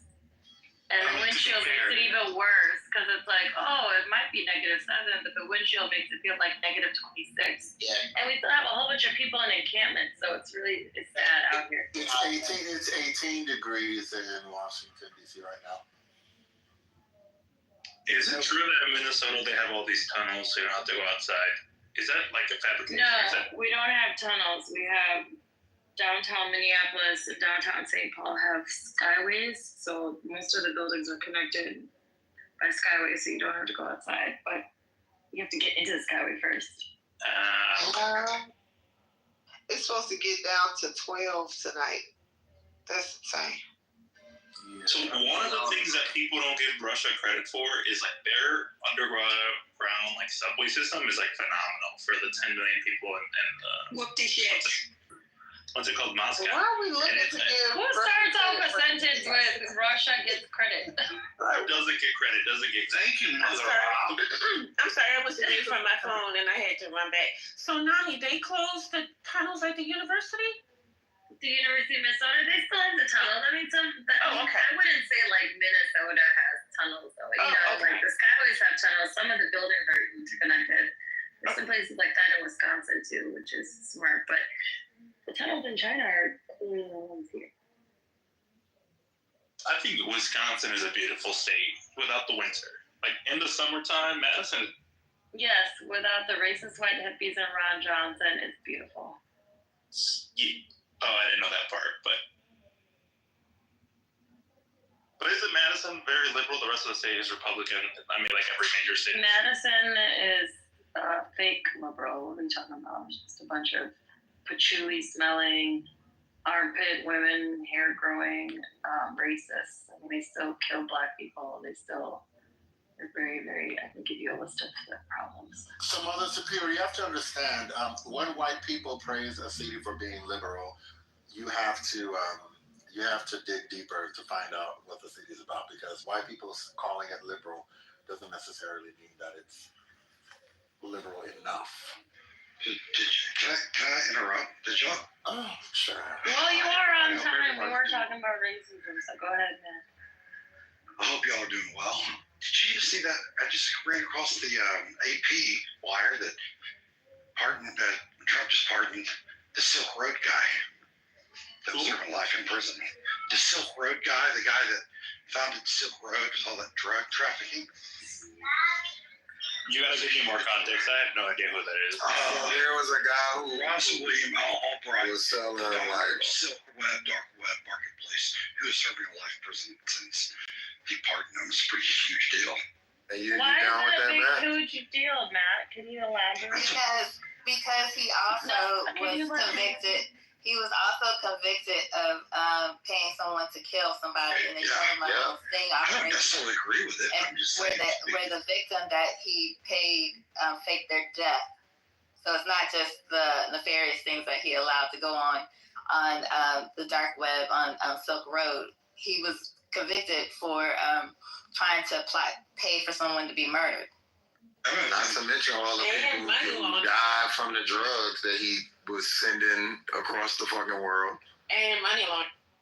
Now that's what, come on now. Yeah, that is like, I thought what he did with the Proud Boys and all of that, J6 was bad, but This is man, diabolical for real. this is for real. really bad. Yeah.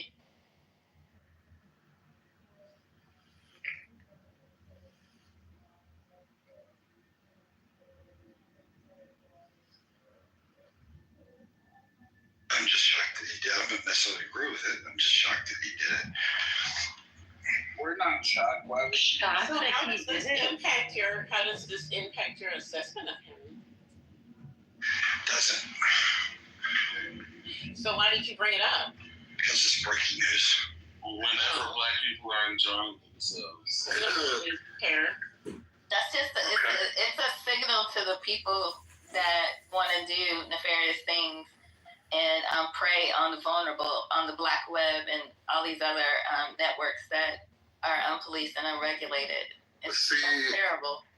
I knew I was right about you, man. How the fuck does that not change your judgment of that person? Like, you just... He doesn't think it was an insurrection, and he doesn't believe that Trump lost the election. That's why. But even if he don't believe that, I'm talking about him pardoning the Silk Road nigga. Like, this motherfucker, there's a whole documentary. Go look into the type of shit that he was into. That is the Law and Order party, but that doesn't change your view on him. Man. Was that the dark web guy? The Silk Road dude? Yeah, I mean, he was like one of the first dark web niggas. They were selling children on that website, Matt. All kinds of stuff on that website. Jesus. And he pardoned him? Mind you, he's supposed to be the so against fentanyl. That he was one of the first like purveyors of that drug across the world. Like he was sending fentanyl to everybody. People will order stuff and it'll show up as fentanyl. So, that just means they're gonna a bunch of those websites they're gonna pop right back up because that's what they're gonna think if he pardoned this guy. And the sad thing about it, here's where it gets interesting. So, fast forward to when all of these other websites start to pop up, because they think now they can do these underground marketplaces. Now, Nikki, you and I talked about how they already rolled back or blocked, the Supreme Court blocked that FinCEN Act that made you have to report your company.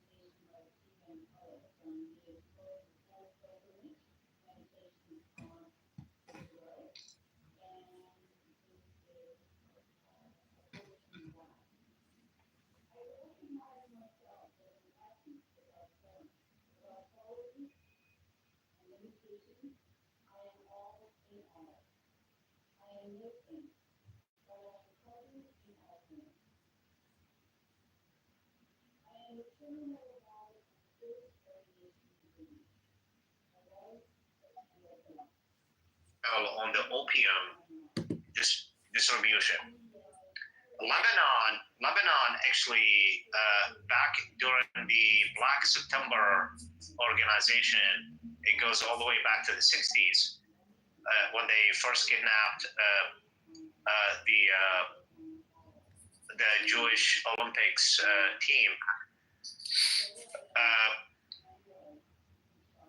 When that organization got chased by the Israelis, they actually fled. A lot of these Lebanese oligarchs, they fled to South America, and they actually started the cocaine and the marijuana distribution and international, basically, operation.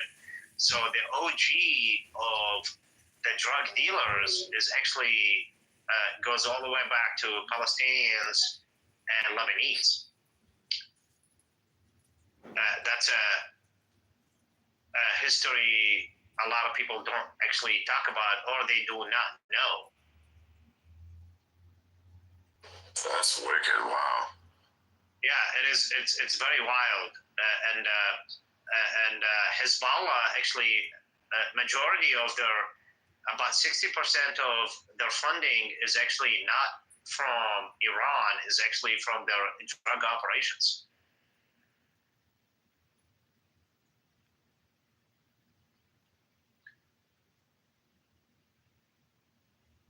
Yeah, but that drug operation was being facilitated by Iran, right? No, actually it's facilitated by South America, because they have a generation of Lebanese that fled from Lebanon to South America between Colombia, Cambodia, There's more Lebanese than Lebanon itself. Yep. Yeah. And if you go to Brazil or like some of these, even what's his name, Bukele, what's that country? I'm sorry. El Salvador. Yeah, El Salvador.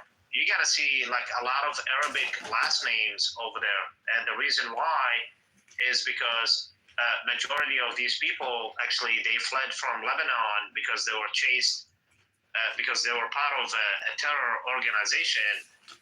And just like the Nazis, they fled to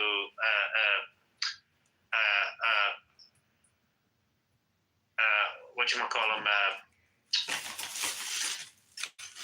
Argentina. Yeah, Argentina. Yeah, a lot of but that's not entirely accurate either. That's like, with regard to Argentina, people like to point out that a lot of Germans went there. Well, the reasons a lot of Germans went there after World War II isn't just, it's not like there were no Germans there before. In fact, there were.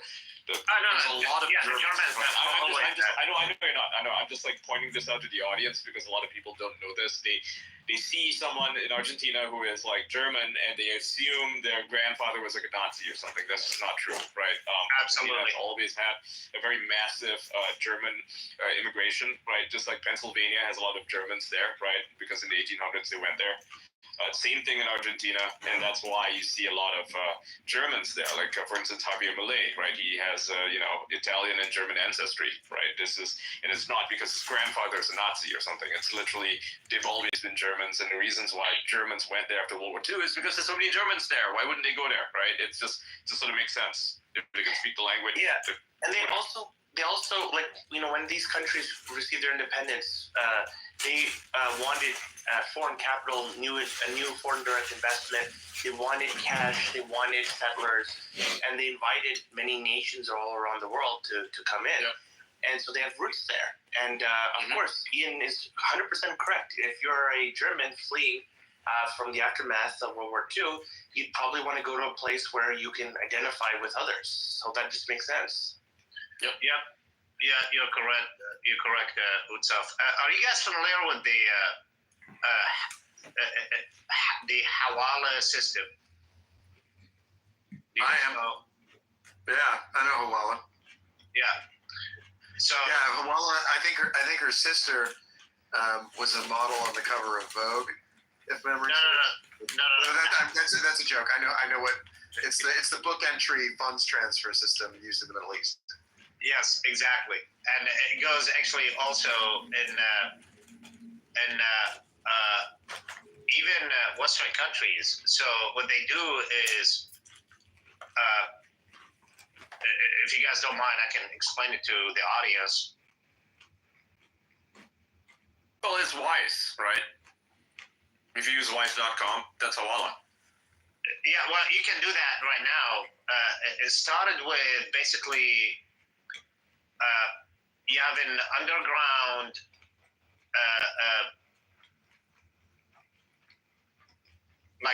basically New York market system type of thing, and people like exchanging money. Yeah. And basically, if I want to send money, let's say I'm in Iraq or Afghanistan or whatever Arab countries that they don't have a SWIFT banking system directly with the West. So you give a guy money, and then he will call up his buddy somewhere else in the world, and that person will give that, whatever capital they have there to the person you were sending the money to. That's just that's how it works. It's Western Union uses that system. The Templars, Knights Templar, like 700 years ago, they kind of invented that system, right? Or maybe they didn't invent it like they were not like necessarily the first, but they were definitely, they came up with it independently, right? So it's a system of promissory notes. You buy a note, which is like it's money. Not promissory. It's not really promissory notes as such. My understanding is that what happens is, let's say Alice wants to send Carol $10, right? Yeah. And so Alice owes, Bob owes Alice $10, and Bob owes Carol nothing.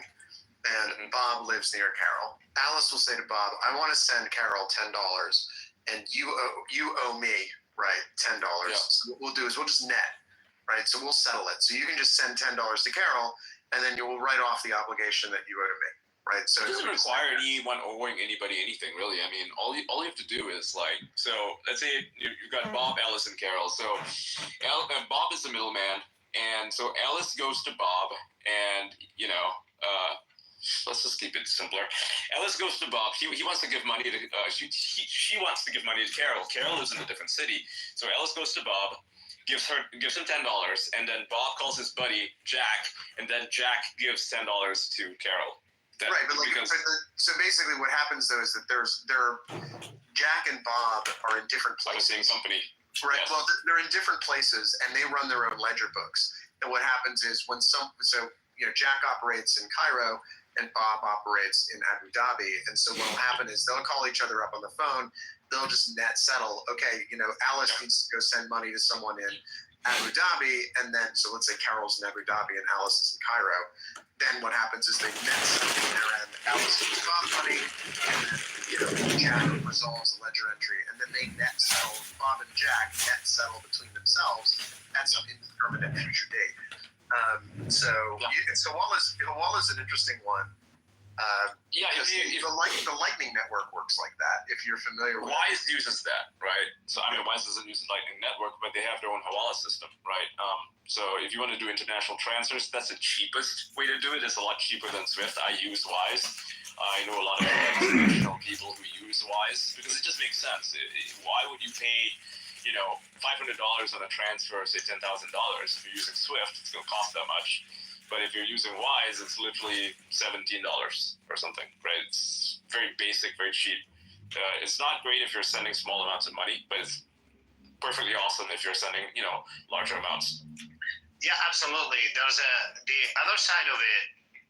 They got a little bit smart because the FBI was monitoring the transactions, and they start using NGOs. Mm-hmm. Yeah. That's not. I think there's actually there's 2003 guidance from FinCEN on this because it was after September 11th that they started looking at the Hawala networks and whether they were used to facilitate transfers of money from the Middle East to the United States.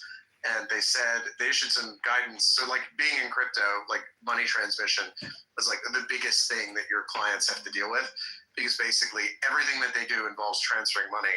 And so you can build anything you want right on the blockchain. The problem is you can build yourself into the position of being a regulated business and you want to stop before you do that unless you're prepared to go out and get a bunch of licenses. So there's interesting guidance on this from FinCEN in 2003 if you want to look it up on how Hawala systems work, how they're treated from a regulatory perspective. And all of it is really relevant to a lot of things you see in crypto, right? This is not like a crypto conversation, but like if you're looking at, for example, XRP used to do, they had a Ripple ledger system, like I think it was called Interledger. They were working on something like that, which was supposed to be a cross-border settlement system that worked like Hawala. The Lightning Network basically is an automated Hawala system. For those of you who know what Lightning is, which has some interesting like second and third order regulatory consequences, which is possibly why Lightning hasn't taken off in the way that its biggest proponents hoped that it would. So yeah, Hawala's like, once you learn what it is and you start looking at how internet payments work, it's really cool to see how that concept crops up in different places. I like Hawala for the reason that it doesn't collect interest, okay? And this is a really good thing about Islamic banking that most people don't realize. They hear Islamic banking, they think it's a bad thing because, they're Americans. But the reality is that Islamic banking is really good because they don't collect interest and they don't charge you insane amounts of that's not Hawala though. That's I know it's not. I know it's not. I'm just saying, like in general, like Islamic banking systems are actually really good because they don't rip you off, right? You don't have these crazy fucking interest rates like like 20. They don't and they do.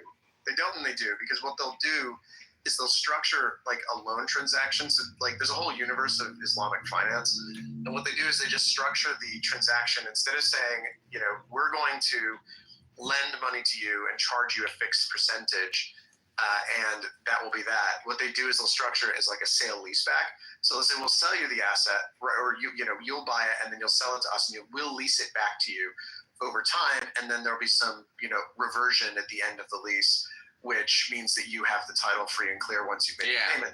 And so like it works out exactly. Basically doing the same thing as interest without the interest. It's just exactly fair. Right. You just like, pay if you can pay off fast, it's not a big deal. And I mean, you can make the same argument. with the mortgage, you can also do the same thing. You can pay it off fast. And then but the problem with with American banking systems is that they give you some 20% APR shit, and then you're an idiot in college and you spend stupid amounts of money in one semester because you're dumb, and then you end up having an interest rate of 20% that you can't fucking pay off. So what you do is you buy another credit card, right? You sign up for another one, which is super easy to sign up for. That's what's so evil about these banking systems in America or in the West in general. What's evil about is the that they banking approve you so easily, even though you're like financially incompetent. They approve you, and then you end up owing everybody money, and then by the end of it, you owe everybody like $1 million. So originally you spent maybe $200,000 or something. That's how stupid that is. The problem with American banks is that what happens is you have this regulatory scheme, right, which is led by the Fed and also U.S. federal bank regulations, where currently they have these maturity mismatches in their portfolios, where they have all of these long-dated real estate loans where they're getting paid 2%, and when they want to borrow money or lend it out again, right, like to interest holders, they've got to pay 4 or 5%. Right, so there's a maturity mismatch on the process is called maturity transformation. So usually, what banks do is they lend out money for long periods of time and get paid back. And then what happens is they get short-term depositors to give them the money, which they lend out for a long period of time. Where they get into trouble is when there's a run on the bank, and the short-term depositors say, hold on a second, we'd like all our money back, please.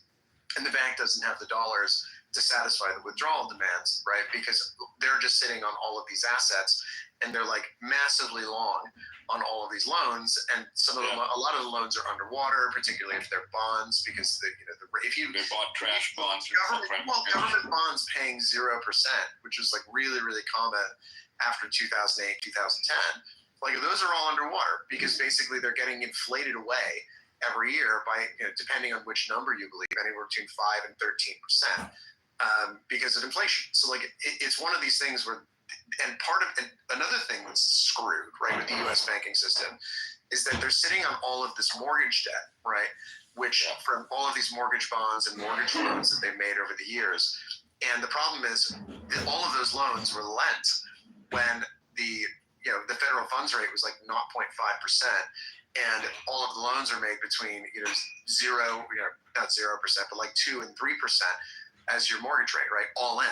And so a lot of those are 30-year loans. So they're fucked because basically they're sitting on all these underwater assets that if they wanted to, right, if you're sitting on a 30-year mortgage at 2.5%, and if you want to go out to the market and sell that loan, you're not going to get the face value of the note because the note is going to inflate away over time. So the note's underwater, which means that when your depositors come calling and say, hey, I need money out, please, the assets you have on your balance sheet may be insufficient, right, to match the demand from your depositors to get the money out.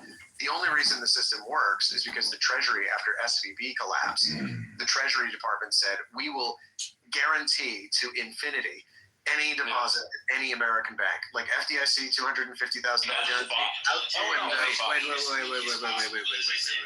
You're kind of missing what they actually did. What they did was that they, behind the scenes, allowed these banks to convert these bonds into cash. That's what they did. Well, they allow them to convert them. Is it that they convert them into cash, or is it that they mark them to face value, and don't have to recognize the loss until they go to dispose of them? So basically, it's not that you can convert them to cash. I don't think they can go to the Fed and get full face value in cash for these bonds. No, I'm pretty sure they added something behind the scenes for these banks to be able to convert them to cash, specifically only to pay off the creditors, that pay off the customers. I'm not sure. I think my recollection is it's fuzzy because at the time we were running around trying to fix things after SVB collapsed. My recollection is that Janet Yellen just came out and said, "Listen, banking," because there was a panic. What happened was Elizabeth Warren, in her infinite wisdom, decided that she was going to go after the two crypto banks. Yes, went after exactly. Signature. Yes. They said these banks, which were both solvent. Yeah, and exactly. These banks, I shut them down. Yeah, exactly. They pulled their charters, and that set off a bank run, which then took down SVB because everyone was like, well, if Signature and Silvergate can go down, maybe we're going to go down too. And people started pulling their money, venture companies particularly, which are very technically oriented, right? All of them do their banking over the internet, and all of them have the ability to withdraw large amounts of funds in a very short space of time. Went and logged on to SVB and had this like digital bank run where they just moved everything off the platform, and it killed the bank in like 24 hours. So because people were worried that the government was going to start taking down banks. So what happened was that in response to the Silicon Valley Bank collapse, the Fed introduced the Bank Term Funding Program. This program allowed banks to borrow against their bond holdings at par value rather than market value.